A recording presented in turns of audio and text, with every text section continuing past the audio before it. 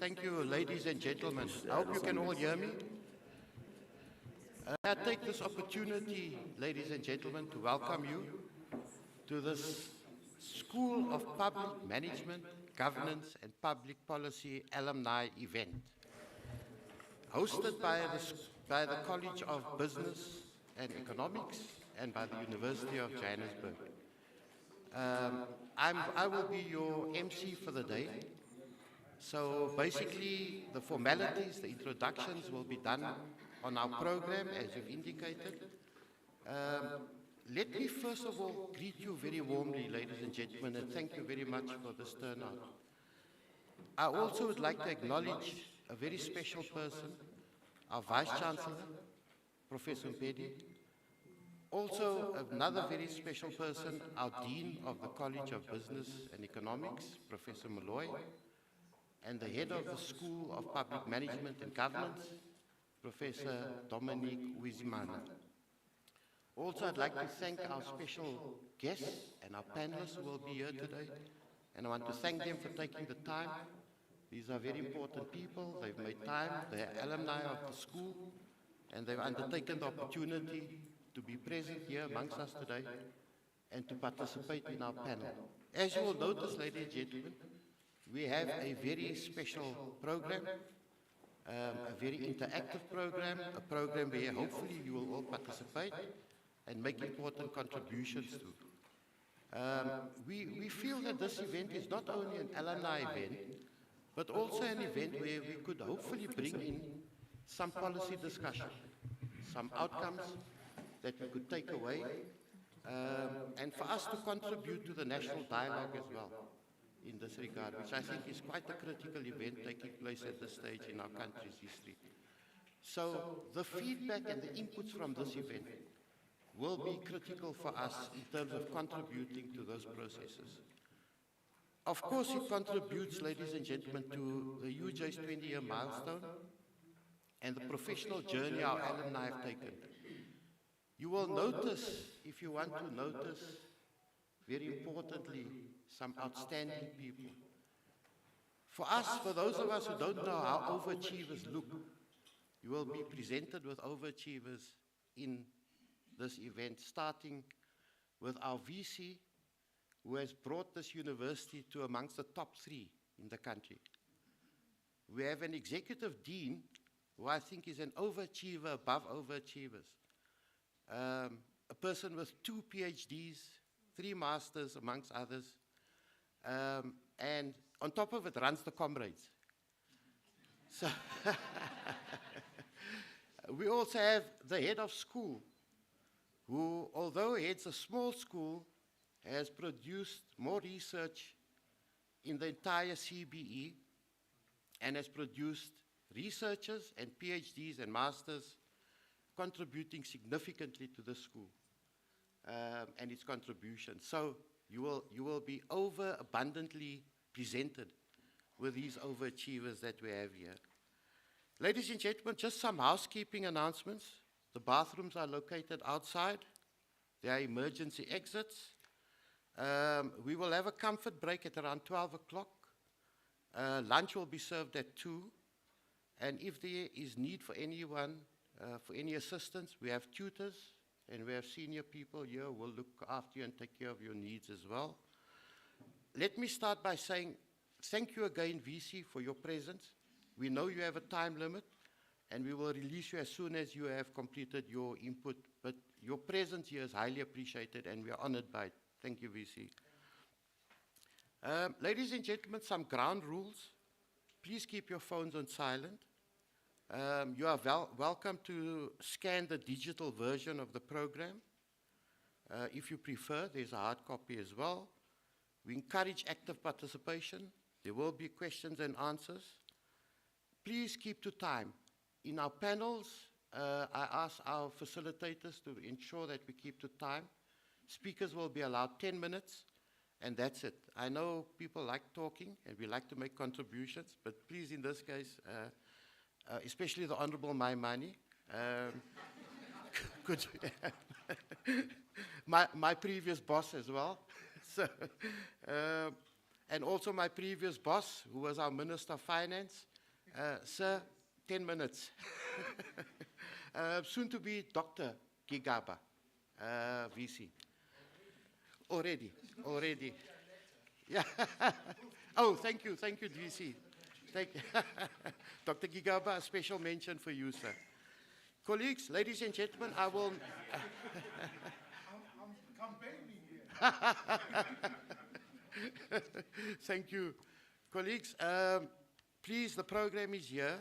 We will go through the program as we proceed, but in the interest of time, I'm going to ask our head of school, Professor Uizimana, to deliver the welcome address and to introduce our keynote speakers as we go. Thank you, Prof.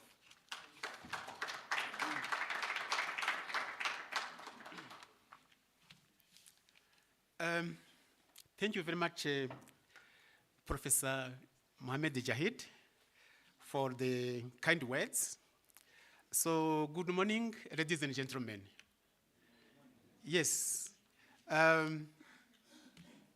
name is Professor Dominique Uwizeyimana. I'm the head of the School of Public Management, Governance and Public Policy, the organizing school of this event, the alumni event. Now, esteemed Vice Chancellor, Professor Leshokwa George Mpedi, it's a great pleasure to have you here. You know, your presence warms the room. Thank you very much, sir. You know, it's amazing. You know. So, Prof. Mpedi, our DVCs who are here, MECs who are present, our Executive Dean, Professor Tankiso Moloi, distinguished alumni, honored guests, colleagues, staff from the School of Public Management, Governance and Public Policy, and friends of the School of Public Management, Governance and Public Policy, present here, and those who are following us on various social media platforms. Welcome and good morning. Good morning. It is both a great privilege and an honor to welcome you to this special gathering commemorating the University of Johannesburg's 20th anniversary, and more intimately, to reflect on the journey, impact, and aspirations of our school, the School of Public Management, Governance, and Public Policy. Today, we are here to celebrate the legacy, the impact, and our future trajectory. The School of Public Management, Governance, and Public Policy has, since its inception, served as a flagship institution, driving innovation in public administration, public governance, responsive policy design and implementation, and transformative leadership in South Africa, Africa, and across the world. In terms of research excellence and thought leadership, we are proud to showcase remarkable growth of our research productivity in recent years, particularly from 2022 to 2024. The school achieved a total of 40 research output units in 2020, but contributed 101 research output units to the College of Business and Economics research output in 2022. So from 40 in 2020 to 101 in 2022, and 147 in 2023, and this year, 2024 alone, the school contributed 216 research output units to all the CBE approved the research output, and this is the highest research output the school has achieved in its entire history.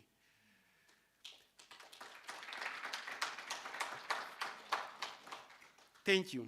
This upward trend reflects the effectiveness of recent initiatives to strengthen research culture in the school, support collaboration within the school. This is signal a school that is not only producing knowledge, but actively shaping governance discourses across the world.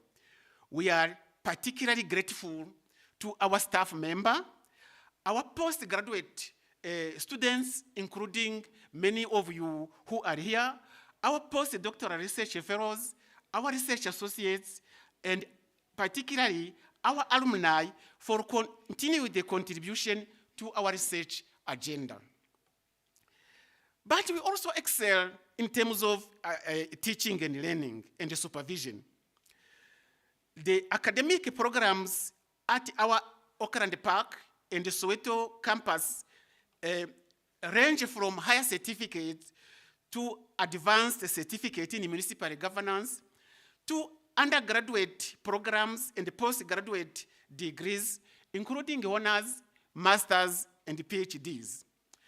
At all time, the School of Public Management, Governance and Public Policy has over 1,000 students, including an undergraduate who are around 750 and 250 postgraduate. We have also improved our postgraduate supervision capacity and teaching innovation with 100% of all academic or permanent academic staff members in the school holding a PhD. No more Mrs., no more Misters in the school.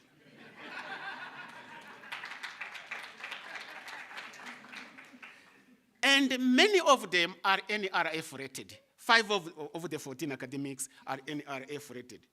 Our commitment to teaching is evident in the caliber and the diversity of students we have trained over the past years.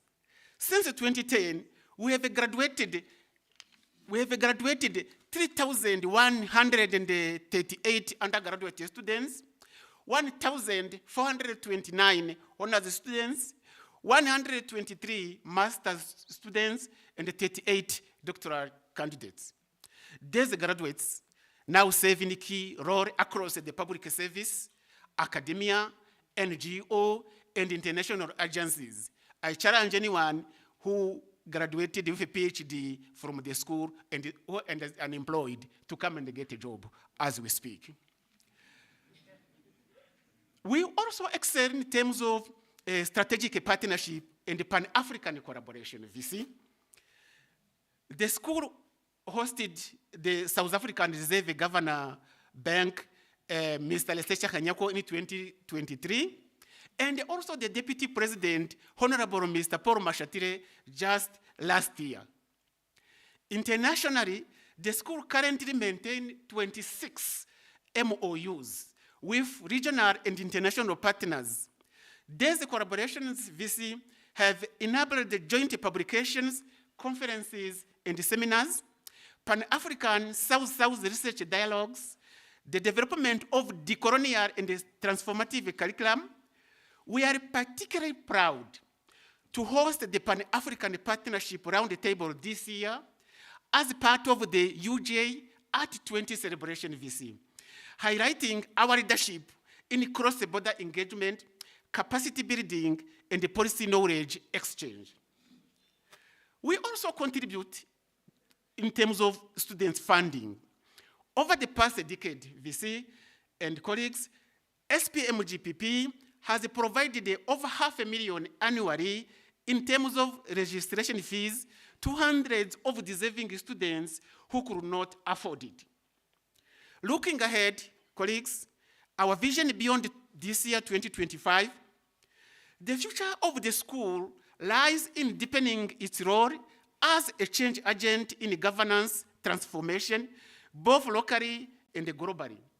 We are currently reviewing our undergraduate and postgraduate offering to better respond to continental and global public policy trends, developing micro-credentials and digital short courses focuses on 4IR, social impact competency, scaling our involvement in community-engaged research and youth leadership programs, exploring partnerships that link our school more intentionally to South African public sector reform agenda and the African Union Agenda 2063.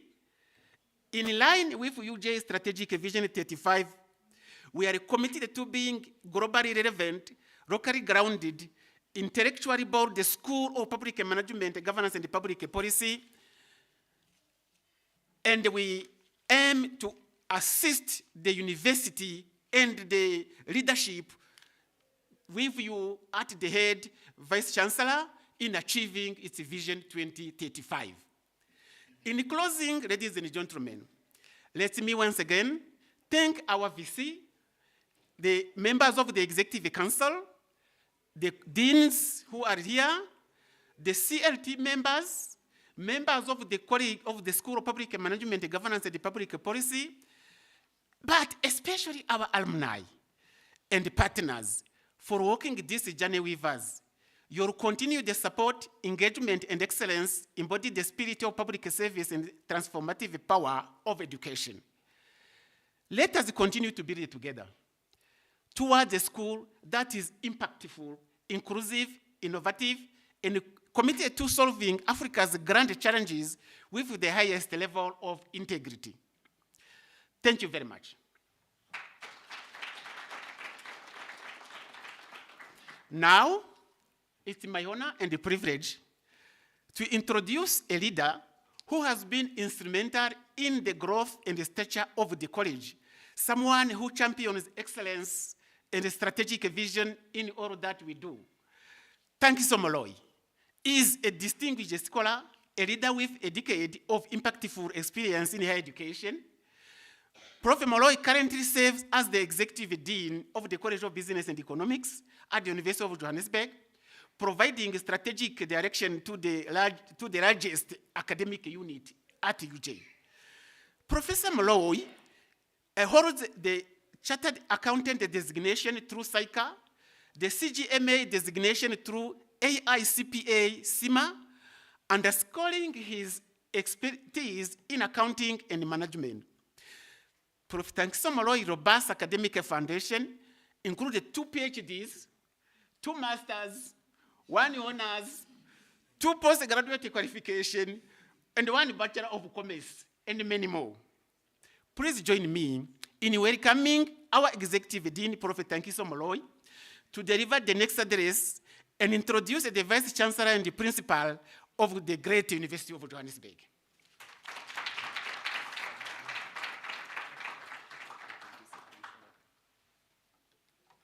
Thank you, Tembo. Appreciate it. Our Program Director, Prof. Jahid, I didn't hear you introducing yourself. Thank you, Prof. Wizoimana. Vice Chancellor of the University of Johannesburg, the great University of Johannesburg Vice Chancellor, Prof.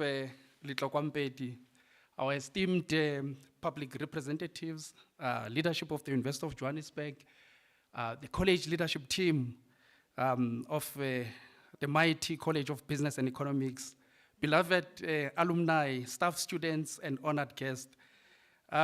Prof. Mbedi, the college leadership team said to me, I must highlight the following facts. In terms of our HEMIS data, so UJ has about 54,000 students. CBE has 20,000 students of those 54,000 students in formal programs. We also have more than 8,000 students in non-subsidized and SLPs programs, so which makes us to have about 30,000 students. CBE is also the largest supply of graduates, about 40%. We also have the largest research output, more than 920 research output units. We also have the highest module success rate, around 90%. We have the highest student satisfaction rate, around 92%. Our dropout rate is now at 6.7% FVC, so then down from 10%. So this is because of initiatives, some Prof. Uizemana has already mentioned,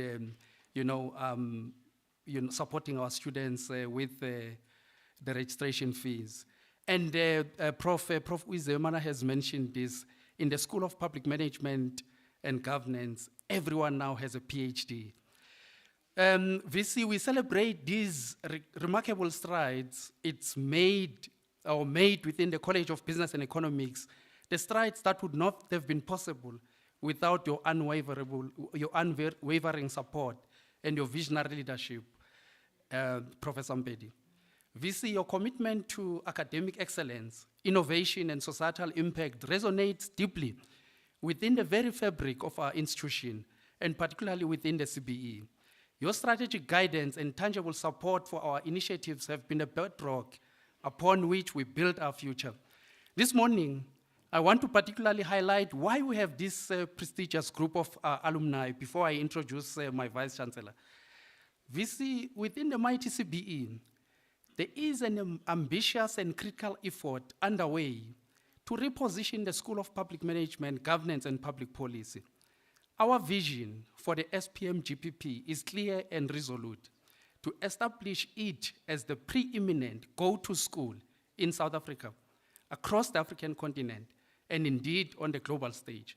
This is not merely an aspiration, it is a strategic imperative driven by the urgent need for robust, ethical, and innovative public sector leadership and governance. We are investing in the cutting-edge research. We are investing in developing responsible curricula. We are investing in fostering an environment that nurtures the next generation of public sector leaders. In this transformative journey, VC, the role of our high-profile alumni cannot be overstated. You, our distinguished alumni, are the living embodiment of the SPMGPP's legacy and its future potential. Your achievements in various spheres of public life, in corporate leadership, and in civil society are a testament to the quality of education that you've received within these very same halls. By sharing your invaluable expertise, opening doors for our students, mentoring emerging talent, and advocating for the school's mission, you are not just supporting an institution, you are actively shaping the narrative of public management and governance. Your influence extends far beyond SPMGPP, directly enhancing the reputation of the entire College of Business and Economics, and by extension, elevating the global standing of the University of Johannesburg. As we look into the future, we earnestly encourage all our alumni to play an even more significant and active role in the reimagination of the SPMGPP. Your insights, your networks, and your continued engagements are indispensable as we navigate complex challenges and seize new opportunities, whether through guest lectures, industry partnerships, research collaborations, or philanthropic contributions. Your involvement is crucial to our collective success. Our esteemed alumni, thank you. Thank you for your continued engagement, for your loyalty, and for being such powerful advocates for our institution. We humbly request that you continue to be the proud ambassadors of the School of Public Management and Governance, the College of Business and Economics, and the great University of Johannesburg. Your voice, your presence, and your commitment are our greatest assets. VC, I must now introduce you once again. Thank you for your unwavering support and believing in our vision together. As you have said in your messages to me, we are building a legacy of excellence that will serve our nation and the world for generations to come. I thank each and every one of you for your audience. Now, doing what I came here to do. Prof. Mpedi, so our VC of this great University of Johannesburg, completed all his qualifications as an alumni of this University of Johannesburg. So then he twice received the DAD Award in 2000 and 2001 for the purposes of researching in Germany for his LLM dissertation and LLD thesis, respectively. Upon completing his LLB, he was employed here in this university, so in the Mamelodi campus, Vista. So he joined the Center for International and Comparative Labor and Social Security at then Rand Afrikaans University as a researcher in 2000s. And then he accepted a position as a research fellow at the Max Planck Institute for Foreign International Social Law in Munich, Germany. Before his current position as Vice Chancellor and Principal, Prof. Mpedi served as a Deputy Vice Chancellor Academic and Executive Dean of our Faculty of Law at this great University of Johannesburg. He has lectured labor law and social security for years. Now, this is important for academics. He's published widely on social security, AI, and labor law in South Africa, Southern Africa, and Anglophone countries. His most recent publications include the co-authored book in labor law in Ghana, published by LexisNexis in South Africa. Importantly, he's NRF rated, B rated. So then B rated, that would be a researcher who enjoys a considerable international recognition by peers. Ladies and gentlemen, the Vice Chancellor of the Great University of Johannesburg.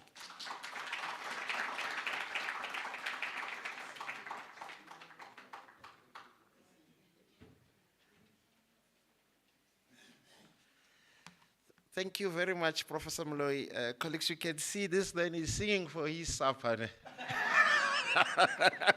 You know, you did a fantastic job. Thank you very much, Prof. Moloi. Dr. Malusi Gigava, you can call yourself doctor. As soon as the Senate Head Greece Committee has sent you a letter, the college has said you are a doctor. You don't wait for the graduation. Dr. Gigava is chairperson of the Joint Standing Committee of Defense. You know, he's sitting next to another doctor, Dr. Musi Maimani. As soon as you got that letter, and I believe you got it because the registrar told me, you can call yourself a doctor. And, you know, we're looking forward to seeing you graduate, you know. And Dr. Maimani is chairperson of the Standing Committee on Appropriations and founder and chairperson of One South Africa movement. So these are the newly minted doctors from the great University of Johannesburg. And we congratulate you.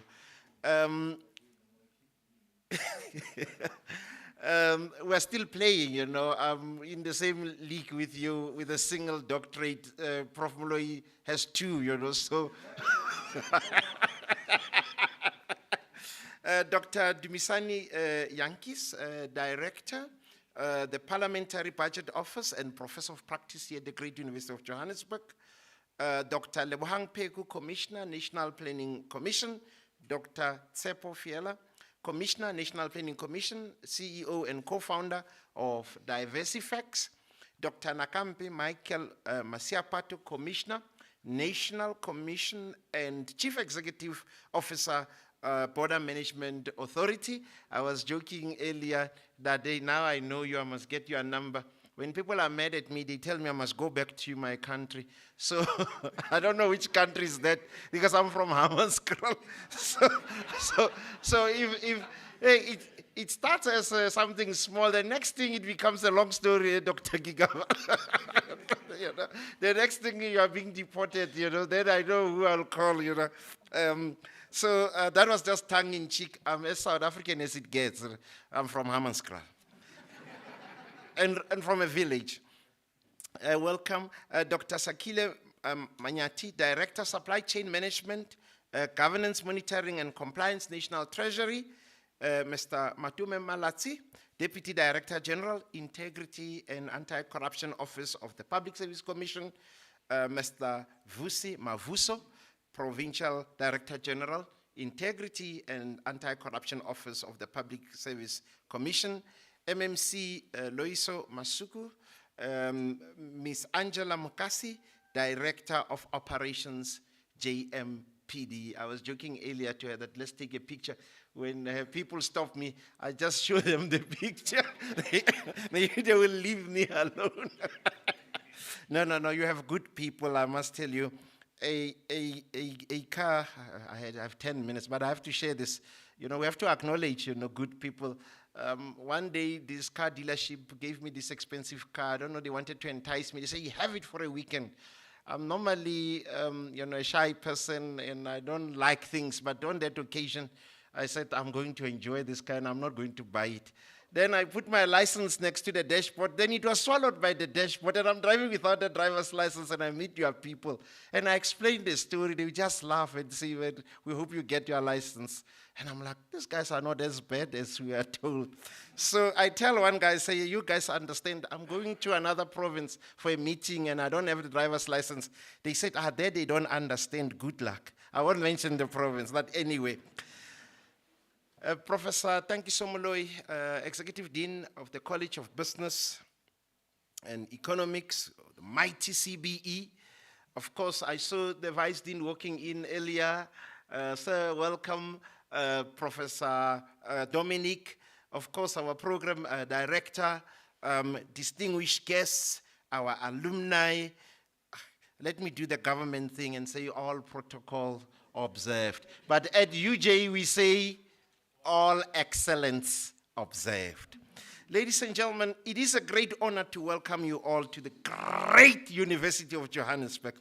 It's a privilege, for this university to host the Spmgpp Alumni event in celebration of UJ's 20th anniversary. Of course, we acknowledge our predecessors, our legacy institutions, RAU. Some of us are RAU graduates. This formed the foundation, and there are also TWR graduates here today. You are part of this. We don't leave them behind. But here, we are celebrating the work that was done, but also UJ, as UJ, we're celebrating our 20th anniversary. I mean, we rebranded, colleagues, had new logo, had new colors, as you can see, my vest and everything. So it's not a child's play. And in 2 decades to be where UJ is incredible.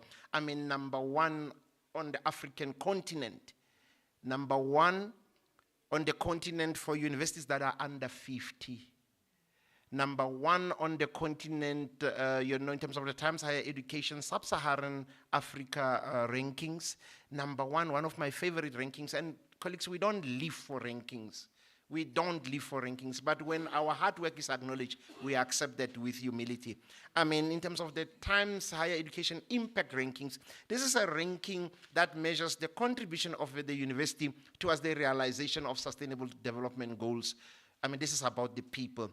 UJ is ranked #1, apologies, 3 years in a row, and we have been climbing the rankings. Last year, we were ranked number 36. This year, we are ranked number 23 in the world, out of almost 2,500 universities. This is remarkable.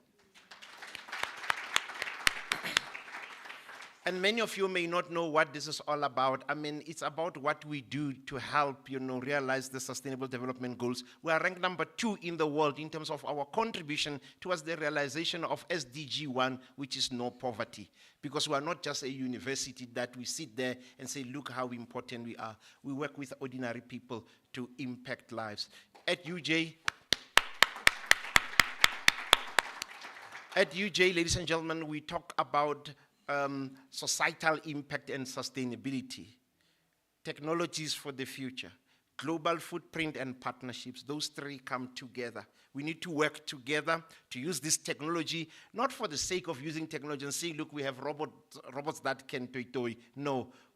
A human being that sleeps, without food, If that person comes and say, VC, what will this do for me? Somebody who's unemployed, when that person comes to me and say, what can this do for me? I must be able to say, this is what the University of Johannesburg is doing in our own small way to support. I hope you are with me, and that is where we are. When I speak to the team, I say, UJ's aim is not to become a #1 university in the world. Our goal is to become a #1 university for the world. We want ordinary people from villages, the forgotten people from townships to say, had it not been for UJ, I wouldn't be where I am. I don't have time, but I can give you examples of things that we're doing all over the country. In Limpopo, a high school that had a pass rate of 57%, together with a generous donor, we set up a learning center with satellite internet, because there, even if you have a phone with data, there is no mobile connectivity. They have satellite internet connectivity. That school last year, the kids, their pass rate went up to 94.2%. That is societal impact we are talking about. I can go on and on. I didn't know you could grow cassava in South Africa. I didn't know. I thought it's a West African thing. But with our brothers who are professors here, Prof. Dominic, we are growing cassava in Limpopo to help deal with poverty. At one of the villages we have adopted, people would have a loaf of bread, something we take for granted here. There they would have it once in a blue moon. Now we set up a bakery powered by solar. And it's also connected to the grid because the ladies couldn't bake at night. They bake 200 loaves of bread per day, saving 10 villages. I can go on, and that is what we are all about. But anyway, I have my brief. Let me not stray before I'm told to sit down, and that would be embarrassing. So it is a privilege for the University of Johannesburg to host this event, and to interact with our alumni. It's very special. The event, ladies and gentlemen, marks a significant milestone for the school, the CBE, and the University of Johannesburg, as we welcome 2 decades of excellence in public administration, management, governance, and policy education. I mean, 20 years is a long time. 2 decades is a long time. You can get married by that age, right? I know you were married.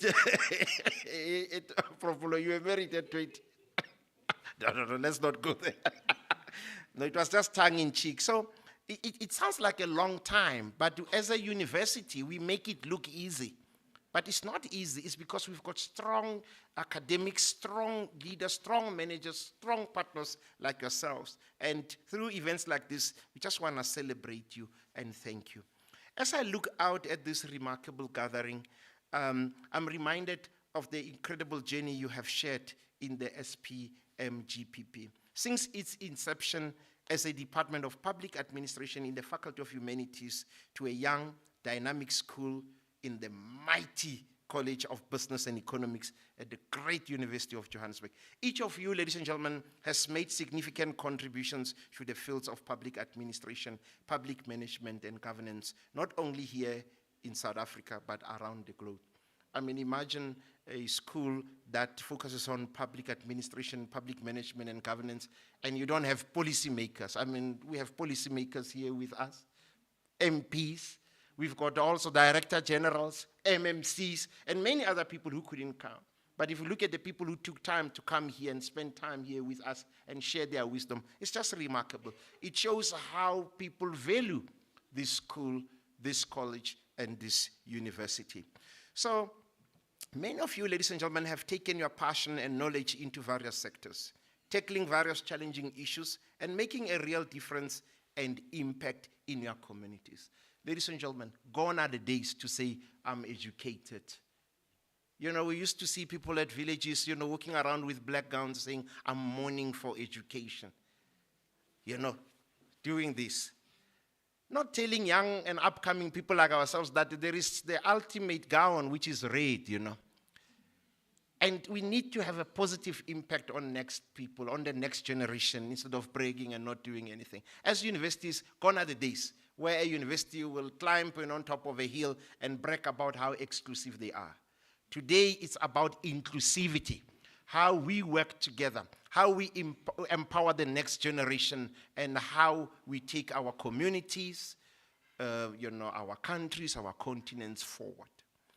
Ladies and gentlemen, today we come together not just to reconnect, but to celebrate our shared legacy. This event serves as an opportunity to reflect on our achievements, share insights, and network with one another. I encourage you to engage, connect, and exchange ideas that can lead to further growth and collaboration. Prof. Ita, it's good to see you. It's always nice to have the people in public management rubbing shoulders with people in economics. Prof. Ita is the main boss there at our School for Economics. Good to see you, Prof. So, ladies and gentlemen, this event will provide a platform for former and current UJ graduates to reconnect with their beloved alma mater, the University of Johannesburg, the College of Business and Economics, and most importantly, with the School of Public Management, Governance, and Public Policy, and each other. As we reflect on this UJ milestone, I want to remind you of the role of the university alumni, ladies and gentlemen. University alumni play a crucial role in the overall success and reputation of their alma mater. As alumni of the University of Johannesburg, there are many ways and areas you can participate in UJ and SPMGPP activities. One, networking opportunities. I mean, Dr. Gigaba, you don't know how I feel the weight of my importance now that I have you on my contact list. But I want to abuse it. I want to abuse it. You know? And Dr. Maimane stepped out. I also need to have him on my contact list. I feel the weight of my importance, just networking, you know. But I saw how you smiled. You're also happy to have met me.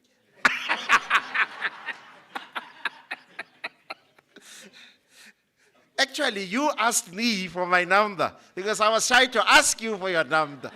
So it's like you were noticing me, noticing you, noticing me, wanting your number. I want to abuse it.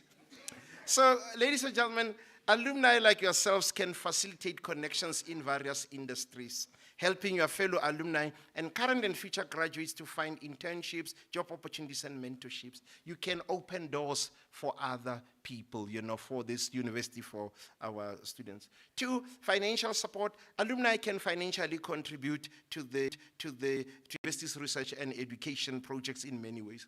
Now, I need to pause there. We're not here to rob you blind or to say give money and so on. When we talk about financial support, it's also about opening doors. You may know somebody who would like to sponsor a student.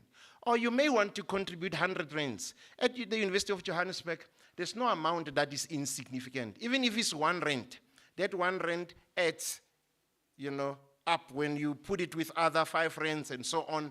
And then we can help hungry students, we can help clear student debts and so on. That is where we are coming from. So this support can enhance campus facilities, academic programs and student services, benefiting the entire university community. Reputation and visibility. We need people who go out there and be proud of their alma mater. People who go out there and be orange, you know, and say my blood is orange.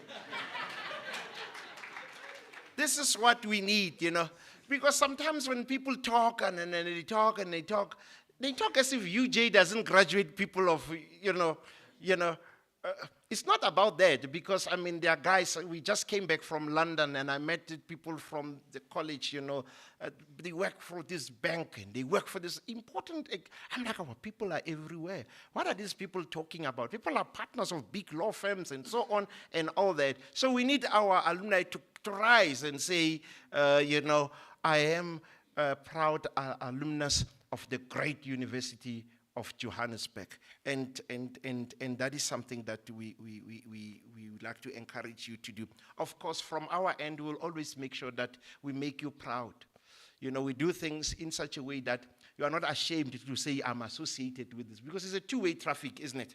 It's a two-way street. Feedback and development, we need feedback from our alumni. We want our alumni to actively participate in improving our curriculum. We want you to draw from your valuable insights about the relevance of MGPP's academic programs in the job market. Community building, something that is close to our hearts. Alumni networks foster a sense of belonging and community among graduates. This can lead to lifelong friendships, collaborations, and support systems that benefit each one of you and the institution. Now, research and development.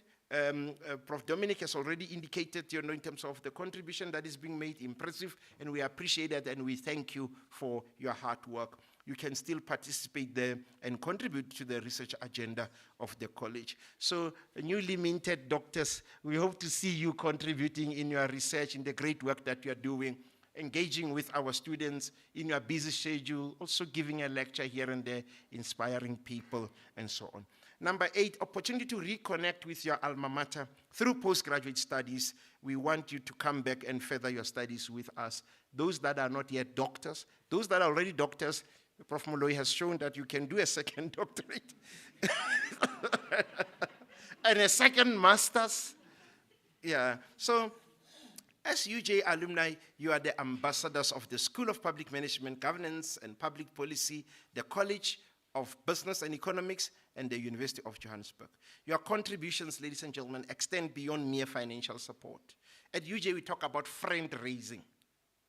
There are people who didn't study with us who come and say, we share your vision. How can we work with you? You know. And then we listen carefully and we take everything. Believe you me. I say I'm a man who walks with a bag full of needs. Some people tell you that, no, we don't have money to give you, but we have a warehouse full of beauty products. I say, bring them. We'll give to our students. And I even say to them, some of them will be professionals. Take lawyers. When I was a dean, this company came and sponsored our students. They were beautifully dressed. And then my pitch to them was like, these guys, when they start working as lawyers, they need makeup. Whose makeup will they buy? They will buy yours because they'll remember it from the then they brought 700,000 worth of. I didn't know that you can have a lipstick MMC that has got LED lights. You can apply it at night. Yeah, I didn't know. I saw it for the first time. For a change, I was jealous that I was not a woman on that day. But I didn't mean to offend. So we take that. We have students. I mean, when our students, many of our students are first generation to come to university, ladies and gentlemen. Like me. I mean, when I went to university, I didn't know what to expect. I missed lectures for a week. I used to go there, buy quota, bunny chow, eat and hang around. I was waiting for the bell to ring. I was waiting for assembly. Nobody told me about these type of things. So many of our students are first generation to come to university. And many of our students are bright as hell. But their crime is that they come from humble backgrounds. When we say dress properly when you go to an interview, people don't have anything to wear. But at the Great University of Johannesburg, we've got a closet where people can give us the suits they don't want. We take them for dry cleaning. Discreetly, students can go shopping. Go to that closet and then pick handbags, whatever, and go for interview, and they keep those clothes. So we've got people who didn't study with us. Yeah, we've got people who didn't study with us, but who say we identify with what you're doing. We're sending a bucket full of suits and everything. It's incredible. Some are not even worn. They still have stickers, but it's good for our students. And our students, here we're talking about the future. These are future leaders. One of my colleagues always reminds me that he believes the future of this country may be in the hands of people at UJ. And I believe him. These young people that were graduating, these policymakers that we have here, the future of this country and the continent and the global south will come from here. So we are building for the future. I met this young man at one of the events organized by CBE, accountancy, and I talked about this. He told me a touching story. He said when he went for an interview, he's a CA now. He said he had to borrow clothes at his village, shoes that pinched because it was not the right size.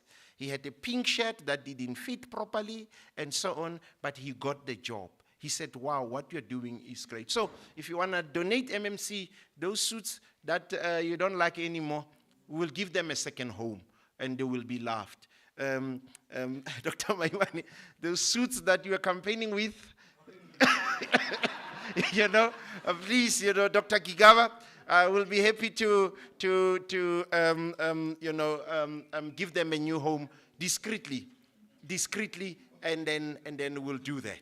So, ladies and gentlemen, as I conclude my remarks, I would like to remind you that this year marks the 20th anniversary of the Great University. Every day is a celebration. People are saying, oh, when is the date? The date will come, you'll get the invitations. But last year, as I said, before we close, I said, at UJ, we're going to celebrate from 1 January until the 31st of December. Every day is a celebration. And you don't need to have parties to celebrate, By wearing orange, we're celebrating. This is part of the celebration. And I thank the colleagues who organized this and those of you who managed to honor the invitation. So, ladies and gentlemen, we are honored to celebrate this milestone with you today. I invite you to immerse yourself in today's proceedings, share your stories, and continue the legacy of excellence that defines our SPMGPP community. I'm looking forward to your fruitful engagement on multiple academic topics that will be deliberated on by several speakers throughout the day. Thank you so much for being here, and let's make this event memorable. Colleagues, I must apologize again. I have to chair another university meeting. Please excuse me, but I see it's being recorded and I'm going to watch. But I won't leave without Dr. Maimani's cell number as part of my contacts. And did I get, CEO, did I get your number? I must also get it. If in case these guys try to deport me, you would say, but this guy spoke and his own record is from Hammanskraal. Ladies and gentlemen, on a serious note, we love you at UJ. You know why? Because you are UJ. And this university, which is 20 this year, is going to grow, ladies and gentlemen. One day we'll be old, gray, and everything. We'll look back and say, we laid that foundation. And those that will come after us have a duty to continue to build this institution. Your work, gentlemen, with great respect, is extremely important. Congratulations once again. And I see there's great interest from Parliament for people who want to study at the great University of Johannesburg. People want to do PhDs here. You must just tell them that it's not easy to get in here at the University of Johannesburg, so they must be prepared to work, Just take it undergraduate, just first-time entering students. For this academic year, we received around 700,000 applications for 10,900 seats. It's 1.4% that is being admitted. But we don't sit there and brag. We have launched what we call UJ Digital, which is a digital twin of the brick and mortar. That is the future. And please watch this space, continue to support us. To date, we've got 20,000 students on our digital program, and we're counting. We've got over 100 programs, and we are counting. Ladies and gentlemen, let me pause there, because once I start talking about UJ, I go on and on. Thank you so much for your attention.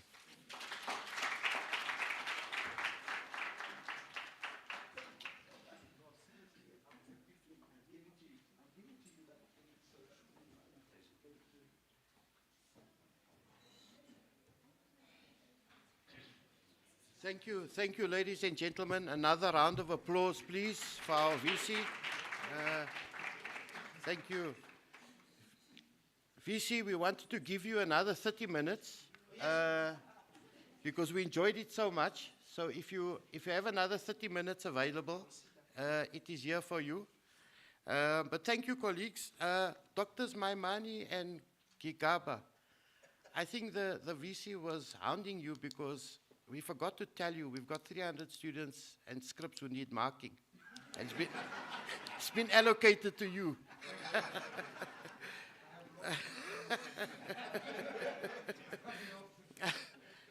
Ladies and gentlemen, thank you very much. I take this opportunity, a round of applause for our VC, our Dean, and the head of school. We actually come to a very important event, which is an input by our stakeholders and our partners.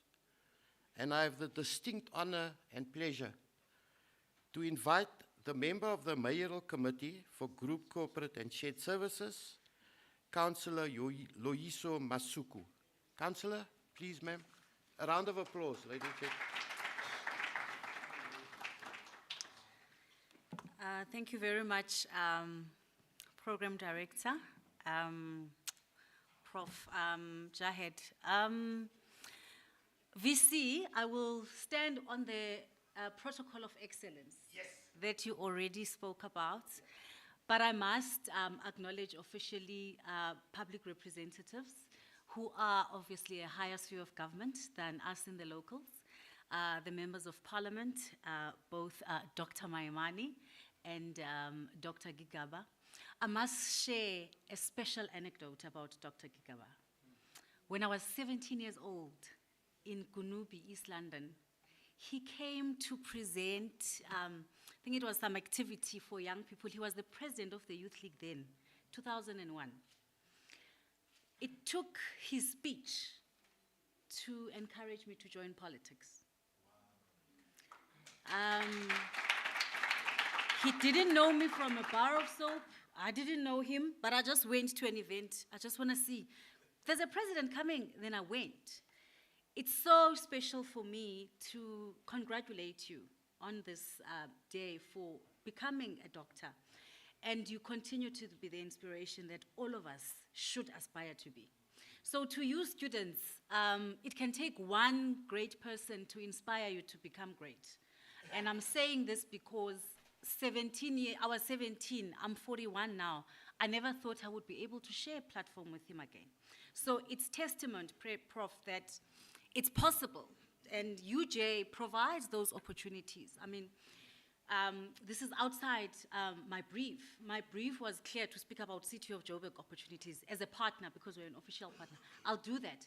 But I must mention this because when I came to UJ, Prof, I've straddled all the campuses. I started at UJ Doornfontein campus.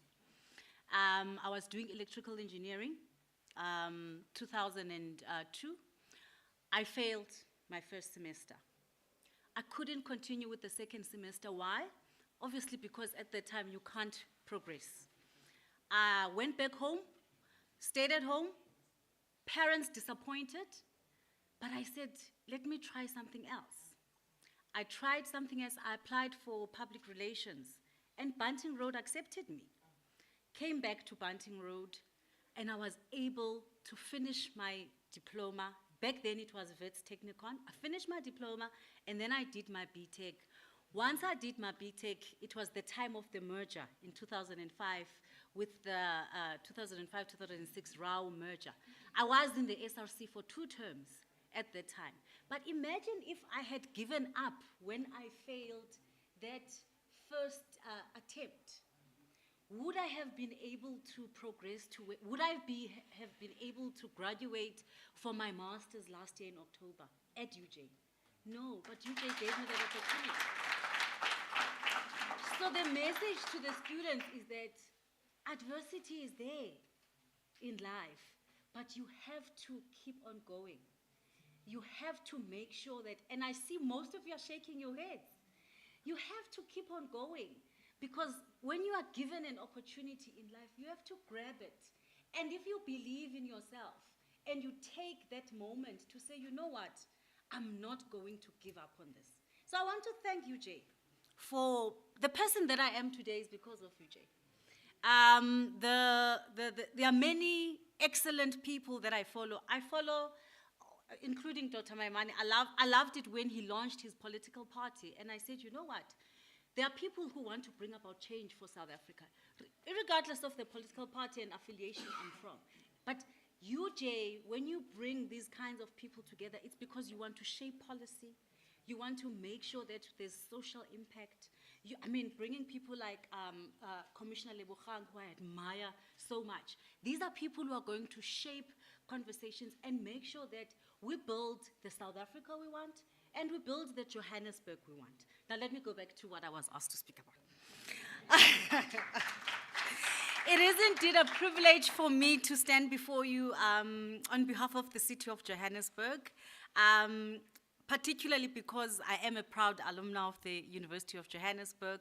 And of course, as mentioned earlier, I recently graduated.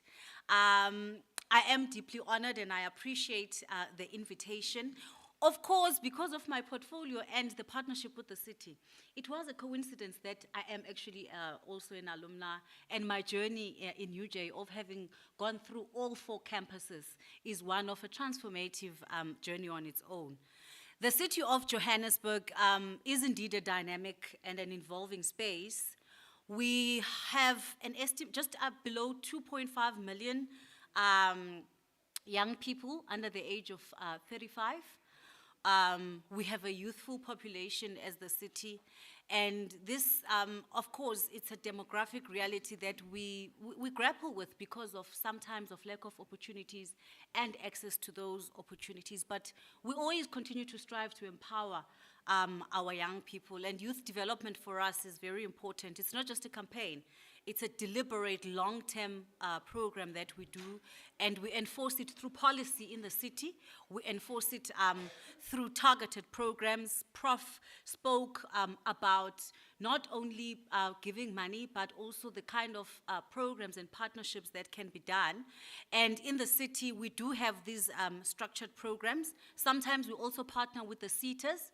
But I think as much as I will mention a few of them, Prof, what is important is the ability for us to make sure that they reach everybody. And I think that has been a criticism to government, that opportunities are there, but how do they reach the people that are supposed to receive them? So for an example, in the financial year that has passed, we were able to host a number of programs on the green economy, and also looked at partnerships with external partners for bursaries in the academic year. So we give 200 bursaries for Johannesburg students, particularly every year. And of course, we select on merit. And we do this and also give internships and graduate internships for those who have completed. And also we take pride in the fact that we also, over and above looking at universities, we include TVET colleges, because TVET colleges are also a sector that we feel have in the main been ostracized. We've, in the past cycle, over 2,000 skills programs that we've undertaken, and these opportunities as a partner, we're proud that UJ has been able to work with us seamlessly in these particular opportunities. We are very clear in our mind that alone as government, we can't do it. Small and medium enterprises also have to assist us. Big business must come to the party. We've said this before, and I think parliamentarians will agree. Government alone will never be able to fulfill and reach all these demands for our young people. The youth unemployment stats that were issued, of course, at the rate of 46.1% were shocking. And I think it's upon all of us to make sure that we work together. But institutions such as University of Johannesburg can also help government and the city to become better placed. I mean, we were speaking, Prof, on our way down here to say the research capacity that institutions of higher learning have to enable municipalities to grow. Service delivery has become a great challenge. Infrastructure backlog, financial sustainability challenges in municipalities are one of the areas where universities can also come in as thought leaders to assist. And I think it's amazing and inspiring when you have such a well of leadership that can assist in doing that.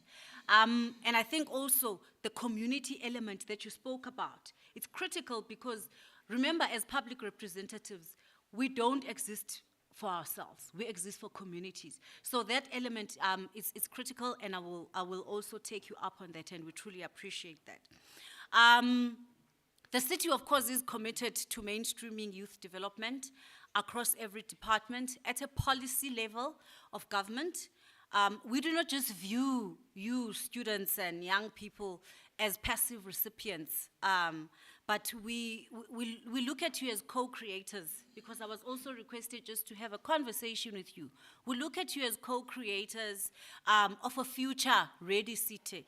We look at you as one of those people who can assist at a human-centered and enable the city of Johannesburg to thrive.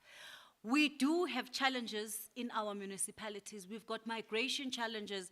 People are flocking into our municipality. People want greater economic opportunities. And therefore, it becomes a challenge that requires a multi-pronged approach. And we do call upon stakeholders as yourselves, the National Planning Commission, to also advise and advance how we can better improve. And of course, when we've got parliamentarians who have also now, at this advanced stage of being doctors, they can also, at a higher level, at an IGR level, because intergovernmental relations becomes critical to enable municipalities to function better. In closing, as I speak directly to you, students and graduates, you are not just standing at the edge of the system. You are already inside. You are inside precisely because UJ has given you that foot, that step in the right direction. You are inside, and therefore, you are the ones that UJ has been waiting for. You are the ones that the city of Johannesburg is waiting for. Your innovation, your intellect, and your contribution. So whether through those internships, learnerships, or policy contribution, your presence and your brilliance and passion will carry this city of ours forward. We love this city. This is the city that we must build, that we all want. The road may be long, but I think together we will be able to shape Johannesburg to be that world-class African city that we want. So together, let us transform not only the public sector, but the very idea of what it means to serve and build a future that works for all of us.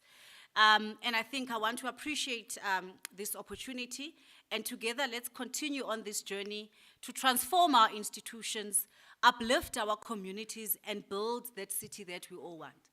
I've heard the message that if you're not a doctor, you must at least aspire to have 2 masters. So I'll probably have to register for my 2nd master's next year. Thank you so much.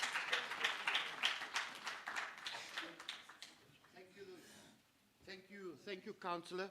And be aware, Councillor, that we'll be in touch with you very soon for some of your inputs.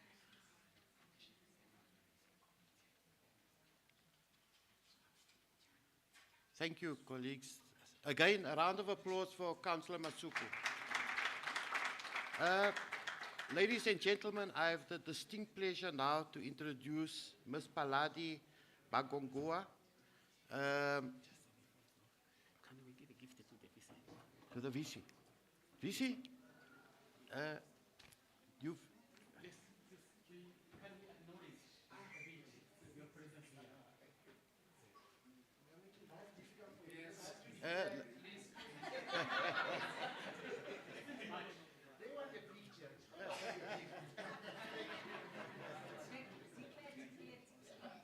Thank you so much. I'm sorry I have to run. I'm so jealous. But it's been recorded, so I will watch later. Thank you so much. Thank you, VC. Thank you, thank you. Thank you. Thank you, VC, for your presence. Highly appreciated. Thank you, sir. Ms. Magongua, over to you, please. You are most welcome.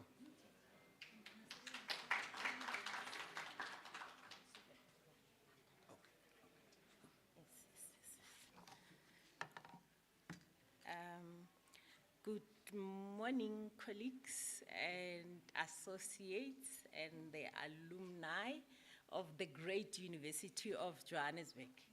I feel challenged to be talking after the Vice-Chancellor and the Dean, as well as Masuku. I feel like you've said everything that I wanted to say this morning. And I must say the word of the day is together. With every speech, as I was listening, all the colleagues were talking about how we can achieve more together. So I'm happy that it's actually making my job a bit easy this morning, that everyone now knows that together we can.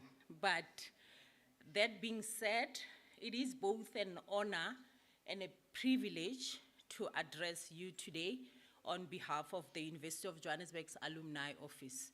And the protocol has already been observed, and I'm happy that today we tick in the 2 honorable doctors to be forming part of the alumni, Dr. Gigaba and Dr. Musi. I look forward to engaging with you at the Alumni Office. I look forward to your contribution, especially at our convocations, and especially as mentors for our students as well as our community at large. We need you. We need your expertise. We need your acquired knowledge from Professor Dominic. We need them to contribute to our the youth, yes, the youth of today that we're trying to groom and build so that they can help us build a better South Africa for all. So whether you graduated recently or decades ago or yet to graduate, your connection with UJ is a lifelong bond that continues to shape our university's legacy and future. As alumni, you are ambassadors of the values and excellence that define the great University of Johannesburg. We refer ourselves as the Orange Army. And I believe that, unfortunately, I didn't get an orange coat. Yes, yes. And today is cold. All my orange attires are for warmer days. So I'm looking. Professor Eita has promised to get me a jacket that is orange and warm. So your achievements in various fields, your masters, from business to technology to arts, science, and to public governance, to leadership, they continue to inspire our current students. And I think that is the reason why our university has become so popular. It's because of our alumni community, and it's because of the likes of Dr. Maimani, Dr. Gigaba, that are continuing to fly our orange flag high. So please continue. We need that, and we need the possibilities that we can grant to students from humble beginnings, students that are first-time university graduates, or that are coming to the university as a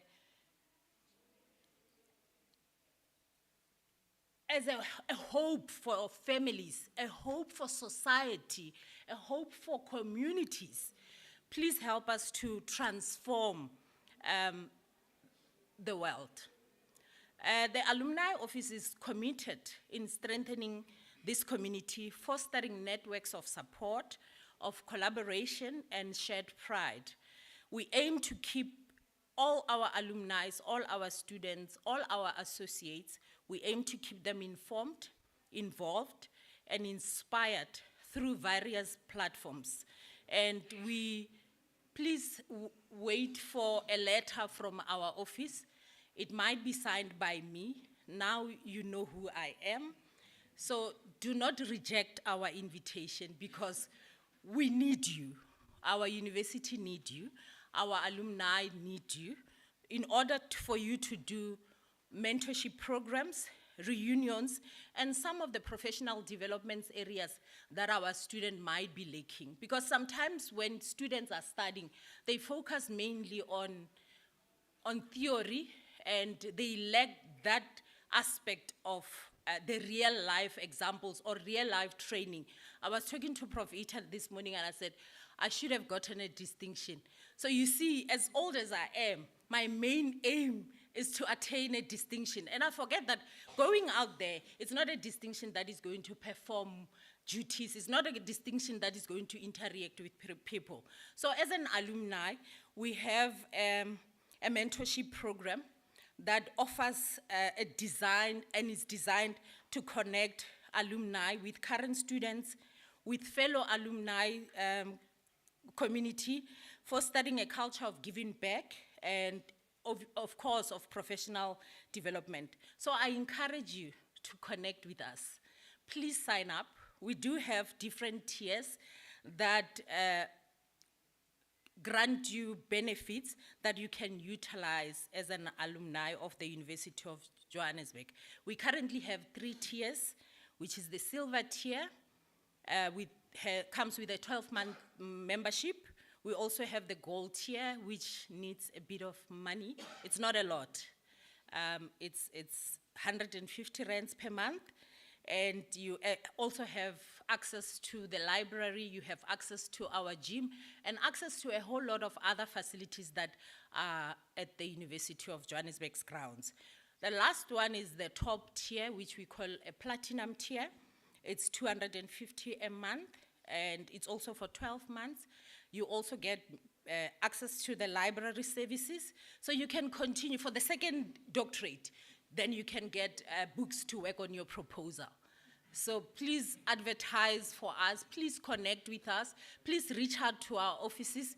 We need. Yes, I agree with that. I agree.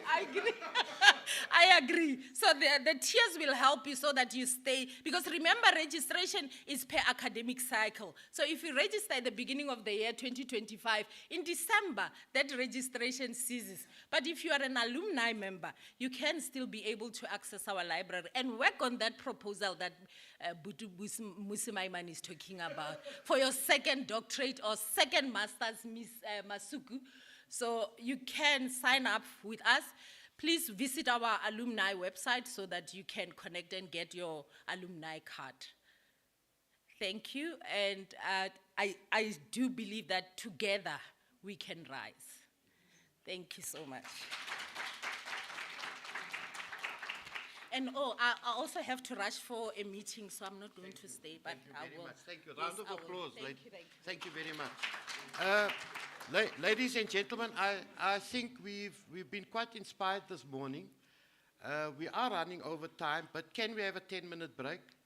And then we come back and we'll start with the panels. Thank you very much.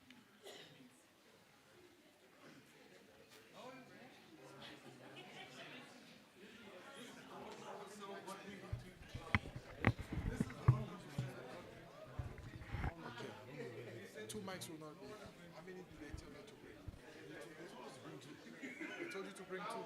Whoever told you to bring two is because we have a panel member of 4 people that's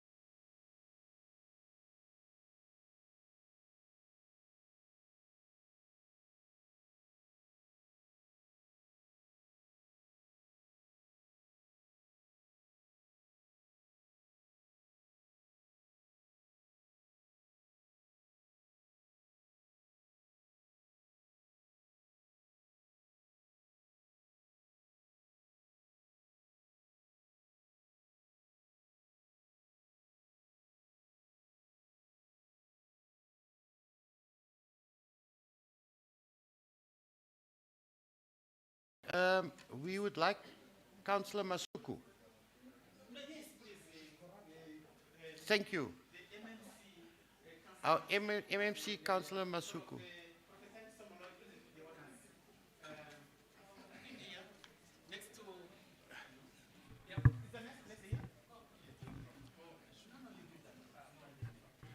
Thank you.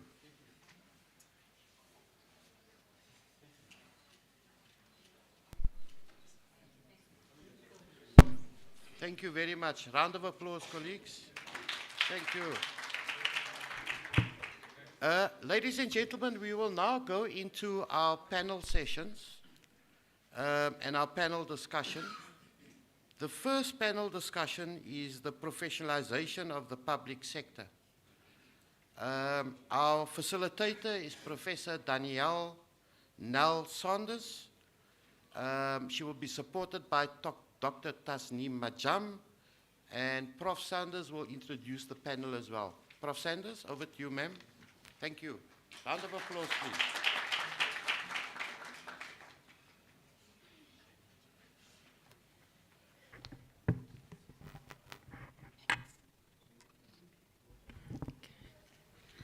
Good morning, esteemed guests, colleagues, participants joining online, our panelists, our political office bearers, and like Prof. Mpedi said, all excellence observed. So this panel for me makes me think of policy implementation, and it makes me think of the joke of the policy maker who just developed a very world-class policy. And after that, he resigned and he crossed the road because he didn't want to be involved in the implementation of it. So I think we know that when it comes to policy making is in South Africa, we have good policies, but it's complicated and complex at the implementation level, in any country for that matter, not only our country. So this discussion in this panel is not just about improving skills or tightening processes. It's about fundamentally rebuilding the integrity, capability, and public trust in the South African state. We here confront the question today, what does it take to truly professionalize the public sector in practice and not just on paper? I think for me that is the real question we're facing. And Chapter 13 of the National Development Plan calls for a professional public service that serves the people. And the NDP envisions a developmental state that is people-centered, meritocratic, and capable of implementing change. Professionalization is the mechanism to achieve this vision. To this end, the National School of Government has developed a framework towards professionalization of the public sector in 2022 in support of this vision. And professionalization for me means in the public sector building a capable, ethical, and accountable cadre of public servants who can effectively implement policy, manage resources, and deliver quality services. It involves recruiting based on merit, strengthening continuous learning and development, and enforcing ethical standards, and insulating the bureaucracy from undue political interference. So professionalization is not just a technical fix. It's a political, ethical, and institutional transformation. And it requires us to tackle difficult questions. Our conversation today will focus on addressing three key questions, key areas. And firstly, are our policies and frameworks enabling professionalization or undermining it?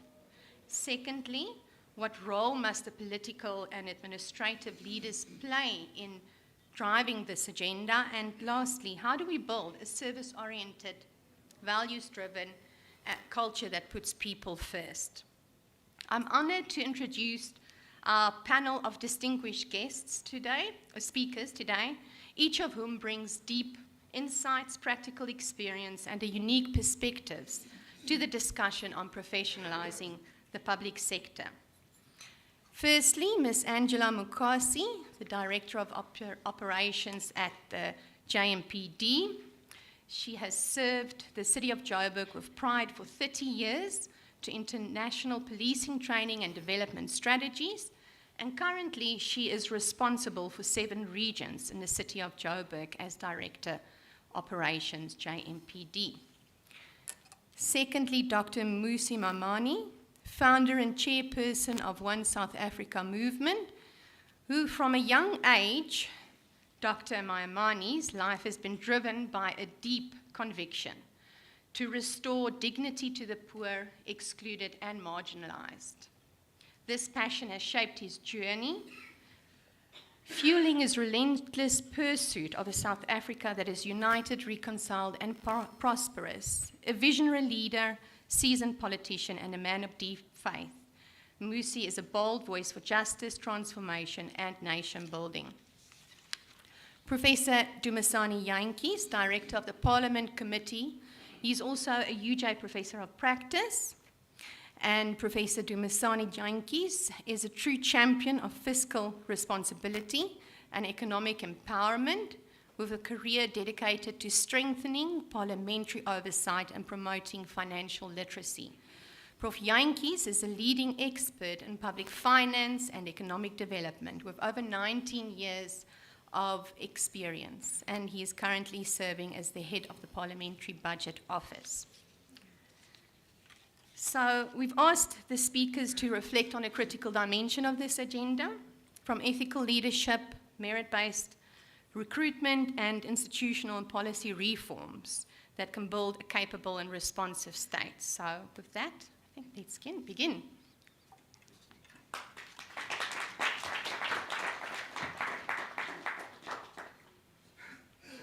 Apologies, ladies and gentlemen. Can we just ask all the participants to come and sit in front together with you, Prof. Nel, and you can then facilitate the discussion. Thank you.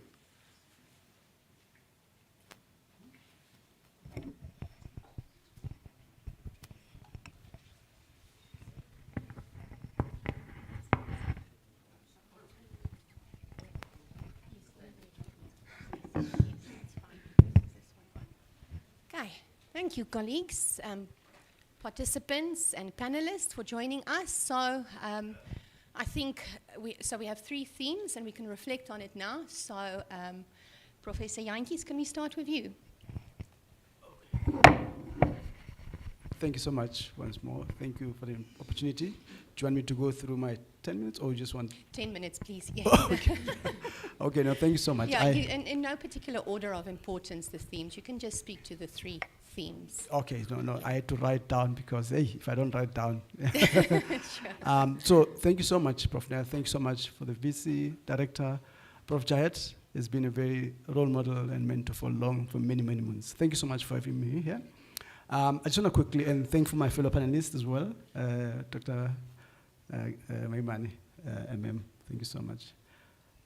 Thank you so much. I think before I start, Prof. Nelson does it, I just want to quickly reflect on a personal note, just quick reflection, because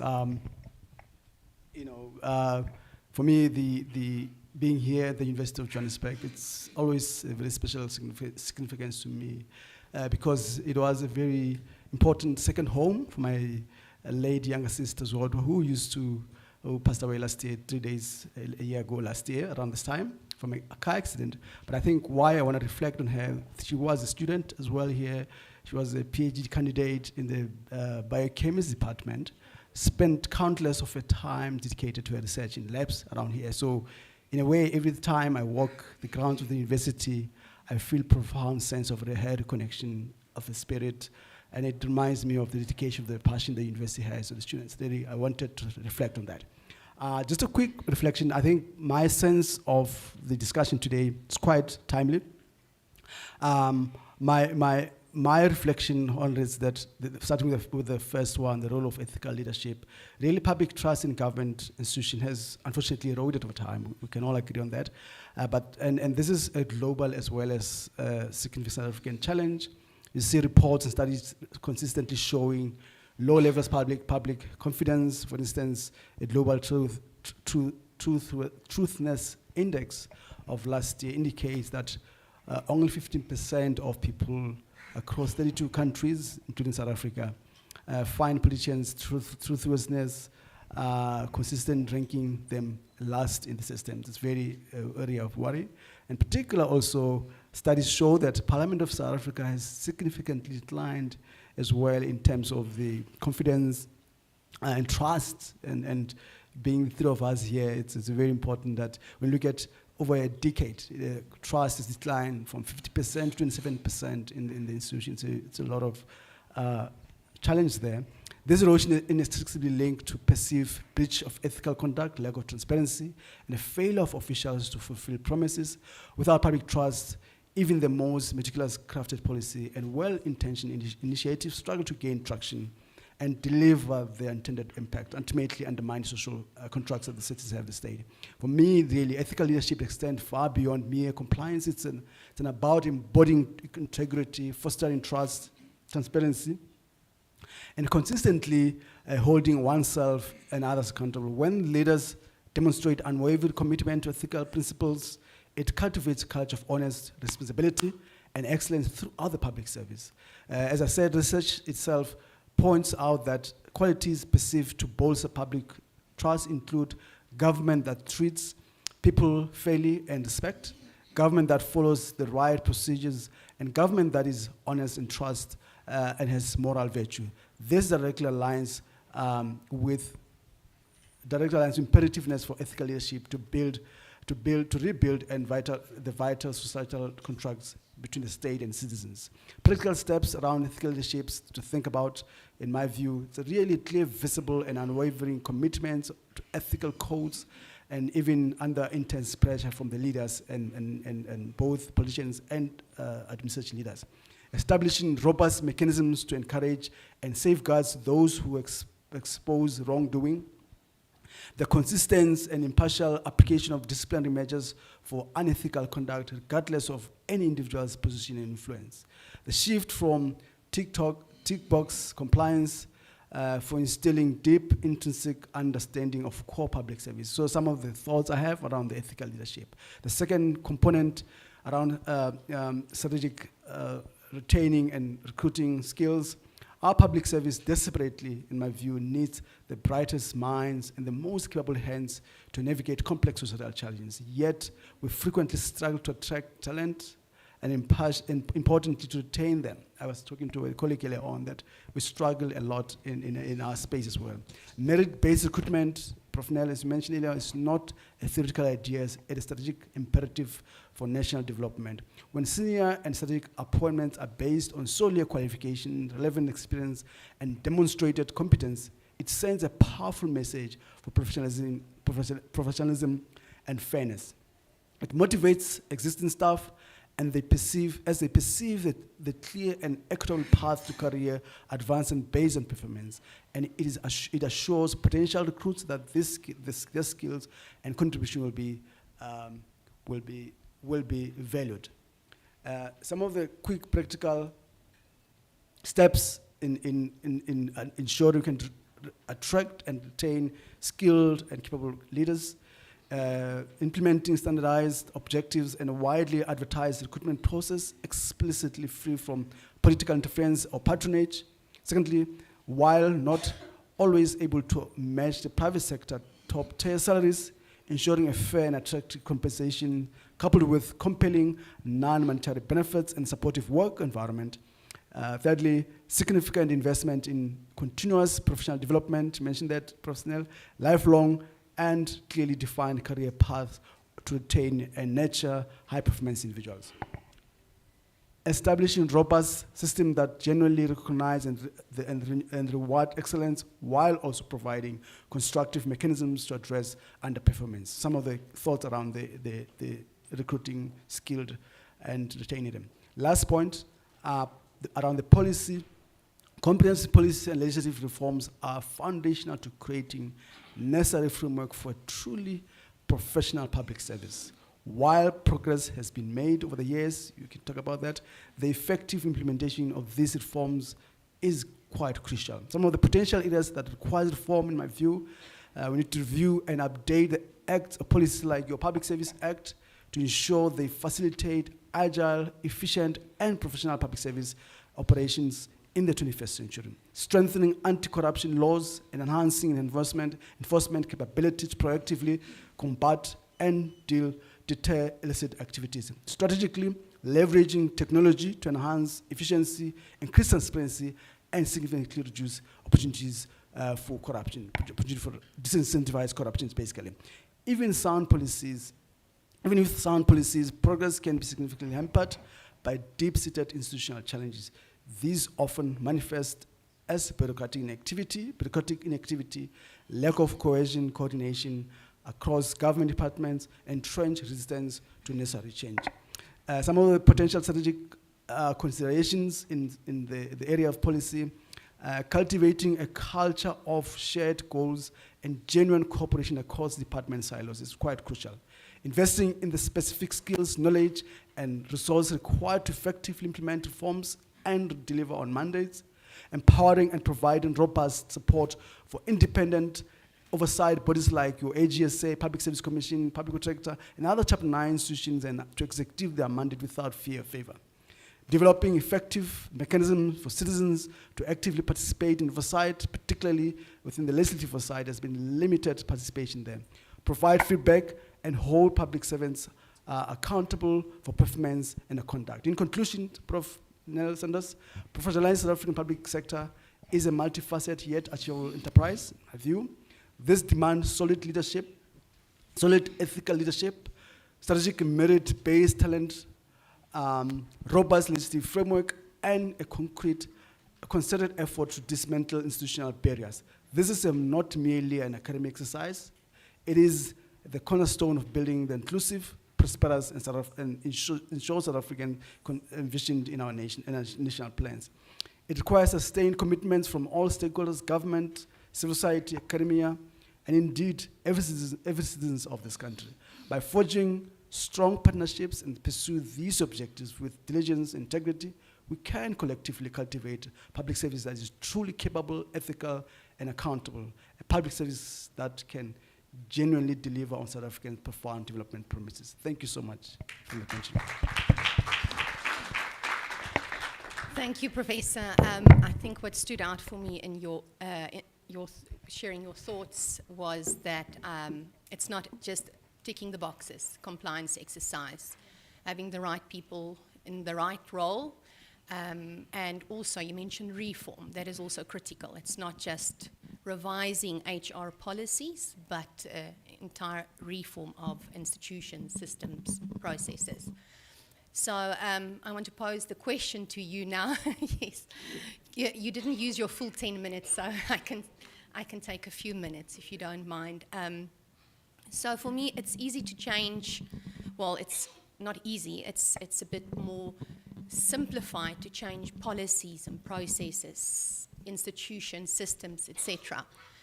But I think what's needed is a mind shift change. And how do we do that? Do you have any thoughts on that?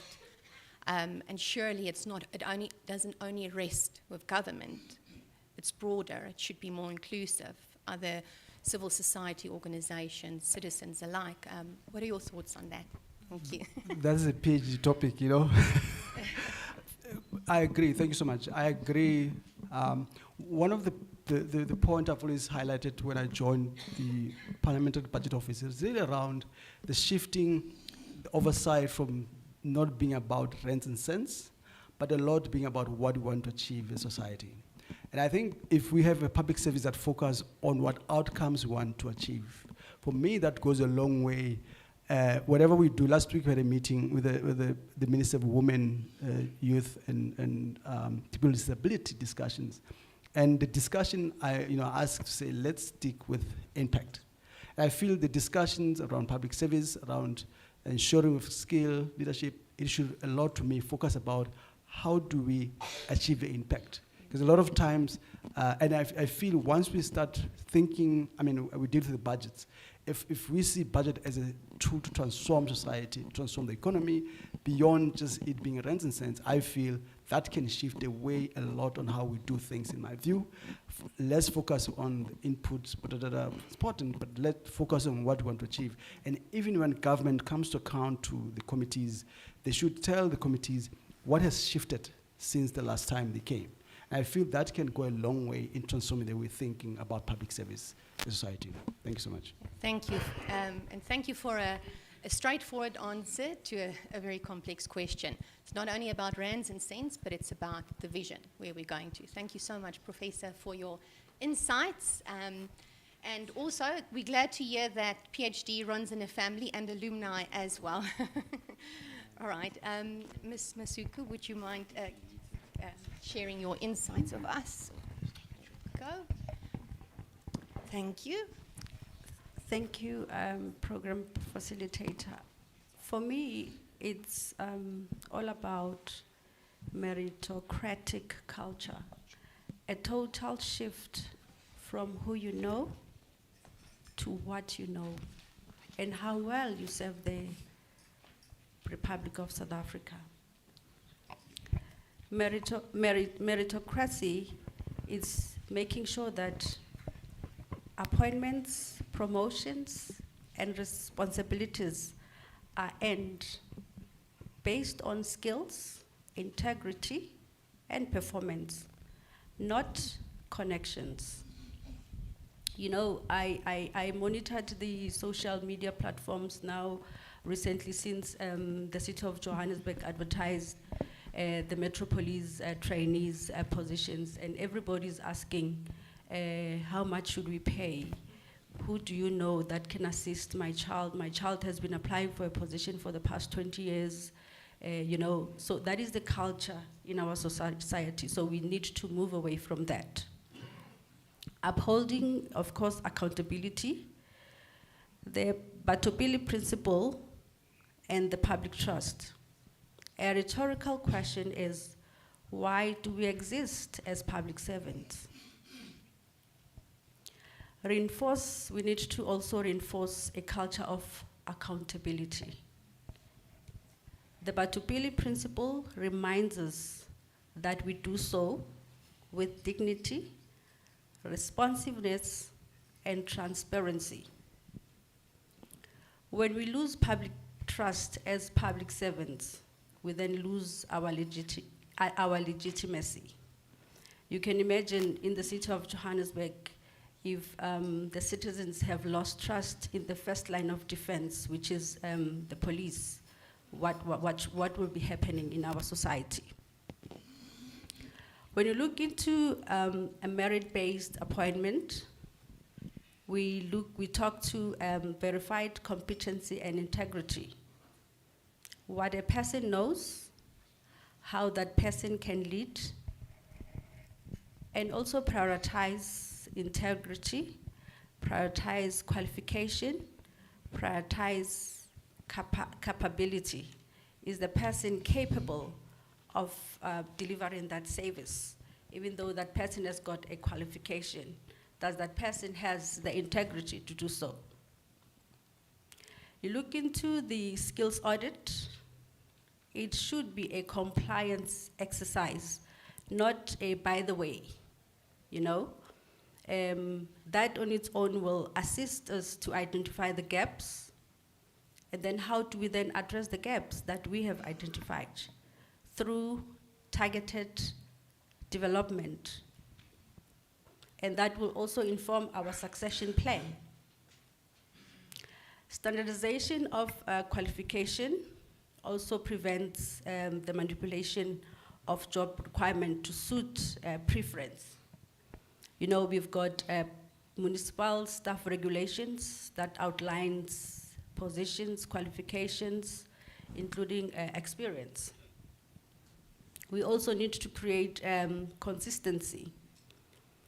The Municipal Systems Act, when you look into it, actually mandates qualifications and experience, for example, for the city manager.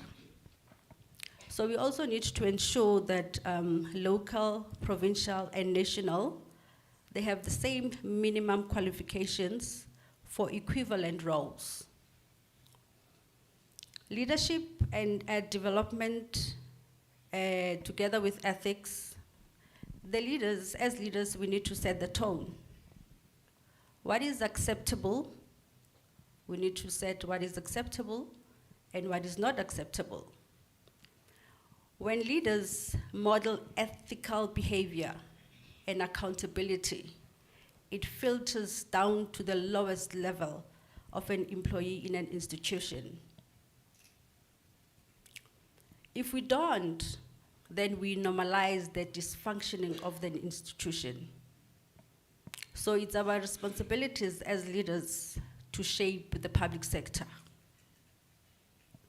Ethical training is also very important.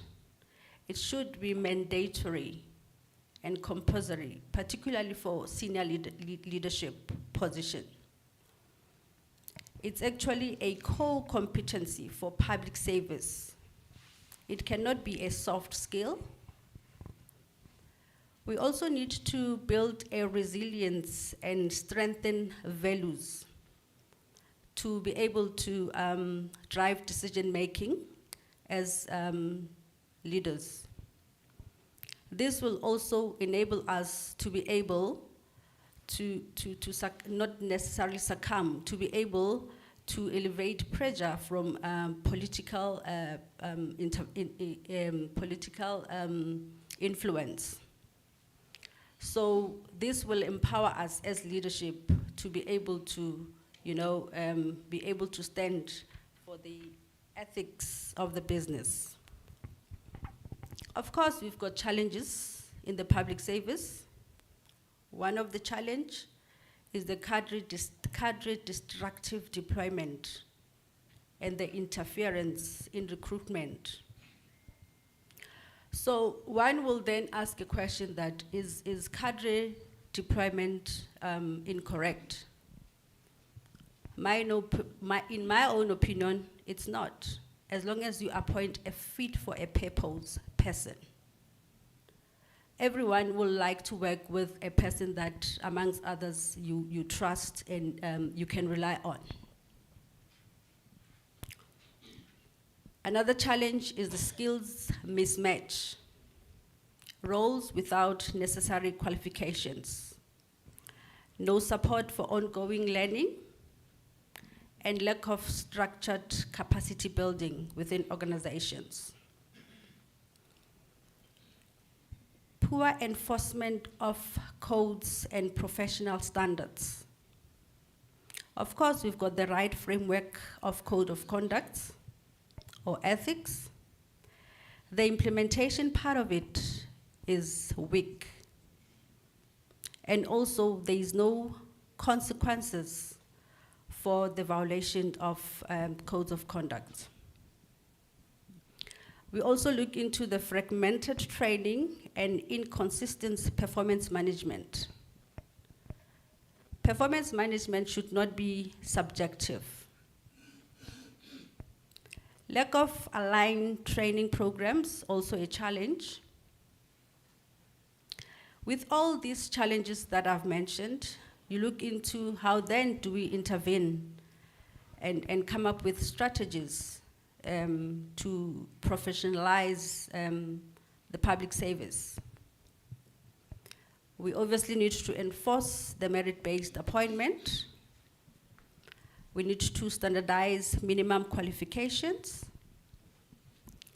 We need to then strengthen the role and the independence of Public Service Commission. Invest in leadership development and ethical training.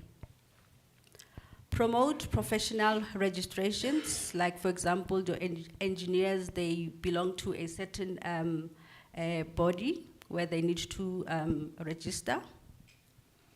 And you look also into an agent deployment of digital HR systems, which will then reduce human manipulations and standardization of recruitment. Of course, when there is a recruitment, people can manipulate processes. However, they cannot manipulate the capacity of a person. Once that person is appointed to that position, we need to see a service, we need to see performance. So that cannot be manipulated. Then what is the role of the academia and alumni? to support mentorship and leadership development, strengthen partnership with government. MMC Masuku mentioned that. Advocate and advocate actually for professionalization within the system and outside the system. So, in conclusion, program facilitator, political interference must align with professional standards. Every public servant must be held to merit and be accountable. Thank you very much.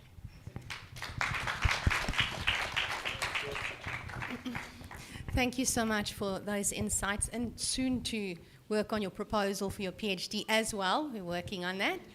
And what I think what you highlighted for me is the learning and development aspect of professionalization.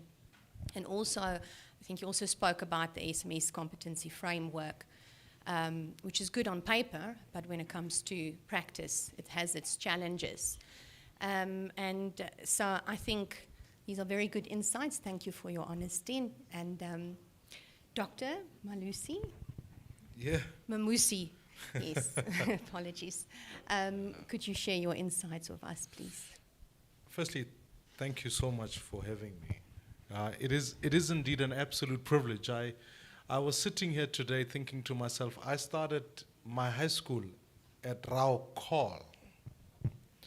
So it's good to have started grade 8 at Rao Call and complete your PhD at UJ. It tells you this country has at least gone through some change. But it also means that I was speaking with my wife. I said to her, we've got to come to the graduation on the 21st. And she said to me, the last time she was here was also for her graduation. So this is a home for my Mani family. And so we get the great privilege of, from time to time, looking down at all of those UCT graduates. It's nice. That's always a good feeling. But firstly, I want to thank Professor Jahed. In a bizarre sort of way, he became my program director. He was the first one to say, when I was doing my master's, he said to me, no one is going to vote for you if you do a PhD, if you don't have a PhD, because no one's going to take you seriously. I think he was right then. I'm hoping he'll be, because no one did vote. No, I'm joking. But I'm hoping that now that we've got a PhD, we might see a better trajectory. But certainly one who's asked some very honest questions about, and maybe to look at the leadership here. I wanted to really locate my insights in 3 areas. What are we? It is very difficult to professionalize the public service until you think hard about how to professionalize the political service. And I think it speaks to this first question, which is that if it is true, global research indicates that people don't leave jobs, they leave managers, it becomes profoundly difficult for a graduate to feel they work within an administration where the political leadership cannot have an appreciation of the complexity of the work that they have to do. Now, think about it in practical terms. I chair the Committee on Appropriations, which deals with the South African budget. And I don't want to impugn the integrity of any of my colleagues, because I think they're phenomenal people and have been elected by the people to represent particular interests. But the work that the committee itself has to do has to deal with fiscal frameworks, future planning of the country. And so invariably, what ends up happening is that you can have a professional cohort of people who come and make submissions, and then you can end up with a revolving door of PowerPoints. I'm sure Honorable Gigaba, Dr. Gigaba, my good friend, will tell you straight that it can become death by PowerPoint, which means that this year you can table a strategic plan, next week just reorientate the slides and then bring them back as strategic plan 2.0 or turnaround plan or whatever it is. But it's a clear indicator of the fact that you are feeding to the political leadership the idea that says that A, can't comprehend what we are doing here, and B, therefore the idea of accountability then becomes limited. So if we are going to achieve this idea about the professionalization of the civil service, we have to think hard about how those who we deploy to public leadership, what is the skill and competence they bring to the job? Because ultimately the dilemma for South Africa is a migration away from freedom politics to governance politics. And so if you want to achieve this notion of how do you do that transition, you have to think hard about what your political leaders do. And I say that because I think how this conversation cannot be lost within the context broadly in society. We're living in a society that is profoundly unequal. You've got the majority of your citizens, or more than half of them, living below the upper poverty line. And so at the time, in certain instances, when people express the view as to who they want to elect publicly, sometimes it isn't a question of whether that person has got the competence to govern, but whether they can create the linkage towards public resource. Now, if that is your only metric with which you are appointing somebody, you can end up with the issue of having someone who is only elected for the purpose of a conduit, rather than the notion of saying, at one level, I'm here to represent the people, but at another level, I have the trusteeship of being able to steward public resources. The underpinning that issue is the question of how do we amend the Electoral Act? Because we can talk theoretically here about how do we capacitate the public service, or how do we measure ethics in this instance. In public life, in my view, how do we empower citizens to be able to be at the forefront of genuinely being able to interrogate whoever they publicly want to vote for? Because as things stand, if we just at a national and provincial level simply produce lists, all it effectively happens is that there is a genuine potential where you could have a few top leaders who in essence act as the face of the organization, and whatever underpins that could be a whole bunch of criminals who the citizens end up voting for without interrogating the question. Now, with that as a framing question, because I think this is an important one, because I go to municipalities, I see cities, I interact with mayors. You know, when I go to municipalities in far-flung areas, you find the mayor hasn't got a clue what a municipal bond is, let alone how to do all of that work, which empowers then a civil service who, if they have any corrupt intent, really have a free road, because there cannot be any accountability that sits within that space. This conversation is also cannot be dismissive of, and I raise it just as a side question, about the very big conversation we're having over this weekend that General Mkwanazi had raised. Because that whole conversation speaks to, here is political leadership, here is generals of the army, effectively civil servants. Now the question becomes, do the civil servants feel that their first obligation is to serve political leaders or to serve the citizens?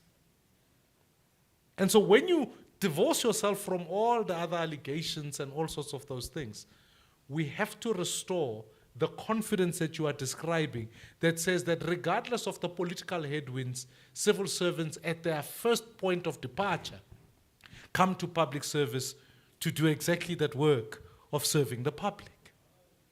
Now, to achieve that, I want to move to the second part, which is South Africa is suffering profoundly because it hasn't got, if you like, post the National Development Plan, I've become progressively more unclear about what the country's macro objectives are. Now, if you want to create competence and capability, those two things must be measured against what the objectives are. I have a PhD, I like to say that. But if my wife's genuine demand is that I become a world-class chef, my qualifications are genuinely irrelevant in that instance, right? And therefore, it becomes true in public service. Is that, yes, academia shows us one thing, but if we are unclear what the objectives and the outcomes of the state look like, how do we match competence in this regard? So, let me use another parallel example. If the leadership of ESCOM felt that their key objective for the next 10 years is to create green energy, etc., etc., it is then in the interest of the Public Service Commission to appoint a leadership there that is able to take that objective cognizant if it is going to take the matter forward.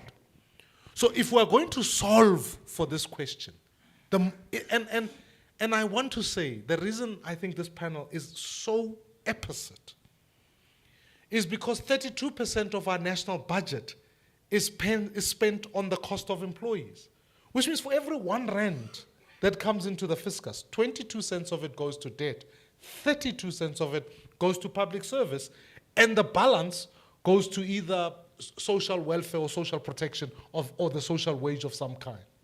So we have sufficient discussions about debt management. We have some discussions about what we do about the social wage, but I genuinely don't think this 32 cents discussion, we're having a proper deep dive into what it means.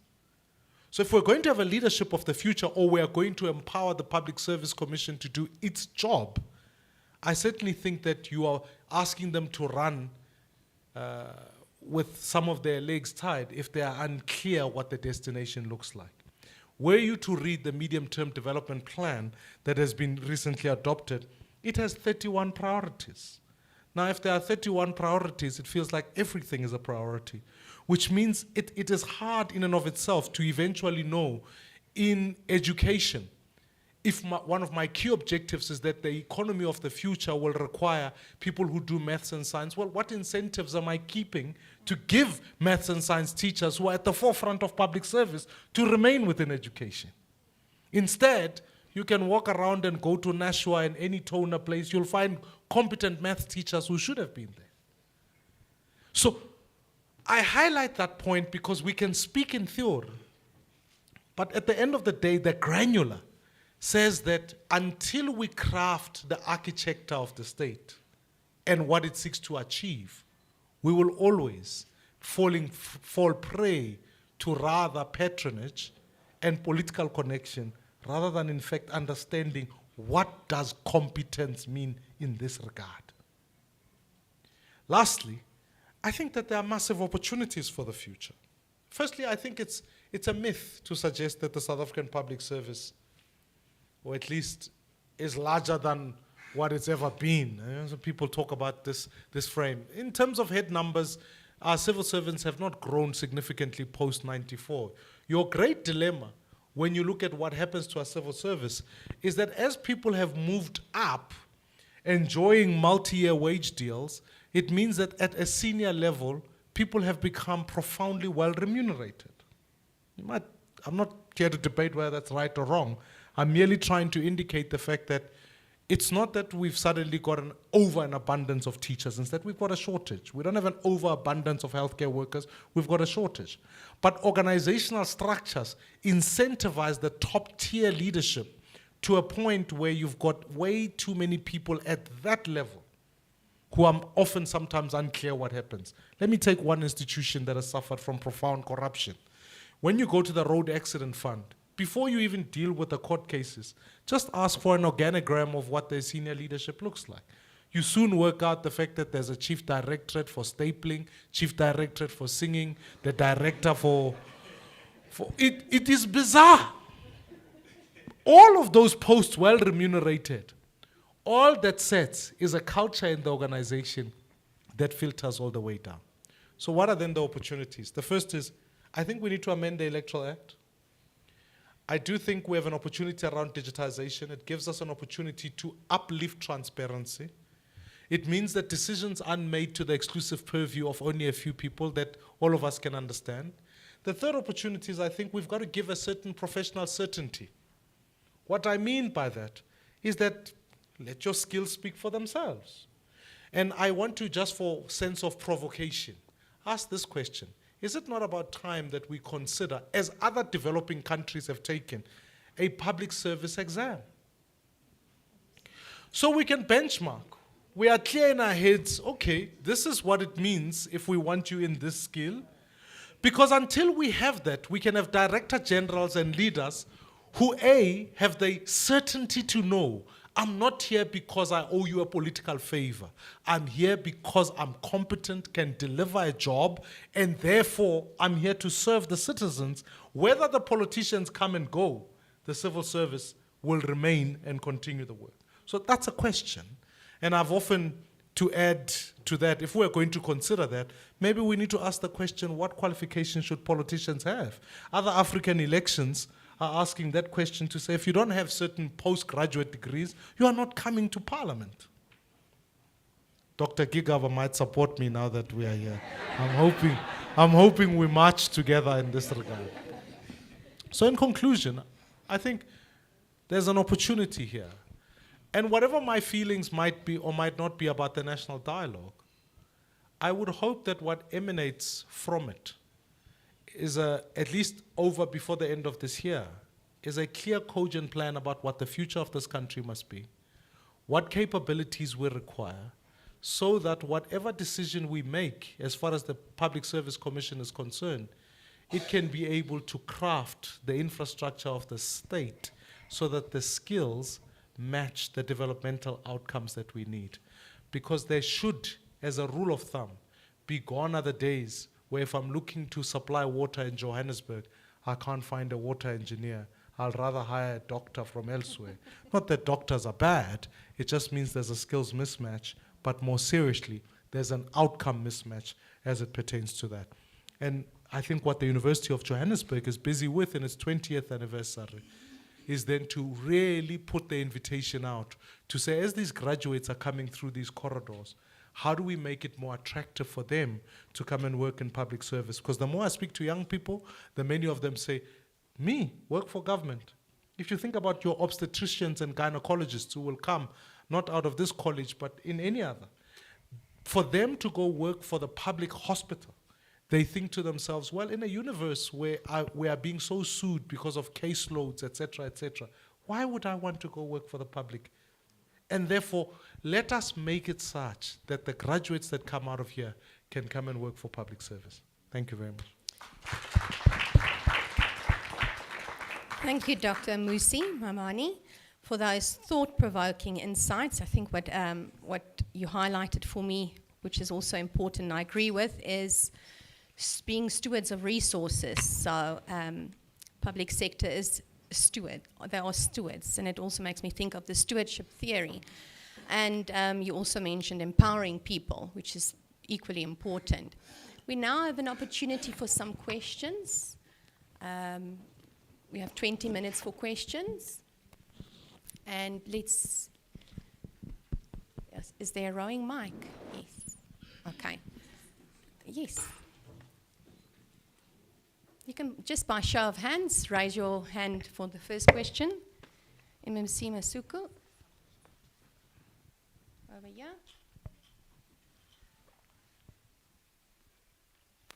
Oh, apologies. Thank you.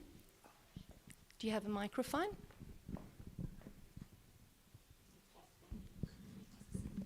Yes, please say your name and your affiliation, please. And also to whom you directing your question in specific, or was it just in general? Thank you. Thank you very much, and greetings to all in sundry. But let me acknowledge the representative from government, Dr. Maimane and Dr. Gigaba. My name is Taylor Bohwadi. I come from Gangala District Municipality as an MMC for corporate governance, for corporate and governance leadership. I have listened very carefully to the deliberation, and there is quite a number of areas where I personally agree with what you're saying, but others, I think it is not exactly as defined. The questions will be, or the comments will be more directed to the lady and Tate Maimane. Firstly, let me agree with the mismatch But I must say, I've been in local government since 2006, I think. 19 years in local government now. I'm not trying to reduce this thing to local government, but I want to talk about what I understand or what I've picked up. Local government is more legislated than any other sphere of government. Some other things that are said might not be applicable. What makes it more prominent is what Dr. Maimanev said. And I want to start there, the mismatch of skills in political terrain. I think that becomes our main problem. And I don't want to go further, but I want to talk about myself as a graduate from this institution. Graduated as a mechanical engineer. I've served as an MMC for finance. You know, I had to ask the CFO to interpret financial statements for me. And this person must take cue from me. Now I'm MMC responsible for laws, corporate governance, and traditional affairs from an engineering background. And I can mention quite a number of things, just that I don't want to make a gimmick about issues. With ministers that are predominantly teachers are leading soldiers. Now, that becomes a problem in our sphere. I think as our democracy grow older and mature, we need to look at those things and say, how do we find ourselves matching the skills that we have, in particular for our principles, being political leadership. I think in administration we are not doing that bad. But secondly, and more importantly, is to deal with the issue of the challenges of this country that might spills over everything. We are going to the dialogue. What are the key challenges? An old infrastructure that has never been planned to be renewed. Some infrastructure, we're talking about an infrastructure that is older than 60 years. Just a simple infrastructure about water pipes, sewer drainages, and so on and so on. There's never been a plan at any stage to say this infrastructure is going to reach its lifespan. Finance, especially at local level. The issue of ideas or the knowledge to micromanage or to manage the finances, and also finances itself. With almost 43% of unemployment, trying to say local government must generate finance through rent payments. It is not possible. And the culture of non-payment on top of unemployment. But we still believe that national government and provincial government is over-cared for as compared to the lower spheres of government. They are in the core phase of giving service delivery to the people. And really, it is not up to speed in relations to capacity to deal with infrastructure and capacity to implement, commitment to the cause. And that is why at local level, if you can take statistics, I think the Honorable Councillor there would agree. You go to any other institution, out of a total of X number of deployed cadres, not in the context of political deployment, 80% are not going to come back.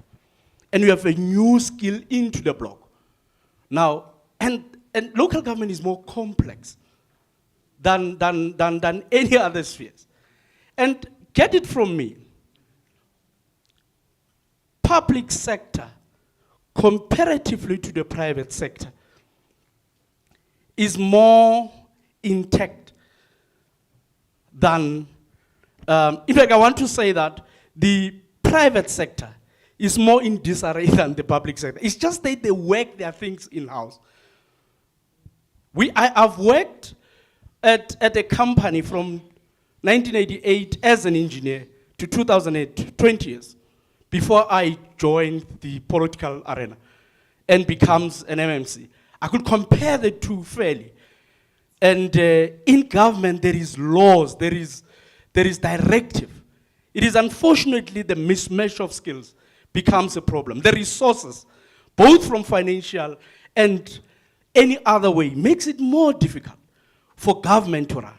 I think I will agree with you more that at one stage, the method that we're using to put political office into office must be looked to.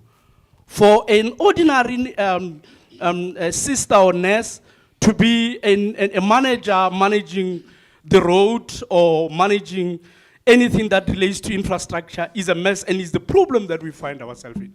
And that I think, if we could look at that as you have highlighted it, it will help us going forward. Thank you very much for the contribution.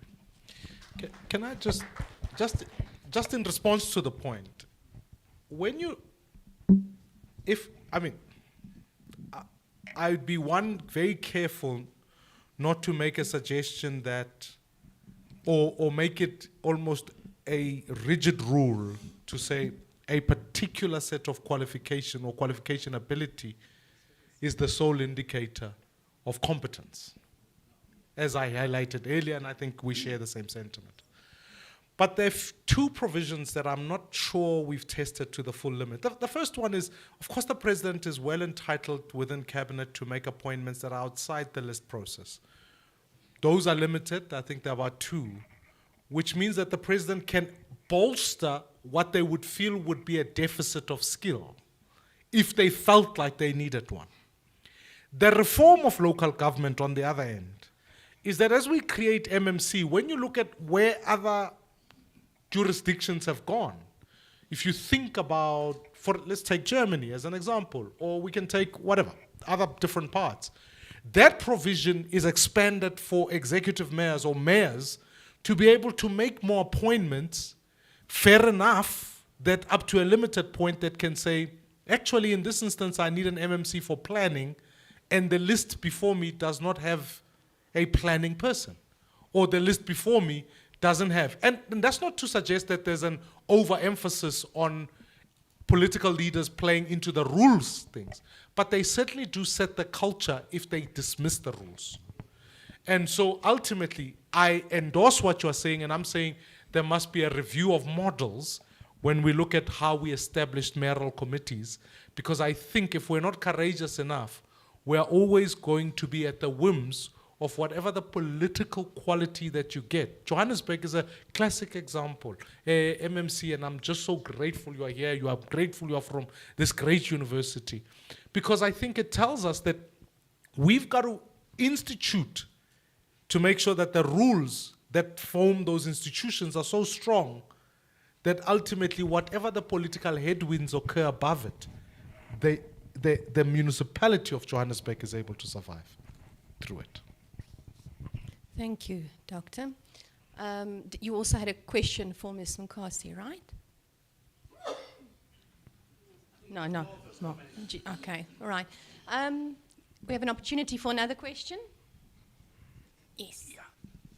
Please state your name and affiliation. Rudy Peterson, I'm the Stakeholder Relations Manager at UJ. I think for the lack of time, I also had a bit of a longish. I'm going to have to shorten it out. Thanks to the MMC, I think some of the sentiment is said we share.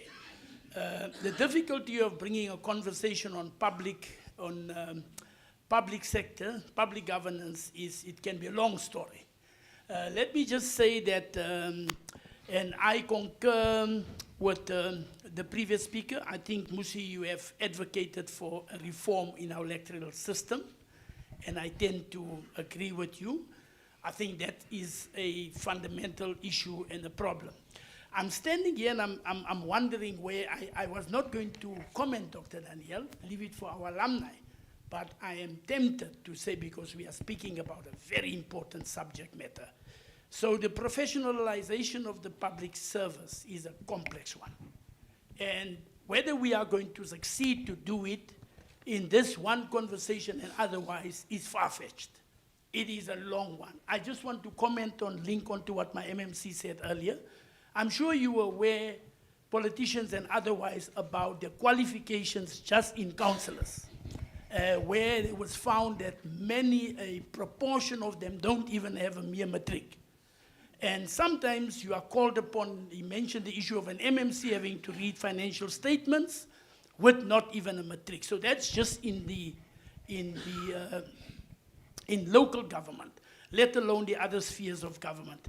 I'm proud to say, at least with UJ, I want to commend, where's Prof. Dominic, Dr. Matlala, I want to firstly commend the Department of Public Governance and Policy for putting this together, and I think we need more of that and bring more public sector people to this conversation. Incidentally, my role is stakeholder relations. I speak a lot to government, and I say my stakeholders is government, agencies, and parastatals, just to create an acronym. But also our role as university is to cover the gaps in government. There's also a gap, is our stakeholders, but there's also a gap in government. And I feel proud that I think this is the start to covering the gap, because we have a conversation with public officials, our alumni, and all that, and let alone experience in Dr. Maimani and Dr. Kikaba, who is civil servants, has served. And so it's a complex terrain. I want to propose that in terms of the public sector, the conversation don't end here, Dr. Daniel. I'm saying we need to, out of this conversation here, Prof. Dominic, we need to set up almost a conversation to be able to have that conversation continuously, because the professionalization, we are not going to solve it here today as far as the professionalization is concerned. The last point I just want to make is, and this is perhaps not so much on the skills, but it's what Dr. Musi has mentioned earlier, is that of skills match.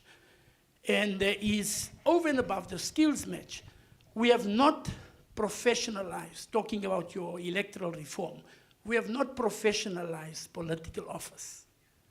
And that is the problem. When I say political office, I'm not only speaking, I speak in some sector. I'm here with my comrade Ikaba when we served together in the Youth League back in the day. But I'm not only talking about that skills, but I'm talking about a situation where, when I say professionalized, we have not professionalized because people run political office and the political office makes the decision who serves. And we are not getting sometimes the right people in the right positions for that. And that's where universities comes in. But the big thing I want to end off with is the issue of synergy in government and in the public sector. There is no synergy, integration, and cohesion. I always say government does that. I mean, there are different departments and so on. I work with government in my daily role, and there is this lack of integration and cohesion, and sometimes causes service delivery and other problems. So it's more a comment, but I also want to just hear Dr. Maimani's comment. Thank you. Thank you, Mr. Peterson. And I think it's not only about qualifications, but it's also about transferable skills and soft skills, and we emphasize that in our qualifications as well. But definitely this discussion cannot happen in 1 hour or less, definitely. One panel is not sufficient. I mean, an entire workshop on it is needed. So thank you for your inputs. Doctor, would you like to comment on that? Look, there's a fascinating book called The Tyranny of Merit, right? I'm sure many of you would have read it. And in a society that is as unequal as ours, sometimes your skills base is insufficient for all that you need sometimes in public service, right? And I think if we really want to have a revolution in this country, I certainly am passionate about education, both from ECD all the way to what we do at higher education. Amongst Africans, only 4% go to higher education. Relative to Indians and Asians, that same proportion is at about 16%. So I think I say that to say that we've got to up the skills base so as to achieve a point where Treasury prescribe for municipalities what you need for a municipal manager, what qualification they need. It prescribes all of that. But sometimes I know, having had the practical experience of having to find a municipal manager for multiple municipalities or whatever the case might be, you eventually start searching and searching, and then you take one who was at one municipality and you keep moving them along to various places. So you find that the mistakes of one municipality are then transferred to another just because of the head knowledge. So the point I'm trying to make is those who are deemed to be meritocrats are few, and we've got to up that level. That's why I say if there's a fight, it's a skills revolution, it's an education revolution, but furthermore, it's about making sure the pool you are picking from becomes broadened progressively so that you've got more leadership wattage in civil service that you can deploy rather than narrowing it down. So I take your point. I'm just merely saying we must not lose track. Whether a young person who starts off at a quintile 1 school can end up being a city manager means we've got to not only fix what happens at public service, whether it's the School of Governance, whether it's whatever graduates you want, we have to fix the education pipeline in this country. Otherwise, your skills deficit will undermine any conversation you have about professionalization of civil service. And the term professionalization of the political class, I know might also have its own limitation. This is an academic flaw in its place. Yes, at some level you want politicians who have professional qualifications, but be wary of people whose sole ambition is to become professional politicians because they end up serving their own jackets rather than being aligned to what the objectives of development must look like in terms of our macro objectives of freedom in this country. So I say that to mean that you also actually want people who come into the political service to say, I'm here because I'm here to fight for a particular issue in society. Thank you, Doctor. We only have 5 minutes left, so I know we had a question in front. None online, all right. MMC, did you have a question?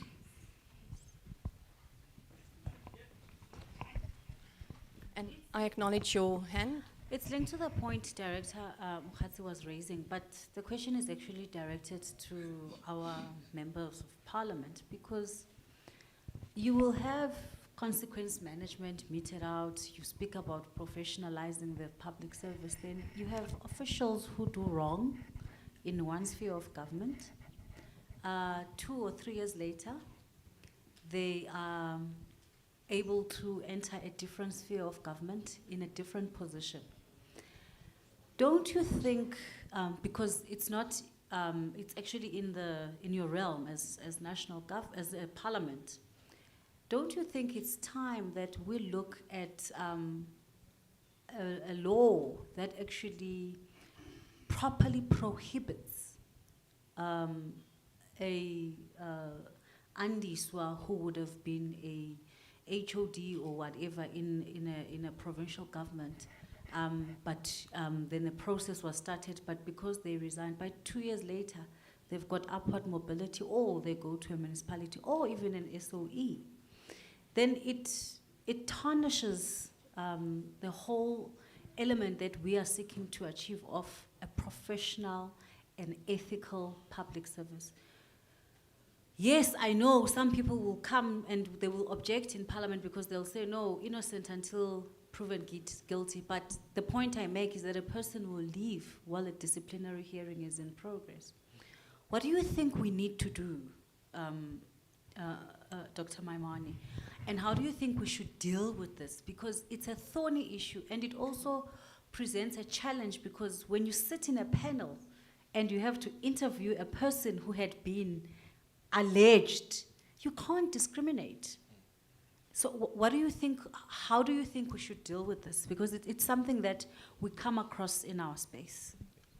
Look, one of the things I feel saddest for in terms of, I know I spoke quite glibly about director generals and senior leaders, but sometimes what is starting to happen now is a sort of cover your ass culture that's started to take place, where people are not incentivized to make tough decisions, take the decisions, and have the cover for it. So now I discover person X is doing something wrong, or they are just not behaving. You know, the procedure. So my first response to your point is, I don't think it's more laws. I think there are enough laws to deal with this issue. I think the Auditor General is well capacitated. I actually happen to think that there's a particular process in government to follow in this regard. Sometimes what you end up with is scenarios where those people are so anemic or so immune to making decisions that things can carry on for a long time. You introduce litigation onto that. The same people who can sue the same municipality, that thing can carry on for a while. What I think we need to do is rather capacitate those who have been empowered to lead to be able to take decisions that become record. So in other words, if I discover we've got people in our department that are not doing their job, and the Director General, they got the capability to be able to deal with those people. Sure, follow labor law, but make it quick.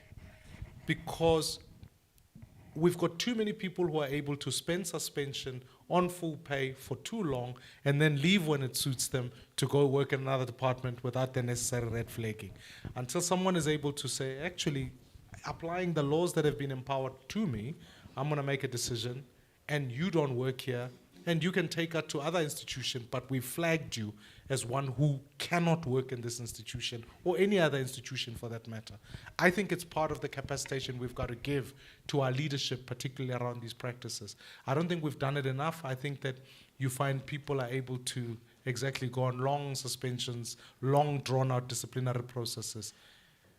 I pray that along with capacitation, along with ethical leadership, is decision-making. And that's where, if there's a single job that a leader does, is you make the decisions, actually. And I think part of it is that you've now had a culture at senior level where people just don't make decisions. Whether it's about hiring or firing, sometimes it's even about processes. An interesting case study for you to look at is what's even going now at the Road Accident Fund. The board is compromised. Sorry, let me not say that. The board has its challenges, the CEO has its challenges, and frankly, no one can make a decision on that issue. We've engaged, even at a parliamentary level, with the minister, and I'm hoping that by September, that issue is settled one way or another, so that that CEO can move on with his life or one way or another, and that board can move on with its life one way or another. But a decision must be made, and September has become the deadline. So it's about the capability of being able to do so. Thank you. I acknowledge, okay, you covered. Prof, did you have a question? Yes. No, I can just speak. So all right. You know, like the former one was raising an important issue we felt with the Prof is one, the issue of the public service exam entry. And we are fascinated about that. Yes. And the School of Public Management and Governance will help administer that exam, Dr. Malima. So then we're offering ourselves as we push this idea that will definitely administer that exam. Thank you. Thank you. Thank you.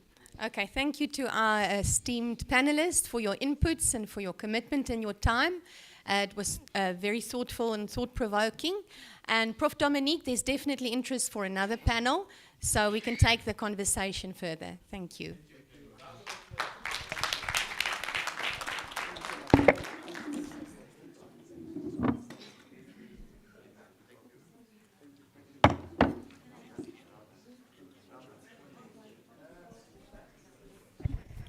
Thank you, ladies and gentlemen. A round of applause, please. Brilliant, brilliant presentation. Ladies and gentlemen, we are running a bit behind, but I'm not too perturbed about it because I know you're all willing to stay and contribute to this discussion.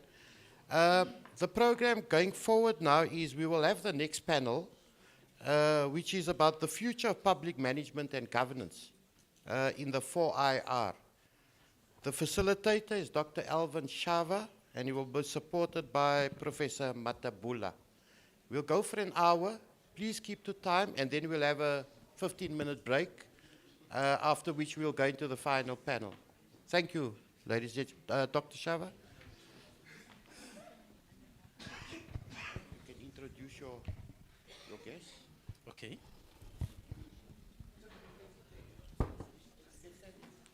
Yeah, let me stand. I'm tired of sitting.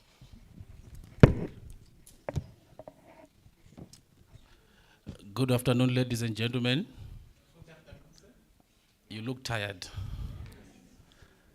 I will try by all means to be as short as possible, but it depends on the panelists, definitely.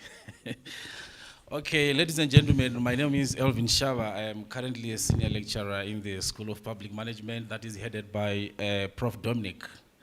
So I'm here on a very important theme, something that I'm very, very passionate about. It is about the future of public management and governance in the fourth industrial revolution. So I remember, ladies and gentlemen, sometime back in 2017, when this issue about the fourth industrial revolution was gaining momentum, I was doing my PhD then. I remember I wrote an article that time that speaks to the challenges and opportunities of the public administration, in the fourth industrial revolution. And nowadays I'm seeing now there's so much talk around the 4IR, there's so much talk around digital technologies. And my question now is, where is public administration or public management in this broader discourse of the fourth industrial revolution? So, ladies and gentlemen, to me, I think that we are in the technology jungle where the use of modern digital technologies, digital innovations, and so on is becoming popular in government. But the question now is, are these digital technologies being able to accelerate service delivery? Are they going to help improve decision-making in government? Are they going to improve policy-making in government? Are they going to change societies? I was listening to the VC when he was speaking, when he was talking about the societal impact. So it also hit my mind to say, whenever we talk about these digital technologies, are they going to transform societies? Are they going to benefit the citizens? Which economic sectors in the country are they going to benefit? So I think that for the fourth industrial revolution to be successful, there's a lot that needs to be done. There are so many issues around the issue of reskilling our employees, especially in the public sector. In the academia as well, there is a need. I'm happy that I heard that we are doing some digital learning programs online at UJ. So that is quite important in the fourth industrial revolution. So without wasting much time, ladies and gentlemen, let me call upon the panelists to come forward. I can see Dr. Gigawa is already smiling. So I'm going to read a brief about Dr. Malus Gigawa. He has served as a Deputy Minister of Home Affairs, Minister of Public Enterprises, Minister of Home Affairs, and Minister of Finance. In November 2018, Dr. Gigawa now resigned as Minister and MP. In 2024, he returned to the National Assembly, where he currently serves as co-chairperson of the Joint Standing Committee on Defense. Dr. Gigawa, can you come to the front? Okay, ladies and gentlemen, the second panelist is Dr. Nakambe Michael Siapato. Dr. Nakambe is the CEO of Border Management Authority. He is experienced executive with a demonstrated history of working in the law enforcement industry, skilled in data analysis, decision-making, ethics, consulting, and strategy. Strong research professional with a Doctor of Literature and Philosophy, focused on public management from the University of Johannesburg. Governance scholar with a PhD in governance from the University of Witwatersrand. Dr. Nakambe, can you come to the front?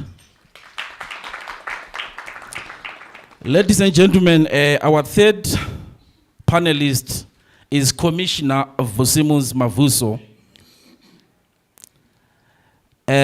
Currently, is a commissioner representing Gauteng in the Public Service Commission since 2023.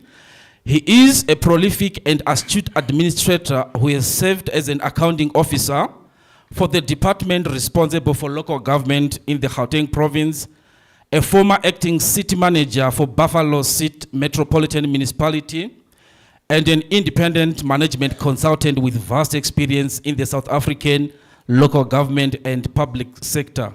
Commissioner Vusimus Mavuzo, can you come to the front? Okay, ladies and gentlemen, this session is guided by 4 themes. Number 1, we are going to discuss on the opportunities and risks of artificial intelligence in public service delivery. The second one is building smart, responsive cities through e-governance and innovation. The third one is the digital divide and its implications for access, inclusion, and equity. The last one, how governments can harness tools for better decision-making, accountability, and service access. So ladies and gentlemen, let me go closer to them so that I can probe my questions. Okay. Welcome, gentlemen. And congratulations, Dr. Gigaba. Okay. So without wasting much time, in no particular order, I would welcome you, Dr. Gigaba, to reflect on any theme that you feel you may make a meaningful contribution. So I've read the theme, so I'm sure you are following. So I'm handing over to you to give us your sentiments, your contribution to this. Thank you. Good day. I think I will acknowledge the protocol and the excellence that has already been acknowledged, even though I was recently informed that there is no such a thing as all protocol observed. You either observe the protocol or you don't. But please do allow me so that we can save a bit of time. But one is grateful for the opportunity to reflect on this question of how do we reshape the state to be effective, ethical, and relevant in the 4th Industrial Revolution. I was reminding Dr. Maimane of the 4 IR babes. Those in the public sector will remember them, but if you don't remember, even better. But the changes that are being brought about by the 4IR are not just futuristic, they are present. We are living with them. We don't have to, and they are profound. We don't have to think about what the 4IR will do. We already are experiencing what it does. One of the most interesting things is that a war recently has been fought between Iran, Israel, and the US without boots on the ground, just 4IR. And so much destruction has been committed, both to humans and to property, as well as to countries, as a result of this great capability that now resides in our hands. So these shifts are not just shifts in technology. They are transformations in how people live, how we relate to one another, how societies operate, and how governments serve. And at the center of this transformation are enormous opportunities and an even greater responsibility for the public sector. In 2011, my good brother here will know this better. I served as minister. I was Deputy Minister of Home Affairs, and we introduced a modernization program at Home Affairs. The goal was simple, and yet it was profound. It was to transition the Department of Home Affairs from a slow, paper-driven bureaucracy into a secure, digital, and professional institution. We sought to remove a lot of human intervention in the processes that we were undertaking, to introduce more technology-driven processes, both for the citizens as well as for the public officials. This vision was rooted in data modernization, not just to streamline Home Affairs services, but to anchor a wider e-government architecture. Now, imagine a society where a child's birth certificate not only registered their existence, but triggered integrated support from departments such as health, education, and social development. In simple terms, as soon as the child is born, you register them for birth, and the Department of Social Development knows that there is a child born to parents of this socio-economic status that needs intervention in the form of social grants.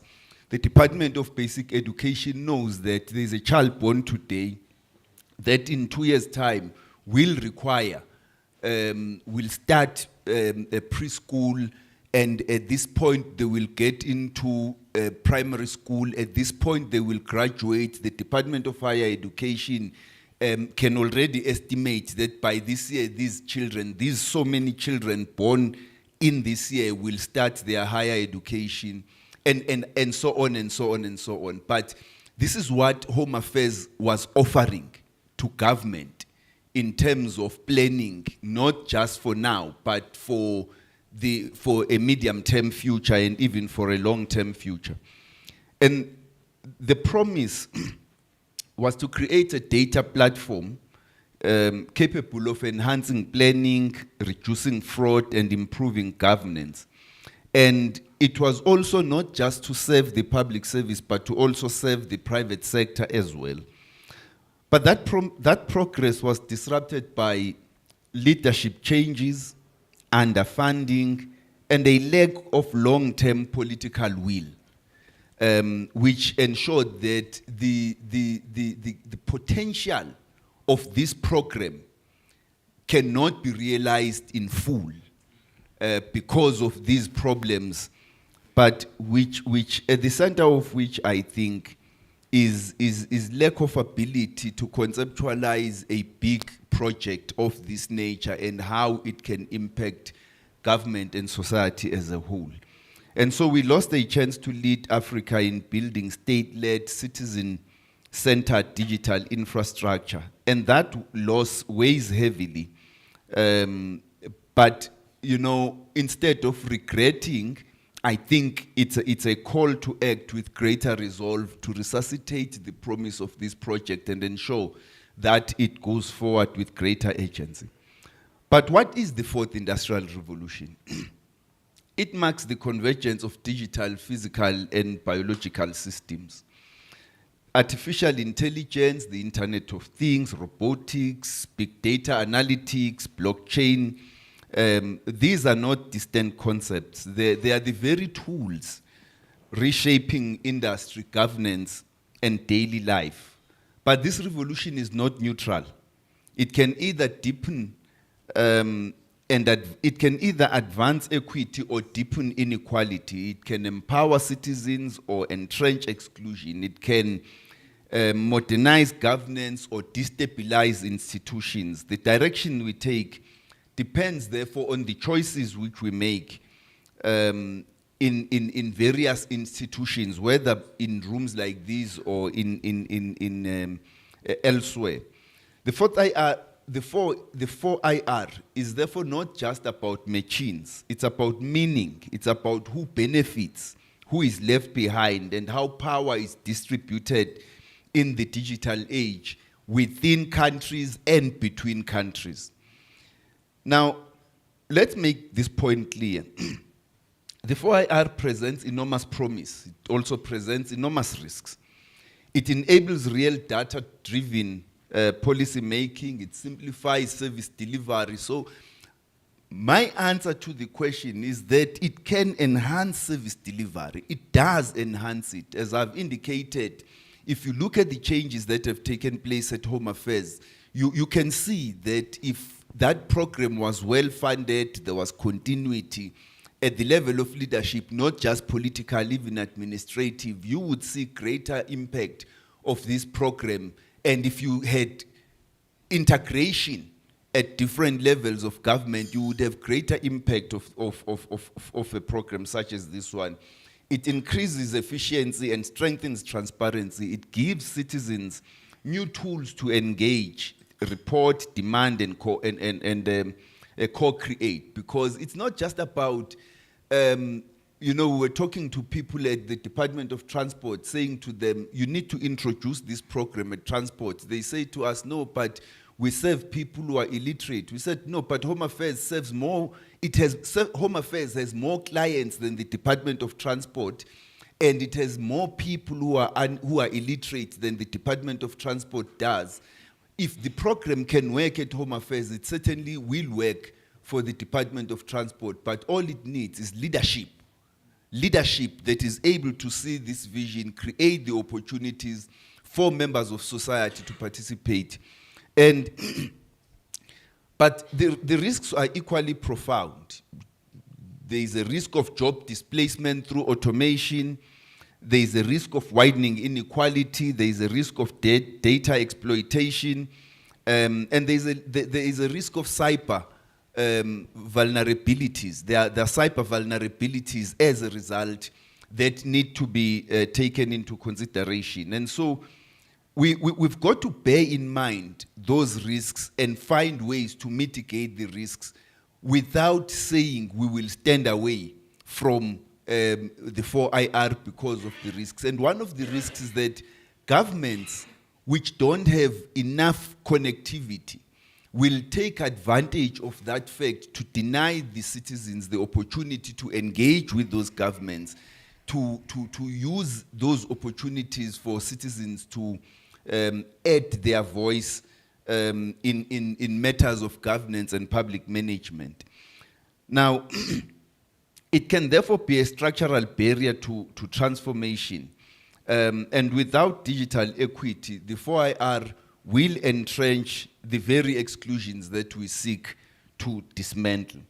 The question, therefore, is what must public management do? We need to create a capable, ethical, and agile state, one that is not merely a bystander to innovation, but that is a driver to it. And that means we need to digitize public services and records. We need to build systems that are secure, citizen-centric, and transparent. We need to train public servants in data literacy, systems thinking, and adaptive leadership. And we must embed innovation into public sector culture, not just as a buzzword, but as a mindset. And we need to, as I've indicated earlier, we need to ensure connectivity across the country so that people have access to data that will give them a voice in terms of policy formulation, in terms of public management and governance discussions, as well as seeking information. The skills that are needed today are not therefore just technical. They include empathy, ethics, and agility. And therefore, public institutions must lead in setting the standards for data governance, ethical AI, and inclusive design. Because here, one of the critical things with regard to the digital revolution is the issue of values.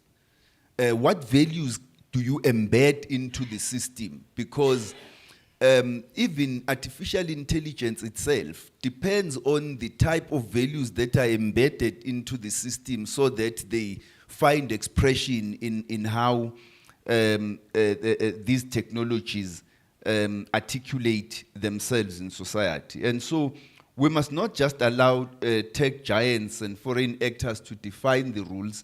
We must be custodian of public interest as government in the digital era. What role in that regard should universities and higher education institutions play? They must produce graduates who are not just technically proficient, but who are also socially conscious. They must prepare their students not just for employment, but for impact. they must ensure that the curriculum doesn't just incorporate digital ethics, systems, innovation, and African futures.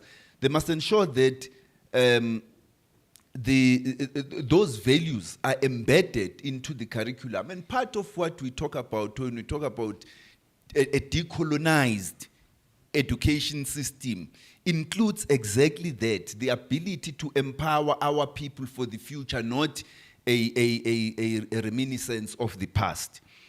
We cannot prepare the next generation with tools from the last revolution. We need to assume that we are, as we build the future, we must not just import models that have been formulated elsewhere. We need to indigenize them so that we are able to use those tools in our context, which means that Africa must shape its own 4IR narrative and begin with, and that begins with research, with imagination, with bold public discourse. And so part of this process that UJ says, that the Dean was saying, we commit ourselves to assisting with the training of public officials and public managers, must include empowering them in this regard, so that they don't think in yesteryear's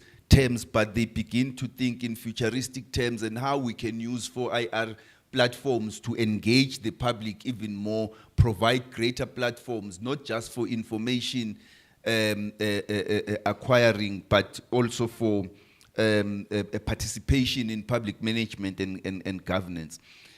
The role of the state in this regard, the state will have to not just think in terms of the past, but it must become more efficient and use these platforms to acquire greater legitimacy. It must not just promise public engagement, it must actually create the platforms that will ensure people can influence how government performs. SOEs, procurement systems, infrastructure planning must all be reimagined to align with digital transformation. And this is not just about economic participation, it's about justice. 4IR can deepen democracy, and I think I've said a bit about that, and we can surely elaborate on it as we get into the discussion. It therefore must become an instrument for building public trust, because if you have to deal, it provides an opportunity for people to make their inputs to government without relying on second and third parties about issues of corruption. It makes issues of public procurement more transparent. It makes government itself more transparent. And therefore, it will assist in promoting public trust, ensuring that members of the public can engage more effectively with government going forward. But it must be a scaffolding which we utilize to build the trust. Many African governments remain cautious of 4IR, and I think we need to reflect on the role and the impact on the role of African governments in enhancing 4IR and the impact of 4IR on the African continent. Because digital infrastructure is the new backbone of development, we therefore need to invest in broadband and data infrastructure, to adopt progressive and protective data legislation, create incentives for local innovation and tech entrepreneurship, expand digital literacy from schools to senior government ranks, and foster public-private academic partnerships grounded in inclusion and sovereignty. So we must not just adopt 4IR platforms and technologies, we need to Africanize them. What does that mean? And I think these are the questions that we are trying to deal with. But in part, it includes indigenizing the languages, indigenizing the values, indigenizing the histories, the socio-economic realities of these technologies, and beginning with the the mindset that Africa actually led the world in developing new technologies.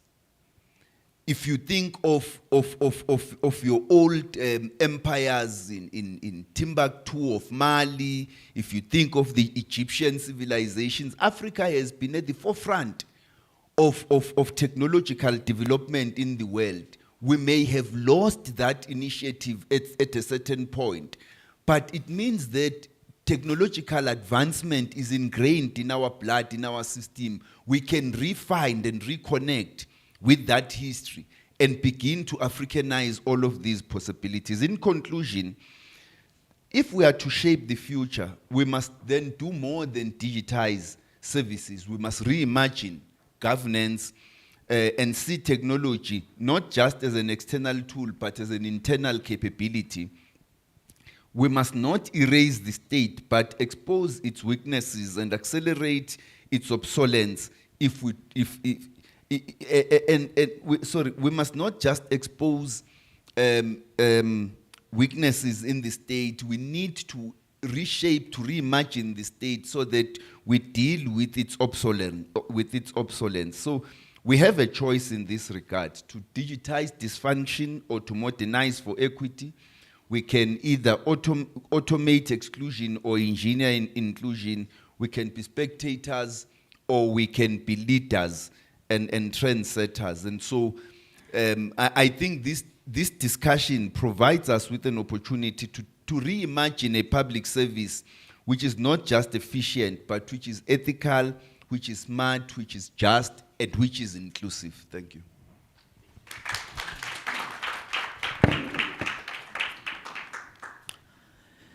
Yeah, thank you so much, Dr. Gigawa, for the nice presentation. So, ladies and gentlemen, Dr. Gigawa has raised quite a raging debate about Africa. From what I gathered from his presentation is Africa ready for its own industrial revolution? Are we ready for our own industrial revolution, South Africa? Africa, are we ready for our own industrial revolution? That is the bigger question that Dr. Gigawa was raising here, to say, yes, Africa, through its historical narratives, has managed to shape or to contribute to the development of these latest technologies that we all speak about, the AI, if we talk about the blockchain, and so on. But the bigger question now, I'm coming back to you, Dr. Gigawa. You raised quite an important point on the issue of leadership now, to say, in the public sector, in as much as we may want to embrace these latest technologies, there is the dearth of leadership within the public sector.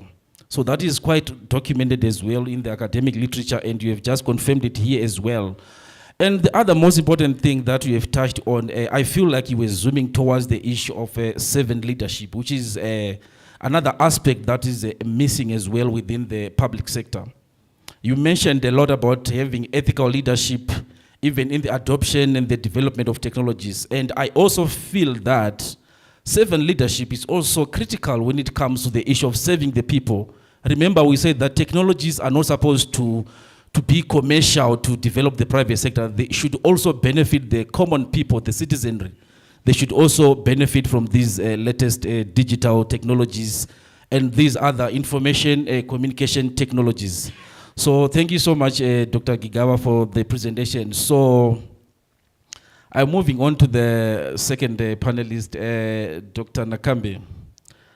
What are your insights on any of these themes? Yeah, no, thank you very much, Dr. Shava. Maybe let me start by appreciating this opportunity, and obviously the invitation. Professor Dominic was very much persistent to make sure that one really comes through. We just want to appreciate that opportunity, but of course appreciating the panelists also in the journey. So for me, in terms of all of the issues as identified, all of those various items as identified, I would like to give an input which is very much practical, I suppose, and also very much alive and well within the context of the implementation of 4 IR imperatives in the new baby that we are actually constructing or putting together, which is the Border Management Authority. But before I do that, just for the purposes of broader comprehension, I think just for 2 minutes or so, it might be very much critical just to introduce the Border Management Authority to the students and of course to the guests before I then talk about the implementation of those imperatives. So I think some of you will fairly be aware the Border Management Authority is a new entity established in the country. It is fairly, I will say, 2 years as well as 2 months old. It is the third national law enforcement authority in the Republic, primarily responsible for the implementation of border law enforcement. So if you were to be conceptual in terms of its existence, you will understand that the BMA as the national third armed law enforcement authority after the Defense Force and also after the South African Police Service, you will be aware that in terms of training, we are 50% military and 50% police. And of course, we operate in the 71 ports of entry in the Republic, of which 52 of those are land ports, 10 of those are international airports, and of course 9 of those are seaports. We also have the responsibility to implement border law enforcement, as it were, in what is called the border law enforcement area, that is 10 kilometers inland from the internationally recognized borderline. In this instance, we talk about 4,400 kilometers of our land borders, as it were. We operate 10 kilometers of that inside the country. And of course, in terms of our coastline, 3,900 kilometers, we operate 10 kilometers inland and 12 nautical miles seaward. We are actually responsible for the implementation of the immigration responsibilities in the country, responsible for implementation of port health responsibilities in the country. What basically that means is to make sure that everybody that enters the jurisdiction are free from any infectious or communicable diseases. We are also responsible for the protection of the country's environment, as it were, in terms of environmental biosecurity as well as agricultural biosecurity. So that, in short, is basically the work that we are actually doing in the country, as it were. We are fairly, practically speaking, 25 months old as the Border Management Authority. Now, what have we done? Firstly, we have embraced digital technology when we started. And one of the reasons why is because of the realities of the financial constraint that all of us are fairly aware of in terms of the fiscus. So on that basis, we understood that for us to be able to optimally do this work better, we need to embrace technology within its totality so that we are able to make sure that we are able to do the work better. So we effectively brought in over 2,000 or so staff complement from across government out of the public service into an entity, which is obviously a Schedule 3A, as I've indicated. So on that basis, we basically got frontline officials, which are all over the country across the ports, that have demonstrated, and ultimately we have to then run the back office, but without any resources. So what is the first thing that we had to do to be able to deal with the issue? I will first demonstrate how public management or public administration has been affected and how we have actually moved in terms of AI. So the first thing that I can indicate is that practical, by the way, my input is practical. So if you are to think about our officials spread throughout the country, as it were, who have to go and work, for example, overtime, they have to work weekends and all of those kind of issues. As they work those overtimes out there, they practically have to complete a spreadsheet across the ports, wherever they are, and be able to take that particular data on the spreadsheet and be able to send it to head office. To head office, I'm talking here about the departments where we got these people from, the Department of Home Affairs, Agriculture, Environmental, and Health. They had a team of people that has to literally insert all of those hours that the people worked as overtime and all of those, and be able to make sure that people get paid for those particular overtime that has been worked. So what effectively that means is, whether you are in Cape Town,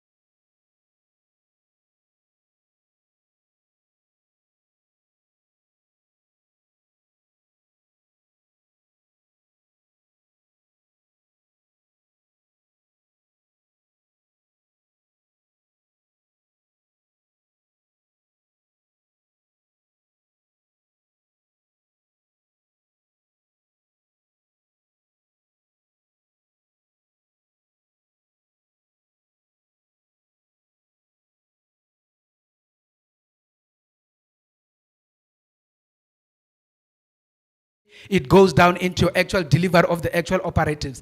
Now you have to have a lot of paperwork in terms of the performance management, the performance assessment, and all of those issues, and they were literally all paper-based. And for you to be able to integrate all of those and be able to put them upfront on the basis of management from an HR point of view, it was very labor-intensive, it was very much laborious, and we've automated all of those particular issues, and they're effectively all of them taking place at the system level, and there is no paper involved. And on that particular basis, we do not have to necessarily worry about a number of staff complement that is supposed to be doing all of those particular activity. So that is just the example that I can give in terms of the back office. Let me go a bit further to the front line. Front line is basically something that you will fairly be very much aware of.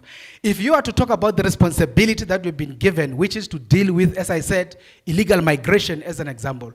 So part of what has been done before, whether by the military, whether by the police or anything of that, practically speaking, they had to put in gasoil into patrol cars and actually been driving the whole day on the borderline trying to do some patrols, looking for people who are trying to cross into the country illegally and all of those kind of issues. If you think of that, it is very much costly. You're burning petrol the whole day, and it is very much hectic. So what we had to do, obviously, as you will be aware, as you might have seen, we procured drones. So what basically that means is we put a drone on air, there is a pilot on the ground who is actually putting the drone up there.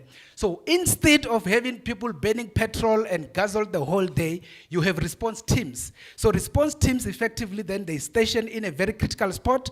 On that particular basis, they'll be able to respond into a particular space where there is particular individuals who are trying to enter the country illegally. So again, that is a deployment of a 4IR. So even in terms of the numbers of people that you need to be having, vis-a-vis the landscape that you need to cover, if you deploy 4IR, you are able to have the environment completely done differently. So in that particular instance, obviously we are able to do interceptions that are targeted, that are actually taking place because there is a particular activity taking place. Now, what does it mean in practical terms? The officials on the ground are having body cams that also serve as a communication device. We obviously have a high-tech drone on air that is based on, obviously, artificial intelligence. It is able to recognize any movement, whether it is a human being, whether it's a cow, or any other thing, and it is able to read even body temperature overnight. What that means is it is able to then send the signals, even in terms of the officials on the ground, it is able to send them coordinates as to where the individuals are who are trying to cross the border illegally. To that extent, they report directly, they respond directly to a threat, and they're able to intercept. That is why just now in April, during festive period, we've been able to intercept around 114 facilitators of illegal migration. And for those ones, we made sure we did not have to deport them as we do with the rest of the people. We had to actually bring them into the country, open a criminal case against them for aiding and abetting, according to Section 50 of the Immigration Act. So I'm saying that is the deployment of technology. Now, once you deal with the facilitators, you ultimately, over time, start to have an impact on issues of illegal migration, and that becomes very much critical. Let me then conclude by reflecting on the issues we do, again in the deployment of IT, but also in challenging, Professor Dominic, your environment about the levels and the nature of the issues to be focused on. One of the things that is going to be very much critical in the border management context is the ability to analyze situations and be able to pick up risks that are supposed to be issues of concern or not. What that means in practical terms is anybody who actually is destined for South Africa in as far as air travel is concerned. We have not done it in terms of land because it is very much sophisticated, but we will get there. In terms of land, we have set up what we call the National Targeting Center. So the data of each and every individual who is in any kind of an international aircraft destined for South Africa, ahead of time, I will talk about 5-10 or so hours, they are compelled to give us data of all of their travelers, including all of the data behind when those particular people were actually booking for the air tickets and all of the other data. So we then have a team of your data analytics in the background. We have a team of very much sophisticated young fellows who are actually doing the analysis of those particular individuals, using a multiplicity of databases to be able to pick up as to who is this individual. Is this individual not needed by Interpol because he committed crime or she committed crime somewhere else? If so, what we then do is we deny boarding at a point of departure. And we don't wait for you to actually land at Cape Town International Airport or Tambo or Kinshasa or anywhere else. So basically what we do is we have then extended dealing with issues of illegal migration on the other side by I would say, using technology on the basis of the databases that we are able to access. And on that particular basis, we are able to pick up that this particular individual is actually a drug cartel. He's wanted in Colombia, but he's trying to fly to South Africa from Germany. On that basis, we tell Emirates, don't board that particular individual. It's undesirable for that one to come into South Africa. So that is how we are deploying. And I can give examples and examples, but I'm just giving the high-level examples in terms of what we are actually doing in terms of the use of 4IR in advancing and changing the whole concept and area of border management, as well as the broader issues of public management, as it were. And by the way, as a student of public management myself, I did the junior degree in public admin. Later, I was told there is new public admin. Later, I was told there is there's public management. Later, I was told there is new public management. And currently, I'm told there is almost new e-governance. And that is how the transition in as far as this space is concerned. And that is why we need to catch up and make sure that we move with times and make sure that we no longer train public administrators whose intention is going to be some kind of making photocopies or some bit of moving paper from there to there. But we need to be training individuals that are able to do proper analytical abilities, particularly in the context of big data, and be able to tell us, if we look at the whole globe, which nationalities from which jurisdiction are the biggest threat to South Africa, either in terms of any kind of national security imperatives, and how do we protect our national interest. In that instance, how are we supposed to deal with those particular individuals when they arrive at OR Tambo? Now we have a targeted approach. That is why we don't stop everybody. Once you get stopped, you must know in the background, every work has been done about you, and we take you on the side because we want to have a conversation further in terms of what we have found. Thank you very much.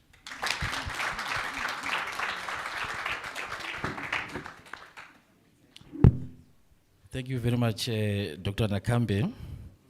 So from what I've heard from you, these are just pockets of excellence in terms of the Border Management Authority. I want to reflect a lot on the way you say you are using the technology, especially the use of drones, when to control the issue of migration. I think it's quite important. I think it's really, really important, especially for the country. Controlling illegal immigration, I think it helps a lot in terms of having those undesirable people in the country. So I think you are doing a lot. And also the issue of staffing, I was almost worried when you said when you begin, you were only 3 people. And then now that you are using technology now, are people not losing jobs there? Okay, yeah, thank you so much, Dr. Nakambe. So the floor will reflect later on that. So without wasting much time, I've been told to try to be quick. So let me go to Commissioner Mavuzo and reflection on any of the themes that we have. A very good afternoon to ladies and gentlemen, to the doctors and aspirant doctors. I must indicate that this is a very important topic, but let me start by saying that, you know, one of the futurists then, I think it's about 5 decades ago, Alvin Toffler, aptly remarked that the illiterate of the 21st century will not be those who cannot read and write, but those who cannot learn, unlearn, and relearn. This quote captures the very essence of what public management must become, which means it's a journey that we need to be able to traverse and make sure that as we move on, we can be able to adapt, to be responsive, and relentlessly focused on institutional learning and transformational paradigm. Our civil service must be equipped not only with technical skills, but with the resilience and agility to navigate constant disruptions. These disruptions are intended to make sure that public service becomes the pinnacle of what students must be able to aspire to be, and make sure that they can be able to bring about the necessary change in the lives of our people.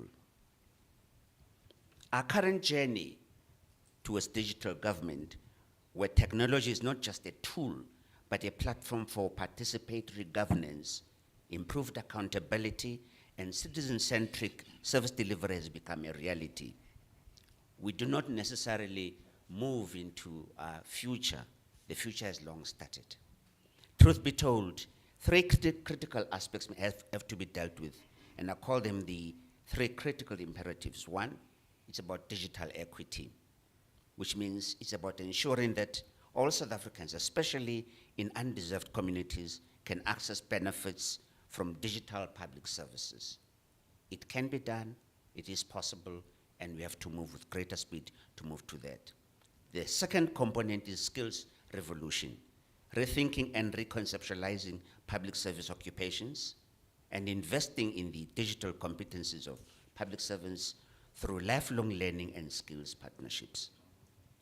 The third component is about institutional innovation, which has to transform the rigid bureaucracies into agile, resilient learning organizations that are capable of continuous improvement.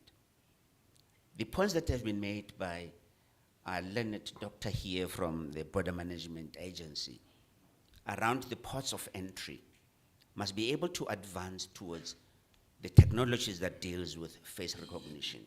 In other words, as a person enters any port of entry, be it at the borders, whether at the airports or land, their faces must be recognized quite quickly. That technology has to be advanced and to be transferred to those areas. Equally important is the area where we need to be able to move away from. You will recall that in the broadcasting industry, analog used to be the be-all and end-all. That has to be translated into digital kind of information to be able to make sure that you can be able to have more data at a very small point, but to be transmitted much more efficiently and much more broadly. You will all recall that during the pandemic, we thought it was the end of the world because all of us had to experience what was called shutdown, and we stayed at home and started to work from home. Now, what is very interesting is that you go to every single government department. At that point in time, there were technologies that were licensed that the state or government did not use. Your Zoom, your Teams, your FaceTime, your Meet, to name but a few. But all of a sudden, those were activated to ensure that people can be able to work from wherever they were. That goes to show that in certain instances, we have what I may call long sleeps, and then suddenly awaken when challenges come about. And these disruptions, I believe, came in at the right moment. Technology has enabled us not just to digitize the work of, what you call the world of work. It has also enabled the accelerated adoption of hybrid work and learning innovations by facilitating seamless collaboration, virtual communication and teaching, and rapid access to different types of resources and information sharing platforms. Now, one of the crucial aspects that I need to mention is around what is called deep digitization or digitalization. As I indicated, like face recognition, license plate readers, cyber policing, which are very crucial aspects that we need to be able to advance to. We cannot really waste any more time. The examples that have been mentioned, especially in the Western Cape, to say that now police are being deployed to be able to have body cameras with them, is an important development that should have long been introduced in our country. And I do believe that every one of the police must be able to have that kind of technology. With your permission, Chairperson or Program Director, I wish to indicate a few points that I think are also worthy of consideration. The governance in the fourth industrial era, a necessary disruption and opportunity.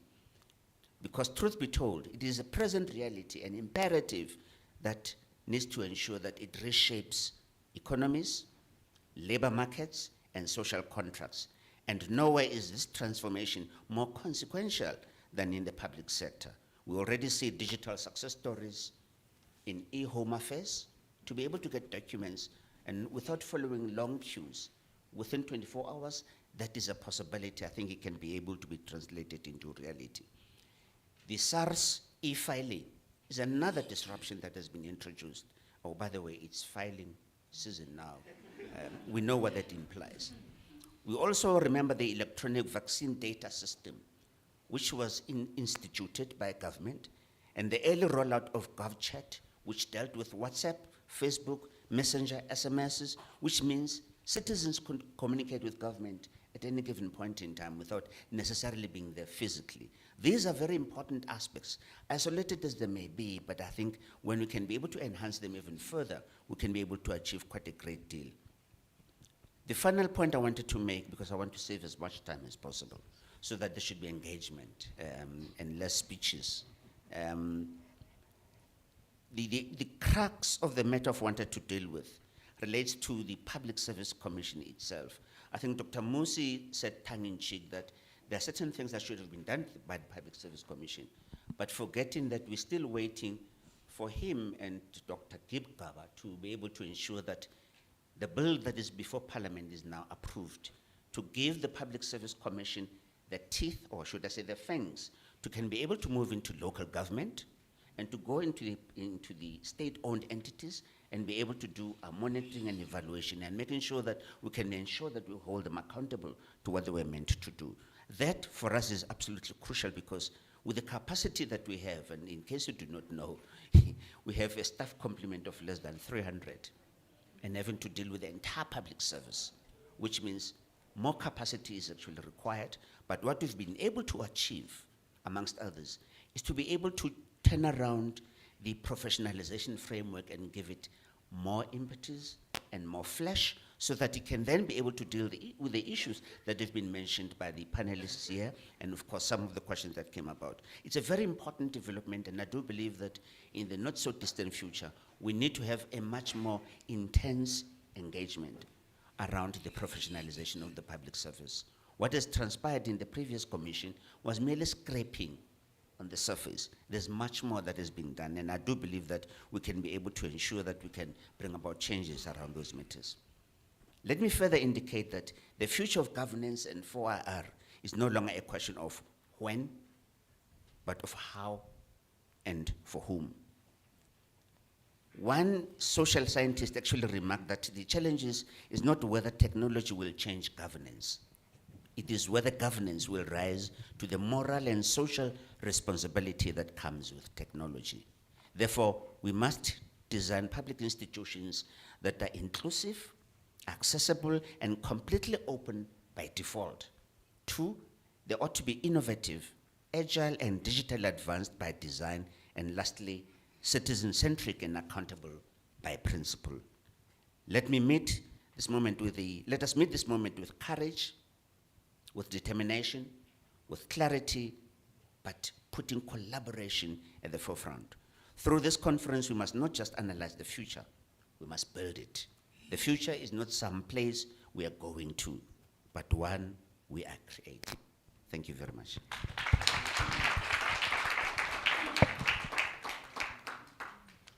Okay, thank you so much, Commissioner Mavuso. Without wasting time, let me go to the floor. I can see there are people raising their hands already. That gentleman in the back. Okay. Yes, please, go ahead. Okay, thank you. Good afternoon. Yes. Good afternoon, colleagues. My name is Tabang Mukuma. I'm the technical advisor for 4IR at the MICT CETA. And also, I'm also an alumni. I also studied public management and governance here at the University of Johannesburg. I don't know if my question is more of a question, but more of a comment, but the panelists can maybe just reflect on some of the issues that I'll touch on. And the expectation was that there should be a great emphasis on skills. Because, you know, we can speak infrastructure, but in the absence of skills, we might not be able to at least engage or at least see the benefits of that infrastructure if there's a lack or absence of skills in that format. Yes, Dr. Gigaba did speak briefly on the skills issue, but something that I've noticed, and I'll give you practical examples. Before I assumed the role that I'm actually at now, I was responsible for the digitization of schools here in Gauteng. And one of the challenges that we actually faced in actually introducing these digital technologies in the classroom was the issue of adoption, but also change management, and just the issue of skills generally across the education fraternity, where, for example, you would go introduce these smart boards, these tablets and all of that stuff, but there's a resistance from the educators in a sense, because they feel like, hey, one of the things that they used to tell me is that we've been doing this for 20 years, but you are now showing us this technology and how we can then integrate it in the classroom. And that is something, an issue that actually I faced personally. And I think it's something that we will face if we are really going to digitize the public sector in the entire departments that we find ourselves, where the lack of skilled professional bureaucrats, technocrats, and even political elites will actually stop us from actually engaging or leveraging on the opportunities that the fourth industrial revolution can actually present. Issues of AI, how we can utilize it to actually make service delivery much more effective in a sense. AI really is reliant on data sets that we really can't get if we don't have indigenous data sets or data that is there, because really you cannot go to Emhlaba kwaLingana and then utilize American or European data sets to make decisions based on the area in Emhlaba kwaLingana because of the environment that it finds, or at least the challenges that they face in a sense. So that's one of the issues. A simple thing that we really know, or a challenge that we face, is a simple recruitment process in government. Even today, we utilize a simple Z83. But just to apply for simple jobs.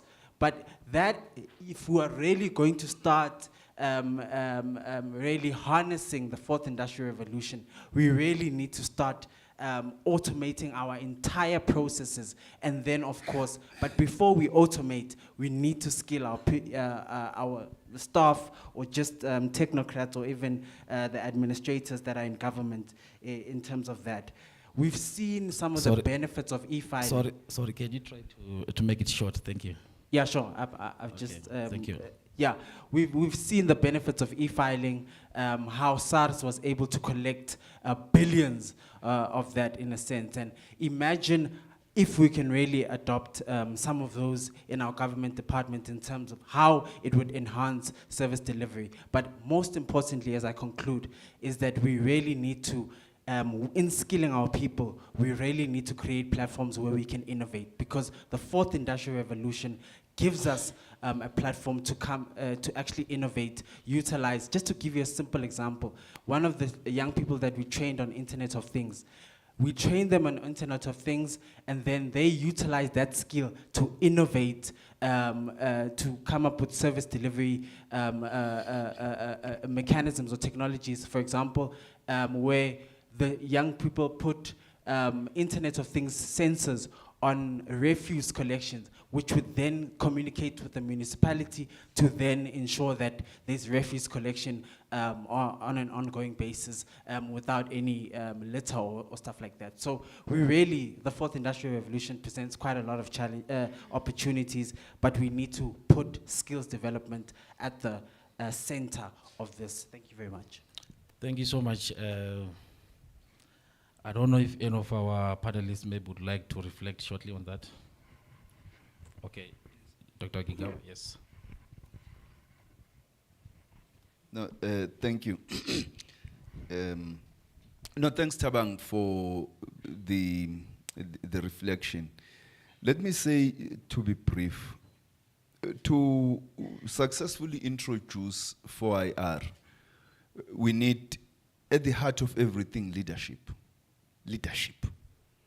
Because leadership, you can have the best technologies, you can have the best ideas. If you don't have a leadership that can put everything together, connect everything, and have the vision and foresight to implement those changes, and implement the required change management, you are not going to be successful. So you need leadership at all levels of government, of the public service, including at a political leadership level. Secondly, you need indeed a skills revolution.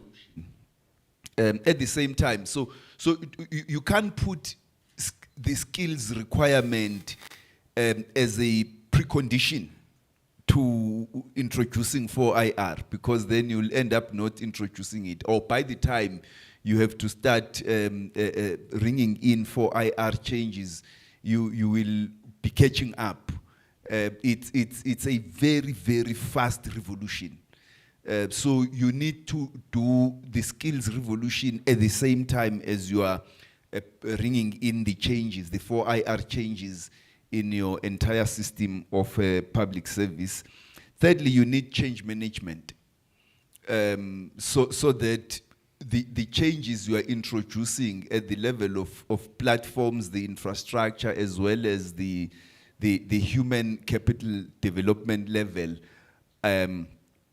they take place at the same time, and they are ushered in a harmonious way. And fourthly, and I'm not saying these are the only four things you need dialogue with the public on the changes that are being brought in. I think we have to emphasize the dialogue, because you need to carry the public with us in the changes that we're introducing, and carry the unions alongside, because these changes are going to impact on the nature of work, on the types of skills required, and they will impact on the type of employees that are there in the public service. You need to reskill your public servants, and therefore the unions have to be part of the dialogue to understand the bigger vision, to know that these changes cannot be evaded, but at the same time to be part of the process of designing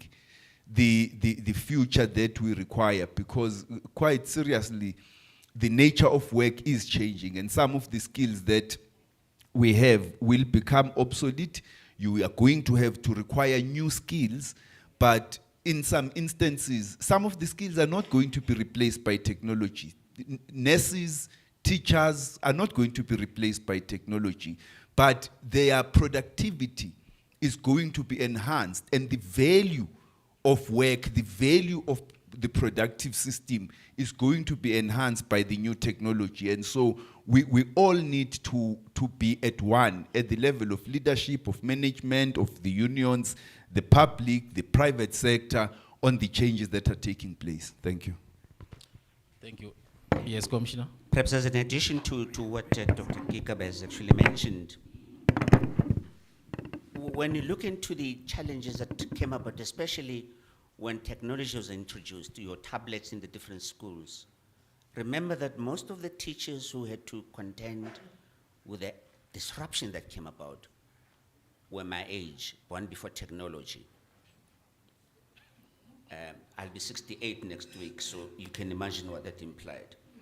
Now, they were actually worried that they're being replaced by technology, particularly when they were facing the prospects of going on pension. Now, to have your pension being reduced for whatever reason, being replaced by machines, was traumatic for them. But of course, it requires a mindset, and I think Dr. Gikab is correct to say that a mindset is important. There ought to be that paradigm shift in how people perceive and look into things. Change management becomes a very crucial aspect, because sometimes disruption by its very nature rattles a lot of things, but how it is introduced can really become a game changer. And for that reason, also the question pertaining to the filling of leave forms and what has to be done, etc. We conducted a study as the Public Service Commission now of late that looked into the extent to which transformation is happening within the public service around the filling of leave forms and what have you, etc. The challenges that we've picked up is with the State Information Technology Agency, which is highly bureaucratized to the extent that you can't do anything, even buying a computer has to be done through a very laborious process. But what we've been agitating for is that at least there must be a threshold for departments to can be able to do what they need to do based on their own understanding of the services they're rendering, to be freed from procuring through SETA as a matter of fact. Because the original intention was to deal with economies of scale, to purchase on behalf of government at a much more cheaper level.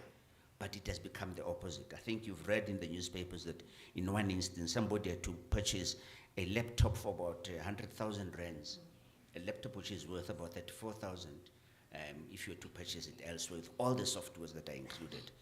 That for us is a problem that needed to be resolved because the mindset is not really in the state in which it's supposed to be. You can imagine that those who really want to line their pockets, and I'm talking ethics, but truth be told, it's important to be able to ensure that there's a game-changing arrangement that deals with how the public perceives public service, how it interacts with the public itself, and making sure that life becomes much more easier to can be able to get the services. I mean, a typical example is that when payouts have to be made for pensions, one of my peers, who was much older than me, said, you know, sometimes you have to socialize. We can't really be getting our money in the bank when I really want to meet my colleagues on a monthly basis just to interact and engage. So you need to engage with the communities and be able to find out what really helps them better to can be able to get services without having to be in queues from as early as 4 o'clock in the morning and only be serviced at around 3 o'clock in the afternoon. It can't be right. Thank you. Thank you so much, Commissioner. Ladies and gentlemen, I'm really sorry I can't take any more questions for the sake of time. So you can send your questions to the organizing committee, then they will respond to you. Okay, thank you so much, Program Director, Prof. Jahed and Prof. Donley. Thank you so much. And thank you so much to our panelists. Thank you so much. We really appreciate you. Thank you, Dr. Shava. Thank you, colleagues. A round of applause, ladies and gentlemen, we will take a 15-minute little break. I'm going to try and hasten our process. We were supposed to go for lunch at 2 at the end of the program. We will have a slight break now for 15 minutes, come back, have the last panel, and then try and proceed and finish by 2:30 for the latest, and then we can go for lunch. Please stick around, don't go away. I know all of you. I know your faces, so who's not here? I will reprimand. So thank you. 15 minutes, quickly. Thank you.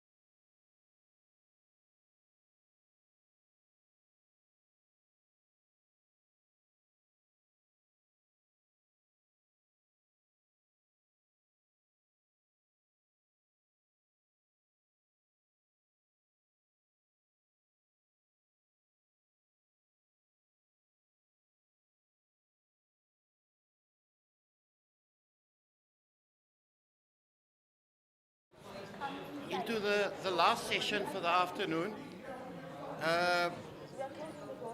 The session will deal with sustainability and governance and the impact of this. It will be facilitated by Professor Shika Vyas Durgapasad, and she will introduce the panel and the topic and the questions. Without further ado, Prof. Vyas.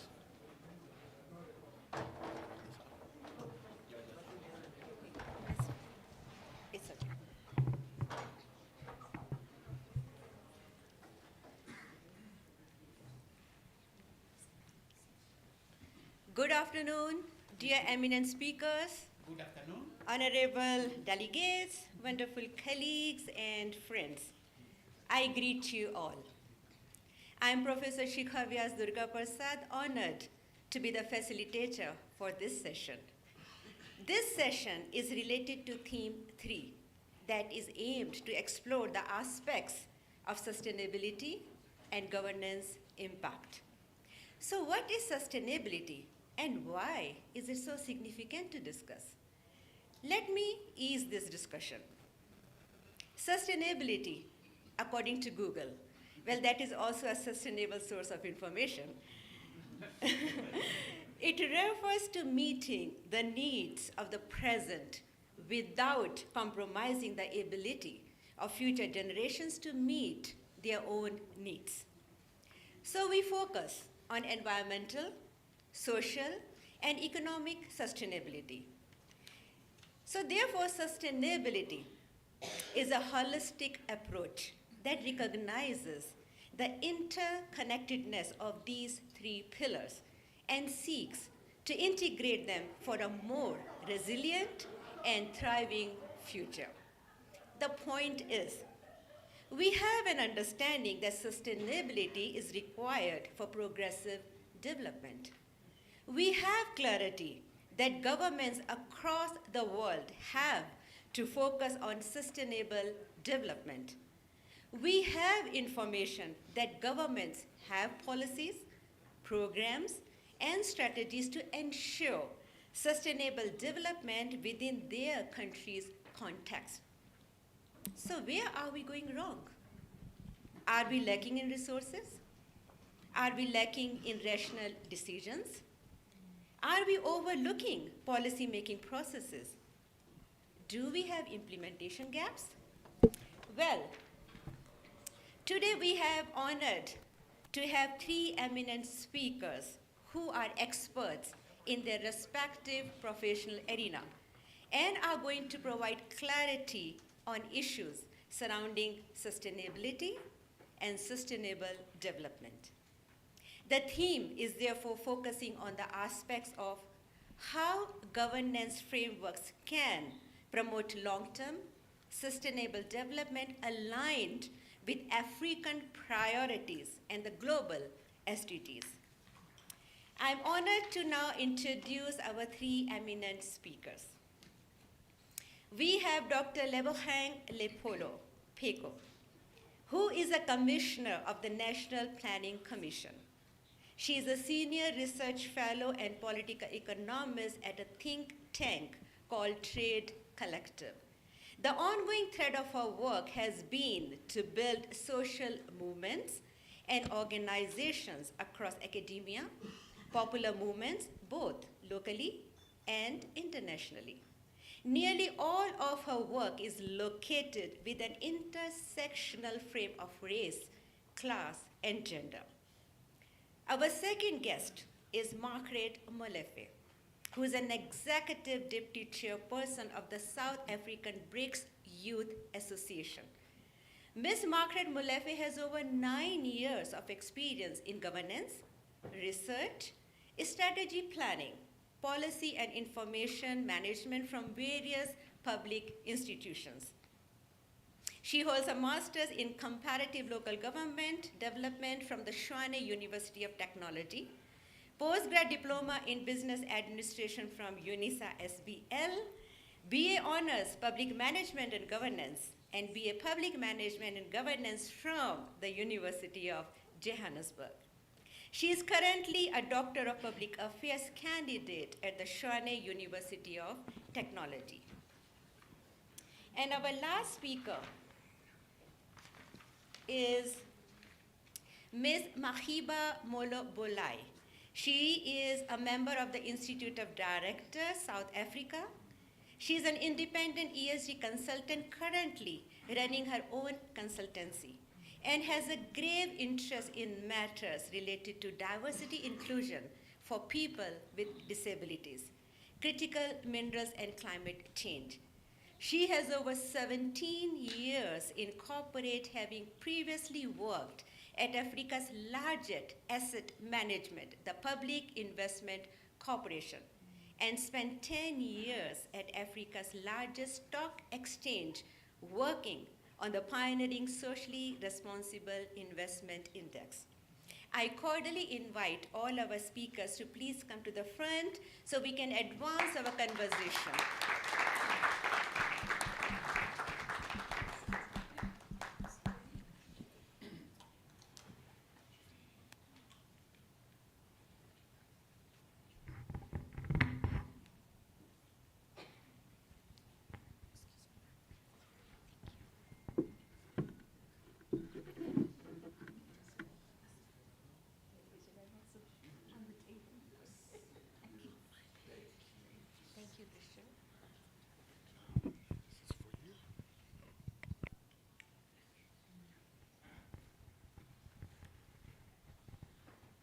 I welcome you all to this forum, and I really appreciate your presence, and we're looking forward to hear your insights.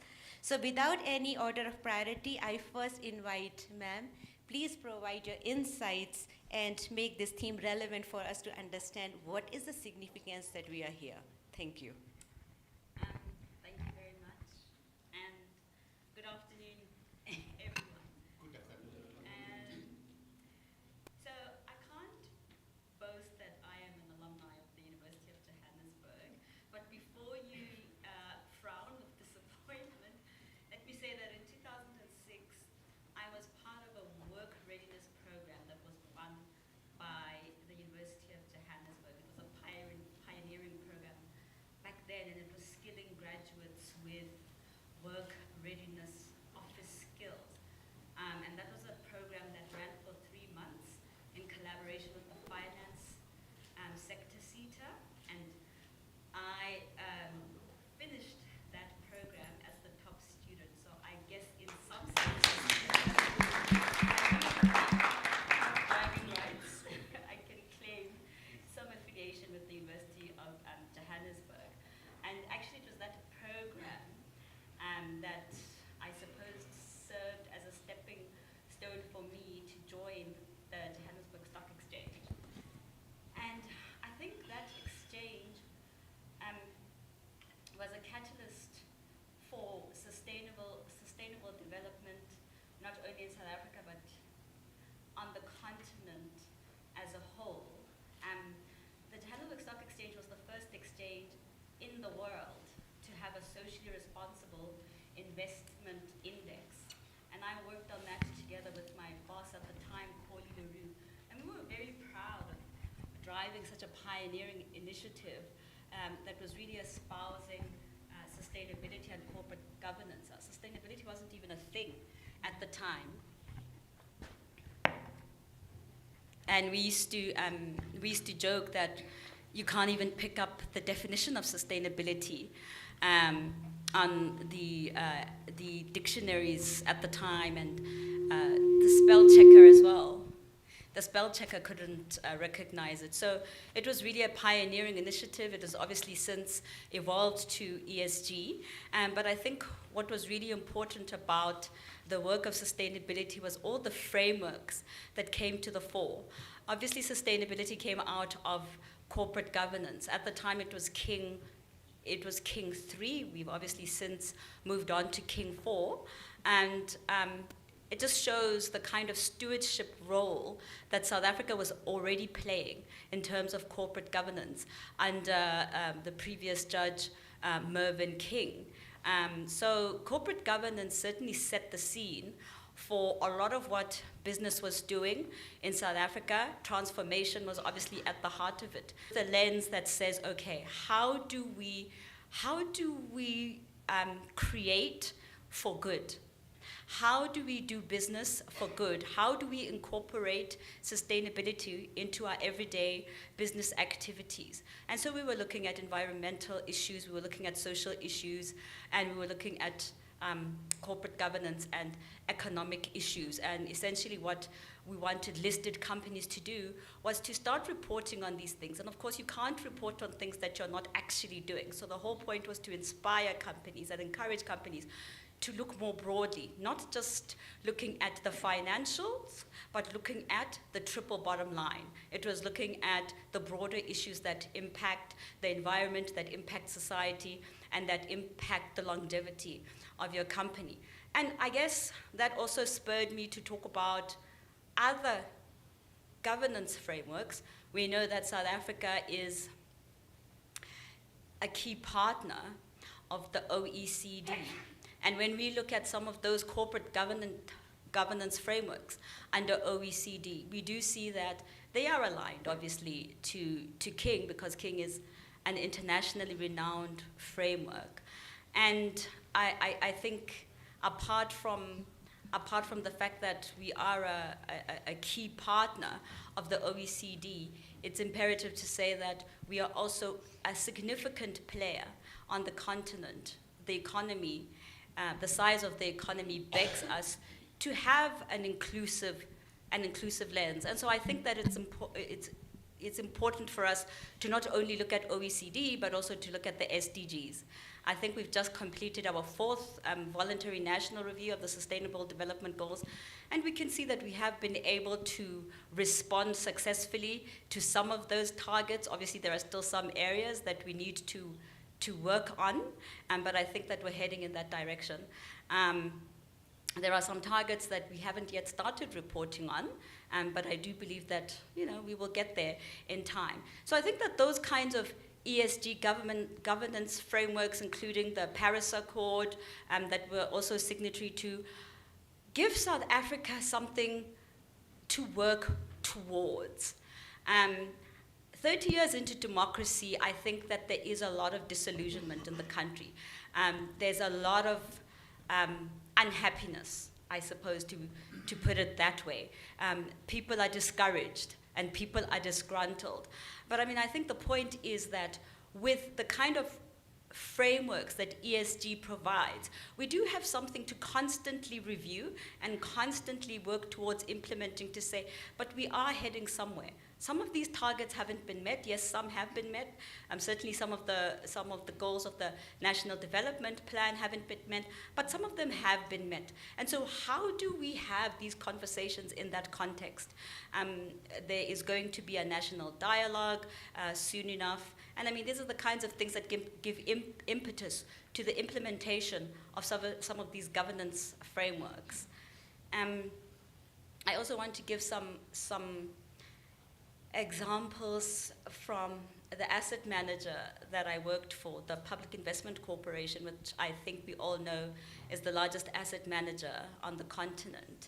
And in fact, when I started at the PIC, we just had our new finance minister, Dr. Gigaba. I don't know if he's still here, but he came to visit us at the PIC, and we were just too junior to be allowed to meet him. So I'm really glad that I'm here today to be able to be in such eminent company. At the PIC, ESG was a real thing where we were looking at our state-owned enterprises, because obviously the PIC was a bondholder, and we were looking at their ESG compliance and their ESG reporting. And it was sometimes discouraging to see that they were not able to perform particularly well. But I mean, some of them were trying, and the work that we were doing was to try and show them, give them guidance to say, as an SOC, this is where you should be heading. And I think that we now have real-time examples of how SOCs can potentially improve in this country. We do have a bill that is in the making, the State Enterprises Bill. The idea really is to have a new holding company that would be called the State Asset Management, SOC.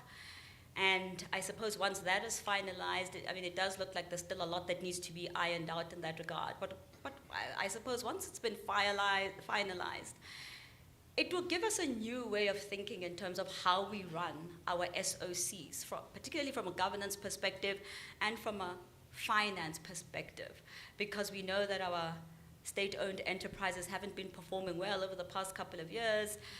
They have been failing and ailing in many, many ways. But again, as I say, these are opportunities for us to say, okay, how can we do things differently, and how can we fall forward, I think, is what it is that I want to say. So I think that is a real-time example of how some of these frameworks are able to continue to move us forward. Another real-time example is the omnibus bill that is being mooted by the DTIC. And again, I think that's also very encouraging, because I think that is going to address issues around red tape, the removal of red tape, barriers to entry to make business a lot more competitive, all of which should be leading to inclusive economic growth and job creation. I mean, we know that the informal sector or small enterprises are responsible for employing huge numbers of South Africans. I think they employ well over 60% of the South African population. So if we can continue to ignite and inspire us to go forward through those kinds of changes, policy changes, implementation of various governance frameworks, then I do think that that will enable us to move forward. And lastly, I want to touch on, I don't know if this is controversial, I've heard that there is a lot of talk about it, but the 100 billion rand fund by the DTIC, I actually think that's a very exciting prospect. Of course, there is a lot of hesitance around having that kind of money in one space. But I think the point is, it's another opportunity for us to get governance right. If we can iron out the nitty-gritties, and if we can implement the right kind of structure, a board with independent directors, an independent chair, if we can make it a registered FSP, I do think that's a financial services provider. I do think that we would probably find ourselves in a space where we really do start to shift the needle. We know that our SMMEs have a serious shortage of funding. A lot of it is that they are not able to apply successfully for funding. And so if the DTIC is able to match 100 billion rand with 100 billion rand worth of mentoring, then I think that that can really get us somewhere. I genuinely believe that governance frameworks are live and they are meant to keep us going. I don't think that the idea is really to say, oh, well, that was a tick box exercise and now we forget about it and now we move on to the next one. We have to move with the dynamism that ESG frameworks present us. And we have to move with the dynamism that being a signatory to all of these governance frameworks allow us. We now have the Africa Free Trade Agreement. I don't think I got that acronym, AFCTFA. We've got that in place, and that gives us an opportunity as well to trade amongst ourselves as Africans. But we have to ensure that we have the right governance frameworks in place. We have to look at governance frameworks such as ESG, because they are not so mired in, well, I suppose, in politics. So I think that they do give us an opportunity and they give us impetus in order to be able to implement and to fall forward for success. Thank you very much.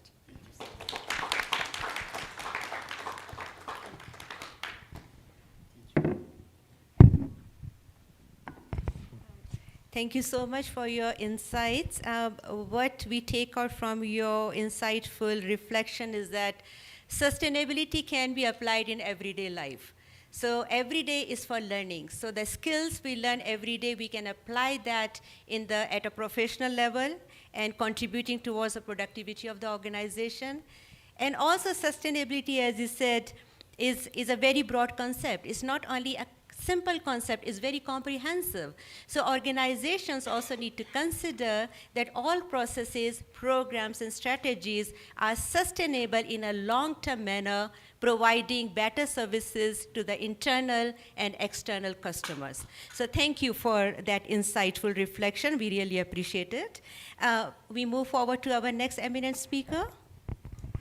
Thank you very much for this opportunity. Let me start by saying that governance, what does it mean?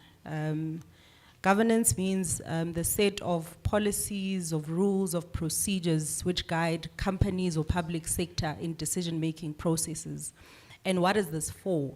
This is to ensure that there's accountability, to ensure that there's transparency, as well as fairness in decision-making processes. So this tells us that we do need governance frameworks or governance processes in every sphere of government and private sector as well. So I'm only going to touch on what I think are the key elements of governance framework in terms of sustainable development. The first one is to establish laws that promote social protection, social equity, as well as the economy, which is very important. We need an economy that is structured. We need an economy that is regulated. We need social protection to ensure that the well-being of citizens are taken care of. The next one is to align economic, social, and environmental policies. As Prof had mentioned, these are the pillars of sustainable development. With us having these key pillars effectively effectively implemented, we do run the risk of not being able to sustain ourselves. The third one is stakeholder participation, which I have a very keen interest in from a civil society lens, where we participate in government processes, we entrench ourselves in government processes. I'll make an example. Last week it was the budget vote of the Minister of Women, Youth and Persons with Disabilities. And she called different stakeholders from government, private sector, as well as civil society. And we were in attendance to ensure that we contribute to how the budget ought to look like. I'll make another example with South Africa being the chair of the G20 this year. The South African BRICS Youth Association, which I'm a part of, wrote to the Department of International Relations and Cooperation, and we actually submitted an interest statement where we said we want to lead the Y20 engagement group, of which we have been given the opportunity. And in us leading that group, we are making sure that the communique that the President of South Africa will declare at the end of the year will reflect the interests of young people.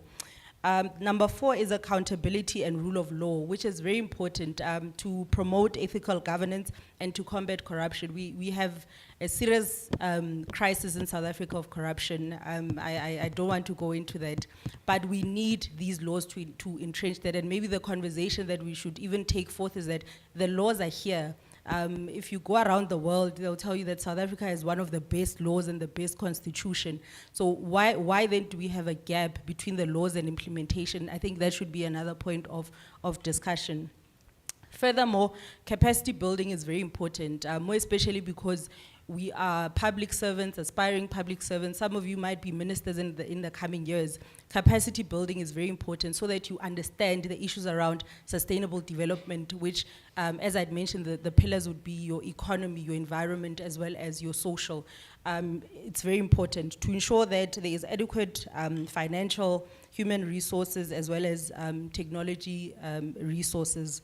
Lastly, global cooperation. I think this is very important. Even though there is private-public partnerships, we should also explore regional and international corporations to learn best practices. For example, in South Africa, currently in Umtata, Eastern Cape, we have been hit by floods.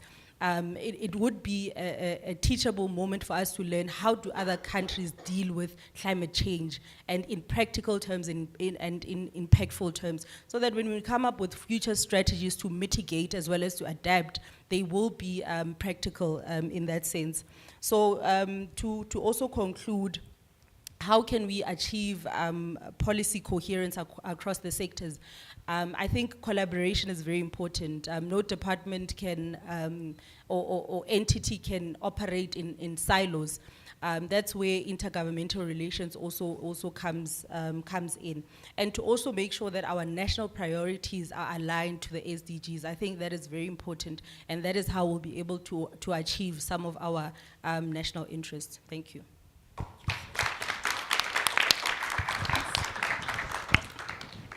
Thank you so much. As you indicated, stakeholder involvement is important, and that is where I think our eminent alumni can come into fore, because you are the one who studied the theoretical frameworks in the classroom, but now you're seeing the implementation side of all the concepts and theory. You are in the best position to bridge the gap between the theory and the practice.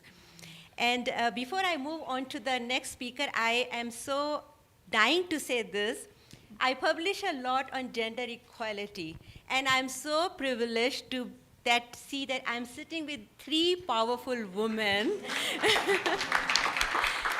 who are sharing their expertise, their knowledge, their skills in the professional level.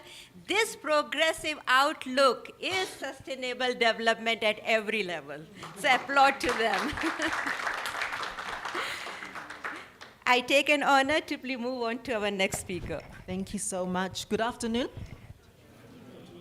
Are you here? Good afternoon. Awesome. You know, I was listening to a wonderful program facilitator the other day, and she was saying, okay, there was a guy in church who was translating something.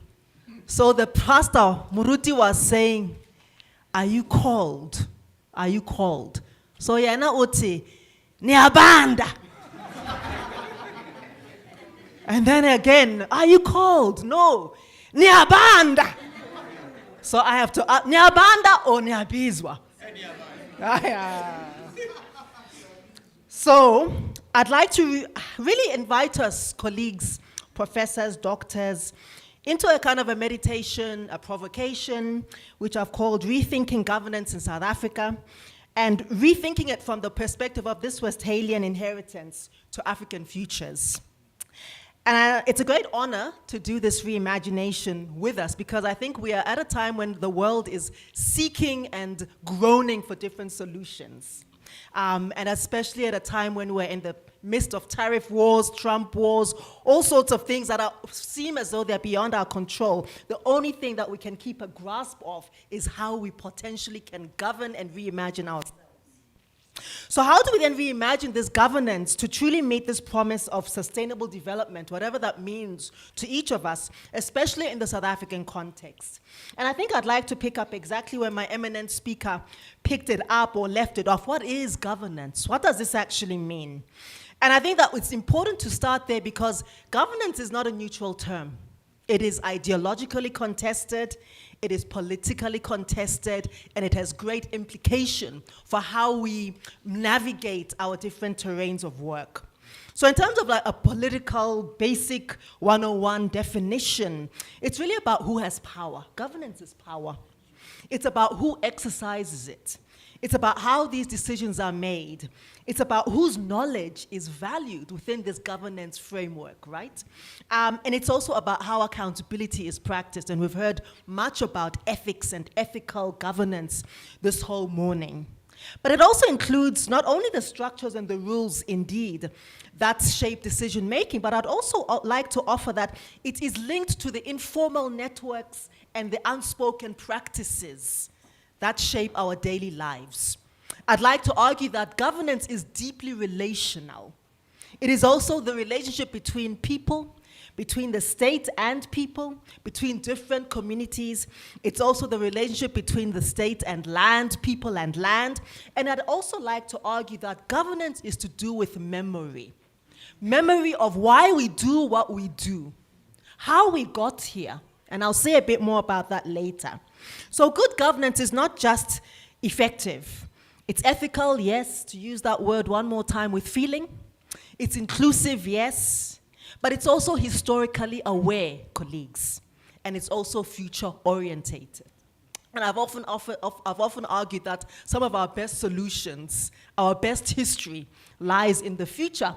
Because as we excavate the way we did things and how we came to be here, how we arrived at this point, are certainly situated with this Westphalian inheritance. And I won't say much about it, but suffice it to say, it's a very European, very 17th century construct of how states are defined. And it's really to do with this strong, centralized territorial state, which, for a start, does not speak to the idea of an African, pan-African imagination, because it's very much about the narrow conception of a nation state. It also has a very rigid separation between states and society as a whole. This top-downism that we experience, that we imbibe, that we continuously also reenact, exactly comes from that. This idea that those people over there, and the elite, or the peasants over there, it's a very feudal system that we inherited and took on board uncritically. Yes? Resonating? It also then determines that the state monopoly is built on legitimacy, on violence, and on decision making. So the state is the only entity that we know where violence is mandated in the name of the people, whether it's police, armies, the military, etc., but where violence is mandated as a core function. Yeah? And we call it peace and security, which neither has peace nor makes us feel safe, oftentimes. Yeah. And then to my very learned friend, Dr. Mike, borders are fixed, and they really are reflective of the ways of our social geographies, our social ecologies. And most of us have relatives in different parts of SADC. So I have relatives in Lesotho, and I think there are many people across this country who have relatives in Botswana because of our funny borders, relatives in Zimbabwe, and of course because of the industrial mining complex, heritage from Malawi, from Zambia, and so on and so on and so on. But our state system doesn't speak to this in this construction. A challenge for Mike here. Yeah?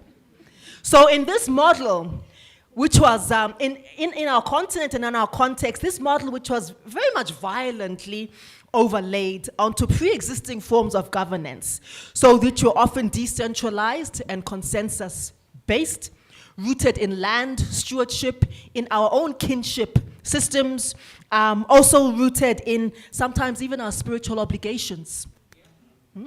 Negotiated rather than imposed, multifaceted with layered authorities, multiple poles of authority, rather than a singular top-down authority.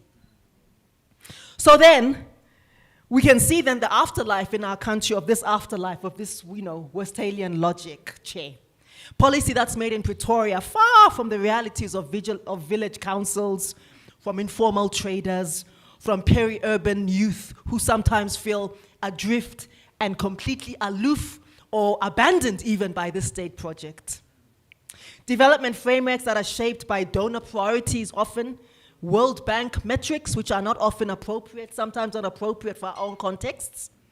Land, water, and planning systems that treat communities as beneficiaries, as clients, as consumers, rather than as governance actors or as basic citizens, colleagues.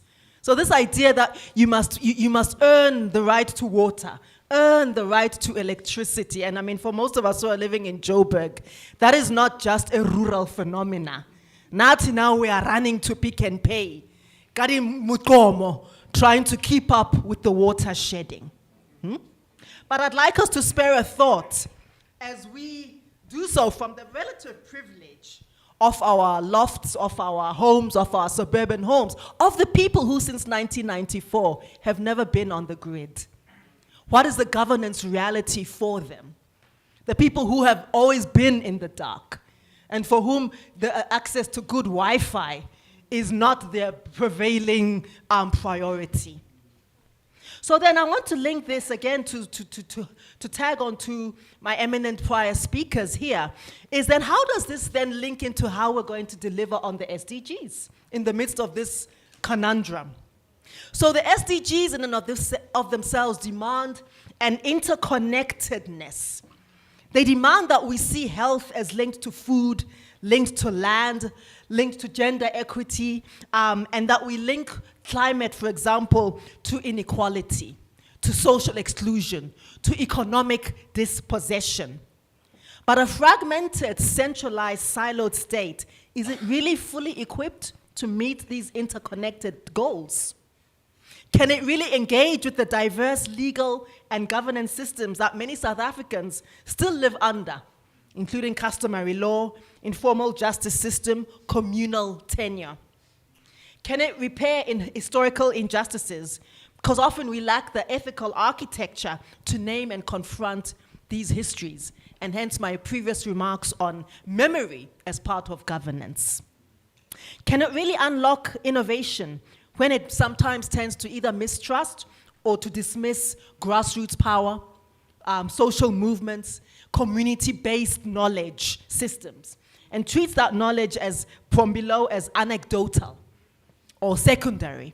So our grandparents' knowledge is not as important as the knowledge of our doctor, our lawyer, our accountant, much as we need to continue to produce them. So then what does an alternative Africa-centered governance future look like, Chairperson? What can we do differently? Should we do anything differently? Should we think about different kinds of political systems? Can we think about Pan-African solidarity traditions that are cross-border, cross-regional? Are we going to continue to say that a VC who's from Hammanskraal is accused of being a foreigner? Are we really going to really rethink the ways in which care-based planning, and I'm interested in our models that are in places like Bogota and Colombia, which are talking about care blocks and how urban planning is much more integrative, and ecological stewardship. How do we then embed collective memory, community power, and repair into how we monitor governance? So for example, the TRC, which is not fashionable to talk about much these days, and I have a house full of critiques on it, but I will say that it did spark an important archive of testimonies that can be expanded into memory-based governance tools, remembering how we got here and our own context, where healing, land return, justice claims feed into national SDG planning and budgeting. And in fact, the TRC report, if those of us who read the 100 or so, couple of 100 pages of it, will remember that it also links in with things like education, like healthcare, like housing. Where did we lose the thread? Where did it go? And places like Tanzania, where citizen budget tracking groups already map school construction, water access, teacher deployment in rural districts using simple community scorecards. So the right people for the right context go to the right place at the right time. And then the social audit, for example, the social audit network in South Africa has demonstrated how informal settlement residents can track public spending, expose misuse, and co-develop priorities. So we can have a blueprint for memory-based governance where historical redress has to become a foundation for planning. They can also be revitalized as spaces for land management, dispute resolution, and resource stewardship. So in closing, I'd like to say as well that instead of really thinking around bureaucratic governance models as those things that are obsessed with GDP, and that's been some of my work for about 6 or 7 years. I've done research across 7 or 8 countries globally, exploring alternatives to GDP and infrastructure metrics. Can we rethink an ecological governance framework, preferably feminist?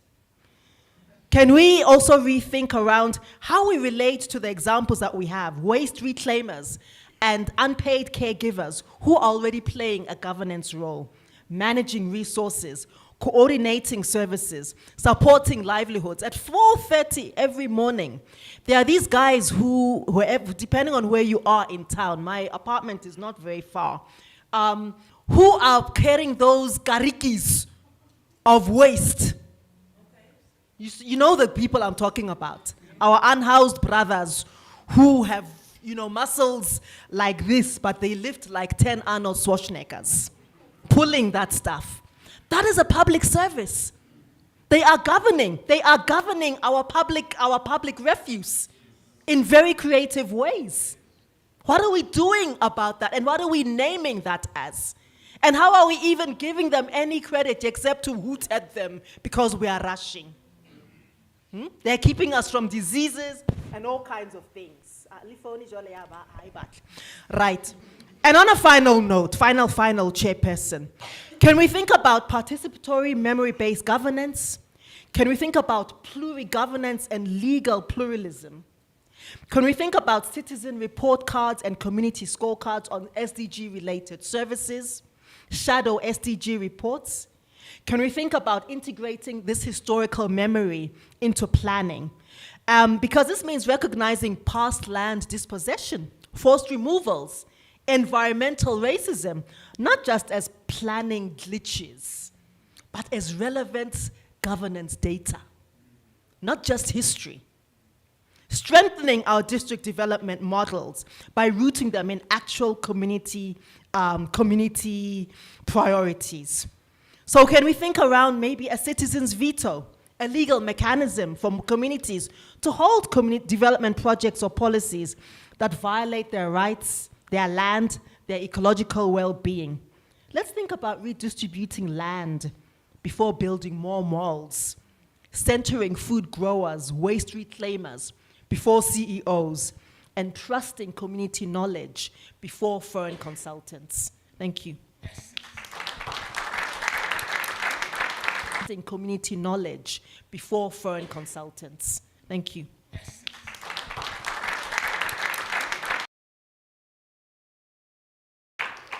Thank you so much for your reflection, and what we can take out of your narrative is that you link sustainable development to processes, strategies, role players, but it also has dotted links to values, ethics, monitoring, evaluation. So the point is, it seems complicated, but it all requires an understanding how to manage this interconnectedness. So it is not a one-person job. It is a collective effort at a community level, organizational level, country level, global level. And if we have people like you who understand the meaning of sustainable development, but also know how to implement it, you can add value and contribute within your own respective contexts and fields. So thank you so much. Please give them all a round of applause.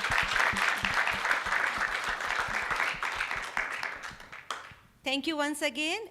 The floor is now open for question and answer. Please introduce yourself before you ask a question. Thank you. Yes, at the back, Mr. Peterson. We start with that. Thank you so much. My name is Tinswalo, and I'm an alumni of UJ. I just want to ask one question. I think one of the speakers spoke about state-owned enterprises and the challenges that these enterprises have experienced. Is it fine if I sit down? Yes. Okay, cool. So, and earlier on, Ms. Mukasi, I think spoke about, notes quickly. She spoke about, I'll tell you now. She spoke about issues around assessing integrity. So I want to understand, when boards are being appointed on this state-owned enterprises, how do you assess the integrity of a person in this governing structures? From a governance perspective, in terms of ethical leadership in the structures, there is no accountability. Well, I feel there is no, in terms of ethical leadership in the structures, there is no accountability. It's a multi-layered process, or at least it should be, certainly in the private sector. There should be an independent body, a nominations committee. So obviously the starting point is to have qualified people, people who are fit for purpose, the right fit for the job. How do you determine that? Well, what are the requirements for the role? And how do you match the skill to the role? So what are the qualifications? What is the expectation? And then what is the level of experience that is required? What is the track record? That would be the starting point, I think, for any governing board member, even at SOE level. And I think that's why our SOEs have become controversial in many ways, because of the political nature of appointees. Because the state is often the single shareholder, it becomes problematic when appointments are made not by an independent body or not by a nominations committee, but by the state, by the shareholder representative. And that tends to be a minister. In some cases, it's two ministers. So the question is around transparency. Where's the transparency in that process? And does the person really have a fiduciary responsibility to the board, or is that person actually exercising a fiduciary responsibility to the shareholder representative? Because obviously the board is supposed to be the intermediary between the shareholder and the company. The point of the matter is state-owned enterprises belong to us, the citizens. They don't actually belong to whichever minister it is at that point. So there has to be a lot more transparency around the process so that citizens can say, well, is this person the right person for the job? Does this person have the right qualifications? What about the attributes that this person portrays? Do we believe that this person portrays the right attributes? Commissioner Peko here has spoken a lot about community representation.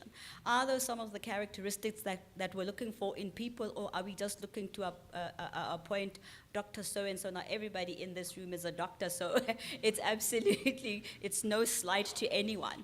But we're looking for well-rounded individuals who are able to represent citizens of the country who own the assets of the state. So I completely agree with you that it has to be a transparent process. People have to have an emphasis on ethical leadership, and what is the vetting process that is applied? As a governance practitioner, it was part of our job, certainly at the JSC and at the PIC, perhaps more so at the PIC, to look at some of these board members. But ultimately, it's the company's responsibility to appoint the right people that they feel will fill the gap. So what are the companies looking for? What are the boards looking for? What are the SOCs looking for? It shouldn't just be somebody that's going to represent the minister. It has to be somebody that's going to represent the citizens and somebody that's going to have the fiduciary interest of the company at heart. Thanks.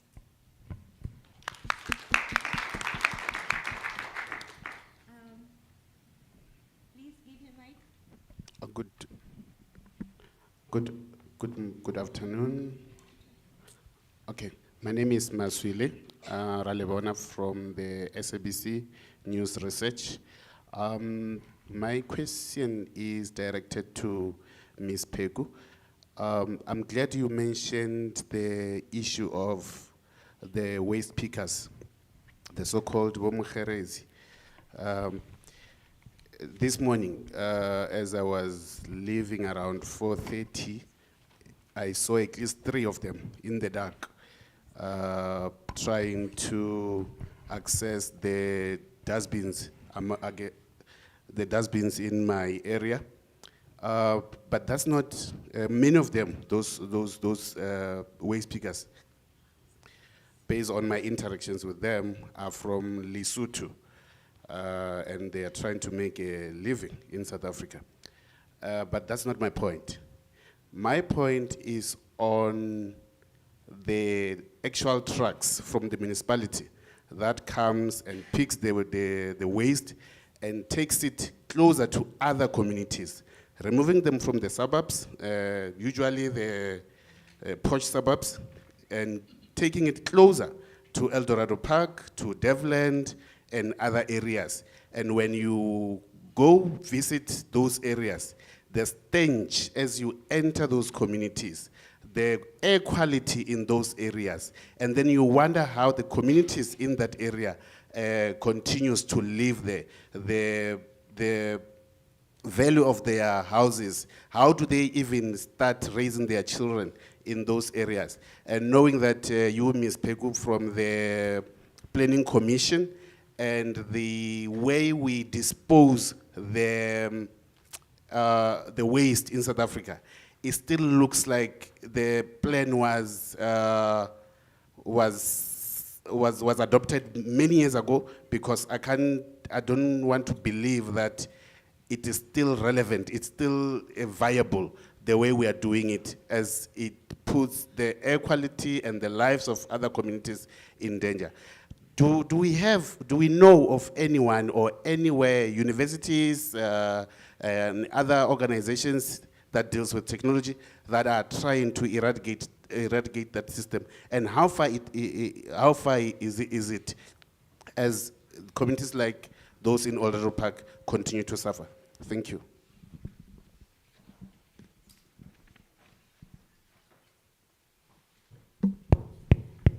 Thanks for the question.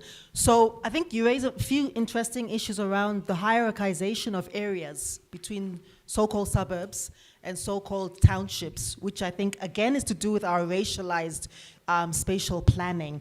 And when you speak around the ways in which I spoke about environmental racism during my remarks. And what I think is very unfortunate is that post-1994, we seem to have continued to enforce these social hierarchies, where you can tell from the sparsity of trees, the quality of, well, although we're all getting potholes now, so that's very equalizing, but the sparsity of trees, the quality of roads, and the smog in the air. You can then begin to see that you're now entering a black area, a black or brown area. And I think that there's something about our cognition, the cognitive power that the apartheid machinery still has over us, that we ourselves, and in terms of when I say we the people who govern as black people, don't seem to see that this is something that needs to be, this is actually a post-colonial imagination. And I don't think there's any way to sugarcoat it. It's a post-colonial imagination. I won't go into the what's and the hows of our IDPs and all of these things, which are supposed to ensure that everybody has efficient and sufficient, our rates and taxes, our levies are supposed to be for waste removal, they're supposed to be for service provision. Do we count waste removal as a service? Do we actually logically count it as a service? And that's a question I want to point back out to us here in this room. I don't have the answer, but I do think that it's a legacy that we have to rethink the memory of why we're still being governed in this way. Thank you so much. Please note, with all due respect, our eminent speaker has other professional commitments, and also because of the time constraint, I request that we can take our further questions during our lunchtime. There will be a network opportunity. We can be with our eminent speakers, and we can actually raise our concerns and ask our questions. If that is acceptable, I really appreciate your understanding on that. For that note, I really want to thank you for your time, your guidance, your insights. It let us think strategically. We are academics, and we are going to think how we can use our research and bring more knowledge-based research linking to the themes that you have explored. On that note, I conclude the session. I thank you all, and thank you, everyone. Goodbye.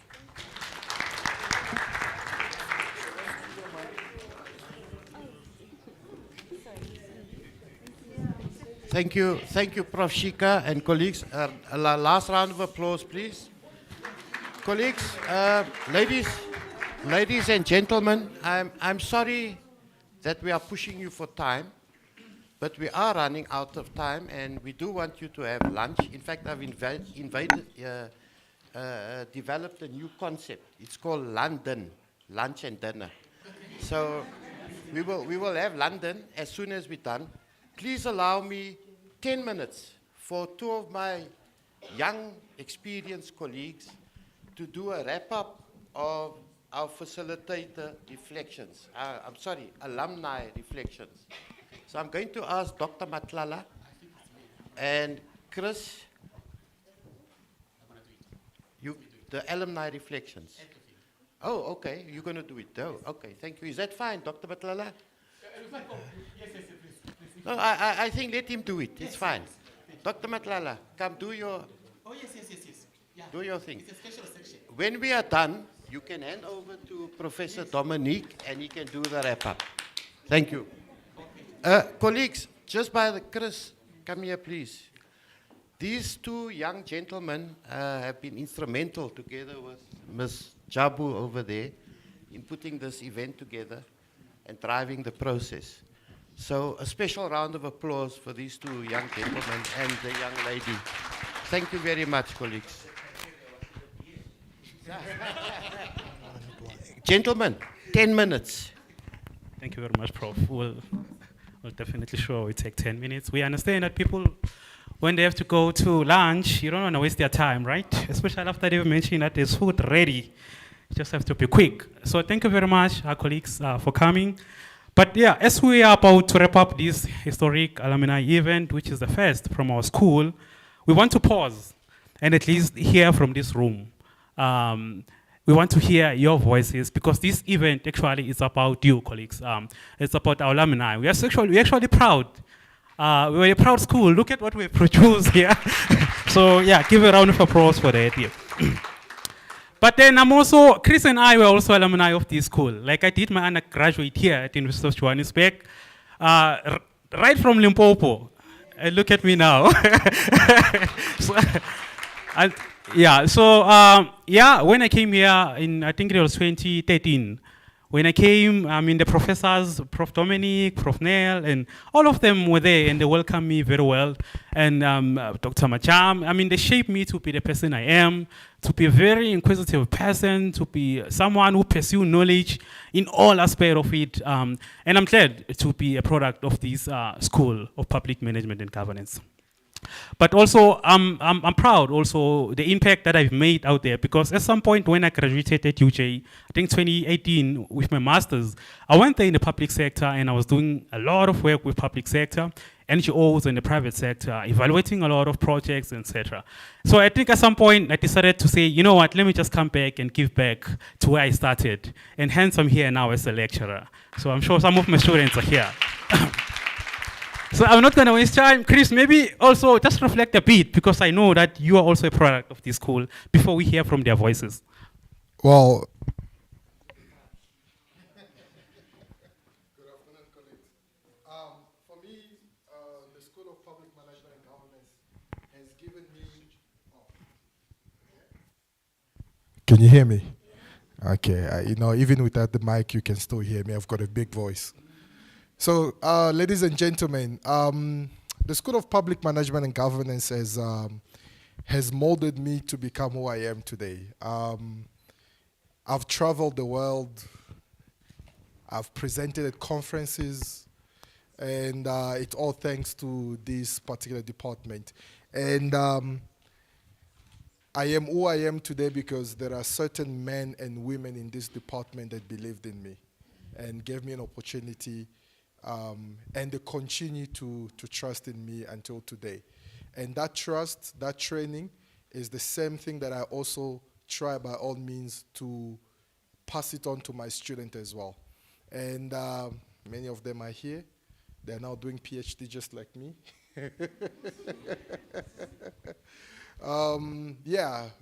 For me, I have a sense of gratitude toward the school.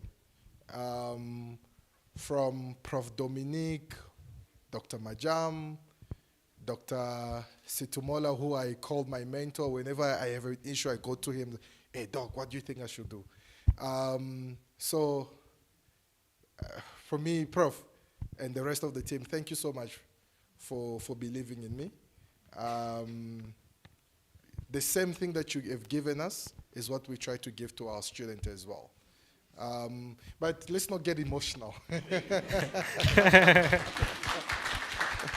Thank you very much. All right, colleagues, Noah is here. We just want to maybe select about 3 voices so that you can hear from the voices in the room, especially those that have not spoken. Let's hear from those that have not spoken, please, because some got a chance to speak. Yeah, please, just tell us when you take the mic, please answer the following questions. Tell us, why did you choose to study public management, governance, and public policy? And what impact has the school had on your career or personal journey? And lastly, what message would you share with the future student or our current student? Before you answer, right, please don't tell us that you apply for PMG because it was the only thing that you qualified for. Don't tell us that. All right, the first speaker.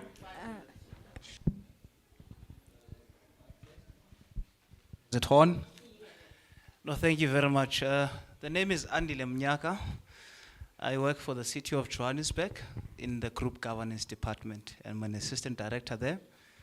A master's student from the School of Public Management and Governance. I started the journey in 2009 with this particular department when we were still under humanities. I've been an employee of the department. I currently work for the city of Johannesburg, as I've mentioned. Involved with all the municipal entities. I think Dr. Peku would have mentioned that, where we do the assessments of their impact as well with their boards and so on and so forth. But we also are currently part of the secretariat of the presidential working group, which was started early in March. I mean, the impact that this department has had personally in my career is that, I mean, I'm aptly placed in a department which is group governance. And the work that we do in terms of ensuring that at least that professionalization aspect is realized. You know, we are one of the most diligent people where we work. And because we are carrying the name of the excellence of UJ. Thank you very much. Thank you very much. We are very proud. Wow. I'm sure the dean and the prof, they are very proud to hear this. Yeah. Yes. Good day, colleagues. My name is Tato Setati. I'm an honors student, alumni. Graduated in 2013. I'm currently working for the Department of Sports, Arts, Culture and Recreation here in Gauteng as the Deputy Director for Strategic Planning. I just wrapped up my acting as Acting Director for Strategic Management, responsible for knowledge management, M&E, policy and research, strategic planning, and performance reporting. I was doing BA Geography. When I got there in 2009, he was my classmate. And PMG was one of my, my modules. I happened to be excelling in PMG, came second year. I changed to PMG, and that's how I got here. And I think we should have more of these platforms because the time that was allocated for today was just not enough. Thank you. Noted. Noted. Thank you. One All right. good positive review, yes. Let's take the last speaker because we're running out of time, unfortunately. Good afternoon, everyone. My name is Kinelo Kobuwe, and I work for the Department of Cooperative Governance and Traditional Affairs within the Northwest Province. I am deployed at a very rural area. We are trying to develop. It's very slow, but we are getting there. I work in the unit of Community Development Workers Program under the unit of Development and Planning at municipality level. So the reason why I am here, honestly, I wanted to study political science, but then you know how procedures are when you apply. Then you get bad news, and then so they were like, okay, second option, PMG, but but to my surprise, I fell in love with public management and governance and knew immediately there that this is where I'm supposed to be. Hence, today I'm working for Department of COGTA. And for the future, people who are coming behind us, there's no way you can live without knowledge of public management and governance. In every institution, this is a very critical qualification that every public sector or servant must have. Thank you so much. Thank you so much, colleagues. Due to to time, we'll have to end it here. Otherwise, Prof. Jahed will kill us. Thank you. Prof, would like to invite you to come forward to conclude.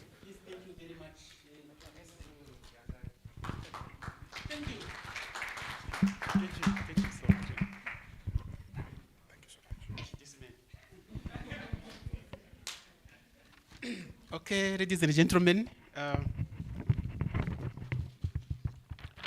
I would have loved to have somebody online to also make some remarks. Is there somebody online, perhaps, before we go? Good. Now, I think the moment we have been all waiting for has arrived. And it's about my responsibility now is to deliver the closing remarks and the vote of thanks. So, ladies and gentlemen, as we bring this powerful gathering to a close, allow me to extend our deepest gratitude to everyone who made today a resounding success. Give yourself a round of applause. Thank you. Thank you so much. Okay, we begin, of course, by extending the heartfelt gratitude to the leadership of the great University of Johannesburg and the mighty College of Business and Economics. At the university level, I would like to thank Professor Leshokwa George Mpedi, the Vice Chancellor and the Principal of the University of Johannesburg, for his continued support to the School of Public Management, Governance and Public Policy and its alumni. It means a lot to have him, and him taking a few minutes, few hours actually from his busy schedule, and to be with us and to deliver the speech as he did this morning. Thank you, Prof. We hope you can hear us. I would like also to thank Professor Tankiso Moloi. Tankso Stephen Mutokozisi Moloi, who just left now. And our executive dean, you heard his qualifications, but his leadership is out of this world, you know. Well, not much to say. There's nothing to add to what you have heard yourself. Now, I would like to a special tribute goes to a co-organizing team. You know, putting it together this event is not a small feat. It requires a lot of planning, a lot of coordination, a lot of bit of pressure here and there. So team, whoever you are, any contribution you made, thank you, and thank you very much. A round of applause to everybody I have just mentioned. So Dr. Lesedi Machala, I appreciate your honesty, but also your leadership. You know, I remember when I met you at the honors level, I believed in you, for sure. From the first time, I believed in him. And he never disappointed. So, Dr. Lesedi Machala, your vision, your ability to coordinate such a complex event, and your tireless effort were the cornerstone of this initiative. So for that, we thank you so much. Thank you. Kayembe, Mr. Kayembe, Christian. Yes, soon to be doctor. Thank you very much for being the right hand and for expertly managing the operational logistics for this event. Everything went well according to plan. I knew you can plan, but now you have put in practice your ability to plan. So I think the future is great. So thank you so much, sir. Ms. Jabulile Matekanye, our Chief Operating Officer. Okay, you will forgive me for pushing too hard, but you're really a great asset to the school. Your patience, your attention to the details, I think it's well appreciated. And thank you very much for that one. Of course, yes, of course, it was not going to be possible without the support of the great Mukururi Gatura. And Babadwa Rupondo, Mukururi. Where is Babadwa Rupondo? Put your hand up. Stand up. That young lady there, I don't know whether you are young, but I think you are young. You know? Thank you so much, colleagues. Of course, we were supported greatly by Dr. Tassini Mumajam, Dr. Sitomora, and the Prof. Matebura. Did I say Mr. or Miss? No. Who meticulously took the notes I'm just reading now and documenting every aspect of the speech that was made by all our speakers. Thank you very much, my colleagues. Tasnim, you are very special because I usually call her my right-hand man. So there's nothing wrong with that. She's just the strongest person in the school who leads the Soweto campus with passion, patience. She's a mother to everybody. You heard people who were younger. A great thanks so much. Of course, a number of colleagues were involved in our social media, and of course, I spoke about Mukururi. I wanted to mention Tabo Baloy, Mr. Hararisane, and Miss Ontiletse Moyepa. Give them a round of applause. Yes, I received a good report from the guys following online that they were fed the correct information on time. A sincere thank you goes to our tutors. Our tutors. Where are you? Stand up. Where are you? Are you here? They are outside, isn't it? Yes, our tutors who graciously helped the manage logistics and hospitality. Wherever you go, you see them wearing black. Today, it wasn't a black day. It was a happy day, but we chose the color black, and then so that we professional actually. We don't look only, we confirm that we are professionals. Thank you very much to our fantastic tutors for a job well done. The media. Mr. Patel. There you go, Mr. Patel and the team. Thank you very much for the wonderful job you have done, for ensuring that the sounds are very perfect. I was worried in the morning. You proved me wrong. I'm happy to be wrong. Thank you very much. A round of applause to this gentleman and the ladies and the gentlemen. Thank you very much, sir. A sincere thank you to our esteemed speakers, panelists, moderators, and moderators for the wisdom, the presence, and the commitment to advancing public leadership. You honored us with your insight and passion, and at this point, I would not be doing justice if I fail to mention your name for the public record. And I'm starting to my one and only colleague, a father, and a mentor, Professor Mohammed Jahid. Where are you, Mohammed? Stand up. Yes, the MC, the one and the only. Thank you very much, Mohammed. Commissioner Mohammed, thank you very much. You know, for a job well done, I really appreciate it. Usually, when I thank everybody, I leave him because I think he knows. I thank him. But today, I think really you need to mention, and thank you very much for a job well done. Thank you, thank you. And now, let me, again for the public record, thank our panelists, starting with our moderators. Panel 1, moderator, Professor Daniel Nery-Sanders. Prophet Daniel Nery-Sanders, thank you very much for a job well done. Where are you? Are you still here? In absentia, yes. And members of the panel 1 were Dr. Maimane, Professor Yankees. Professor Yankee, you here now? Yes, thank you very much. There he is.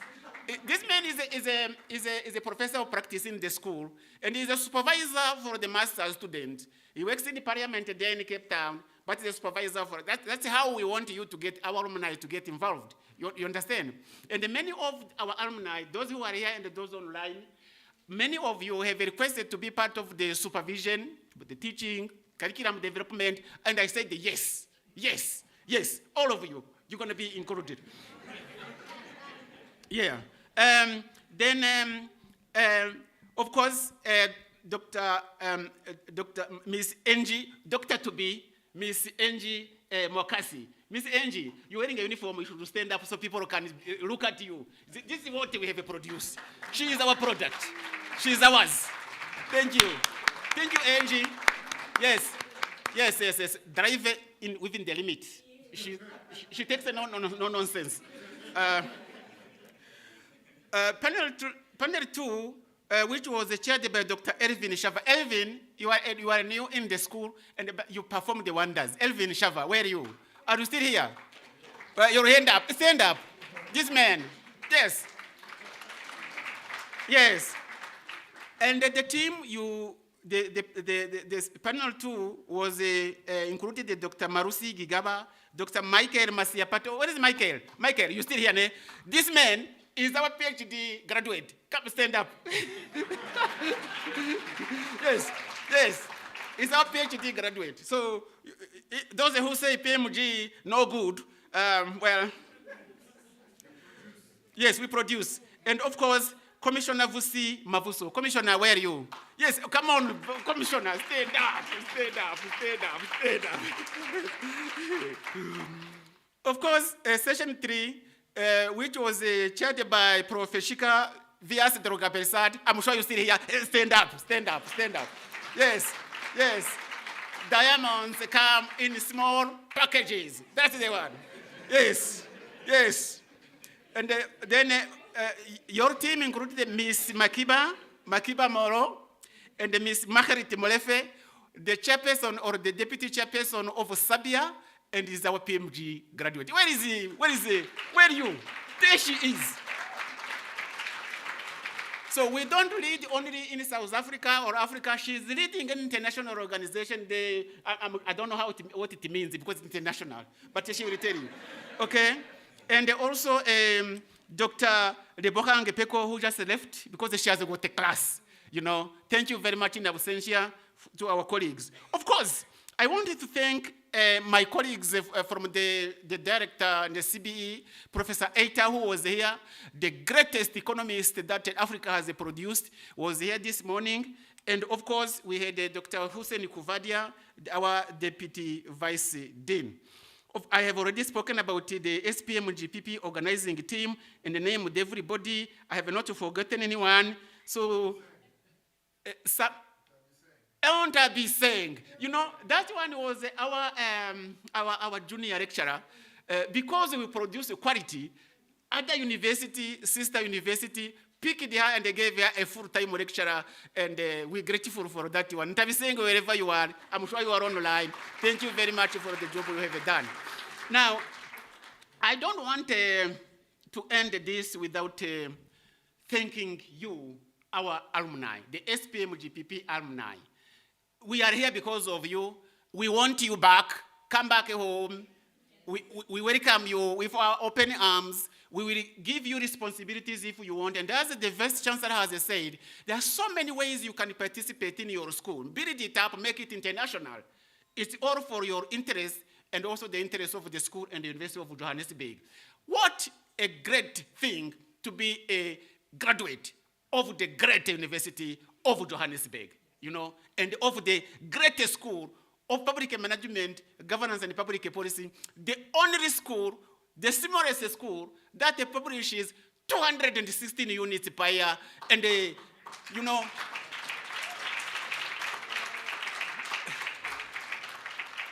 all of the faculties at the UJ, they look at us, they wonder whether we should be a faculty on our own.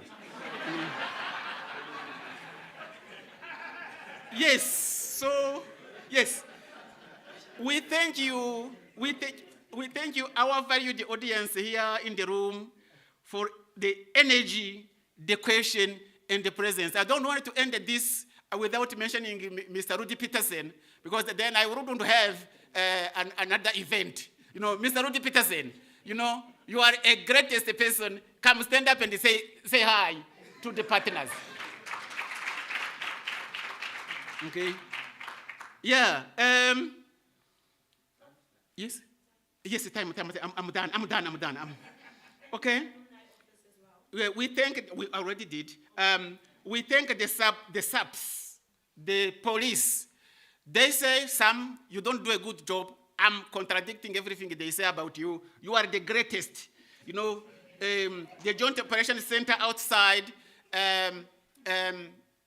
Kanor Mukwanazi, the greatest organizer of events. My goodness. Of course, as we close this one, I wanted to summary in just 30 seconds. Theme 1, I'm summarizing the key takeaways in one sentence, and I'm not going into the details.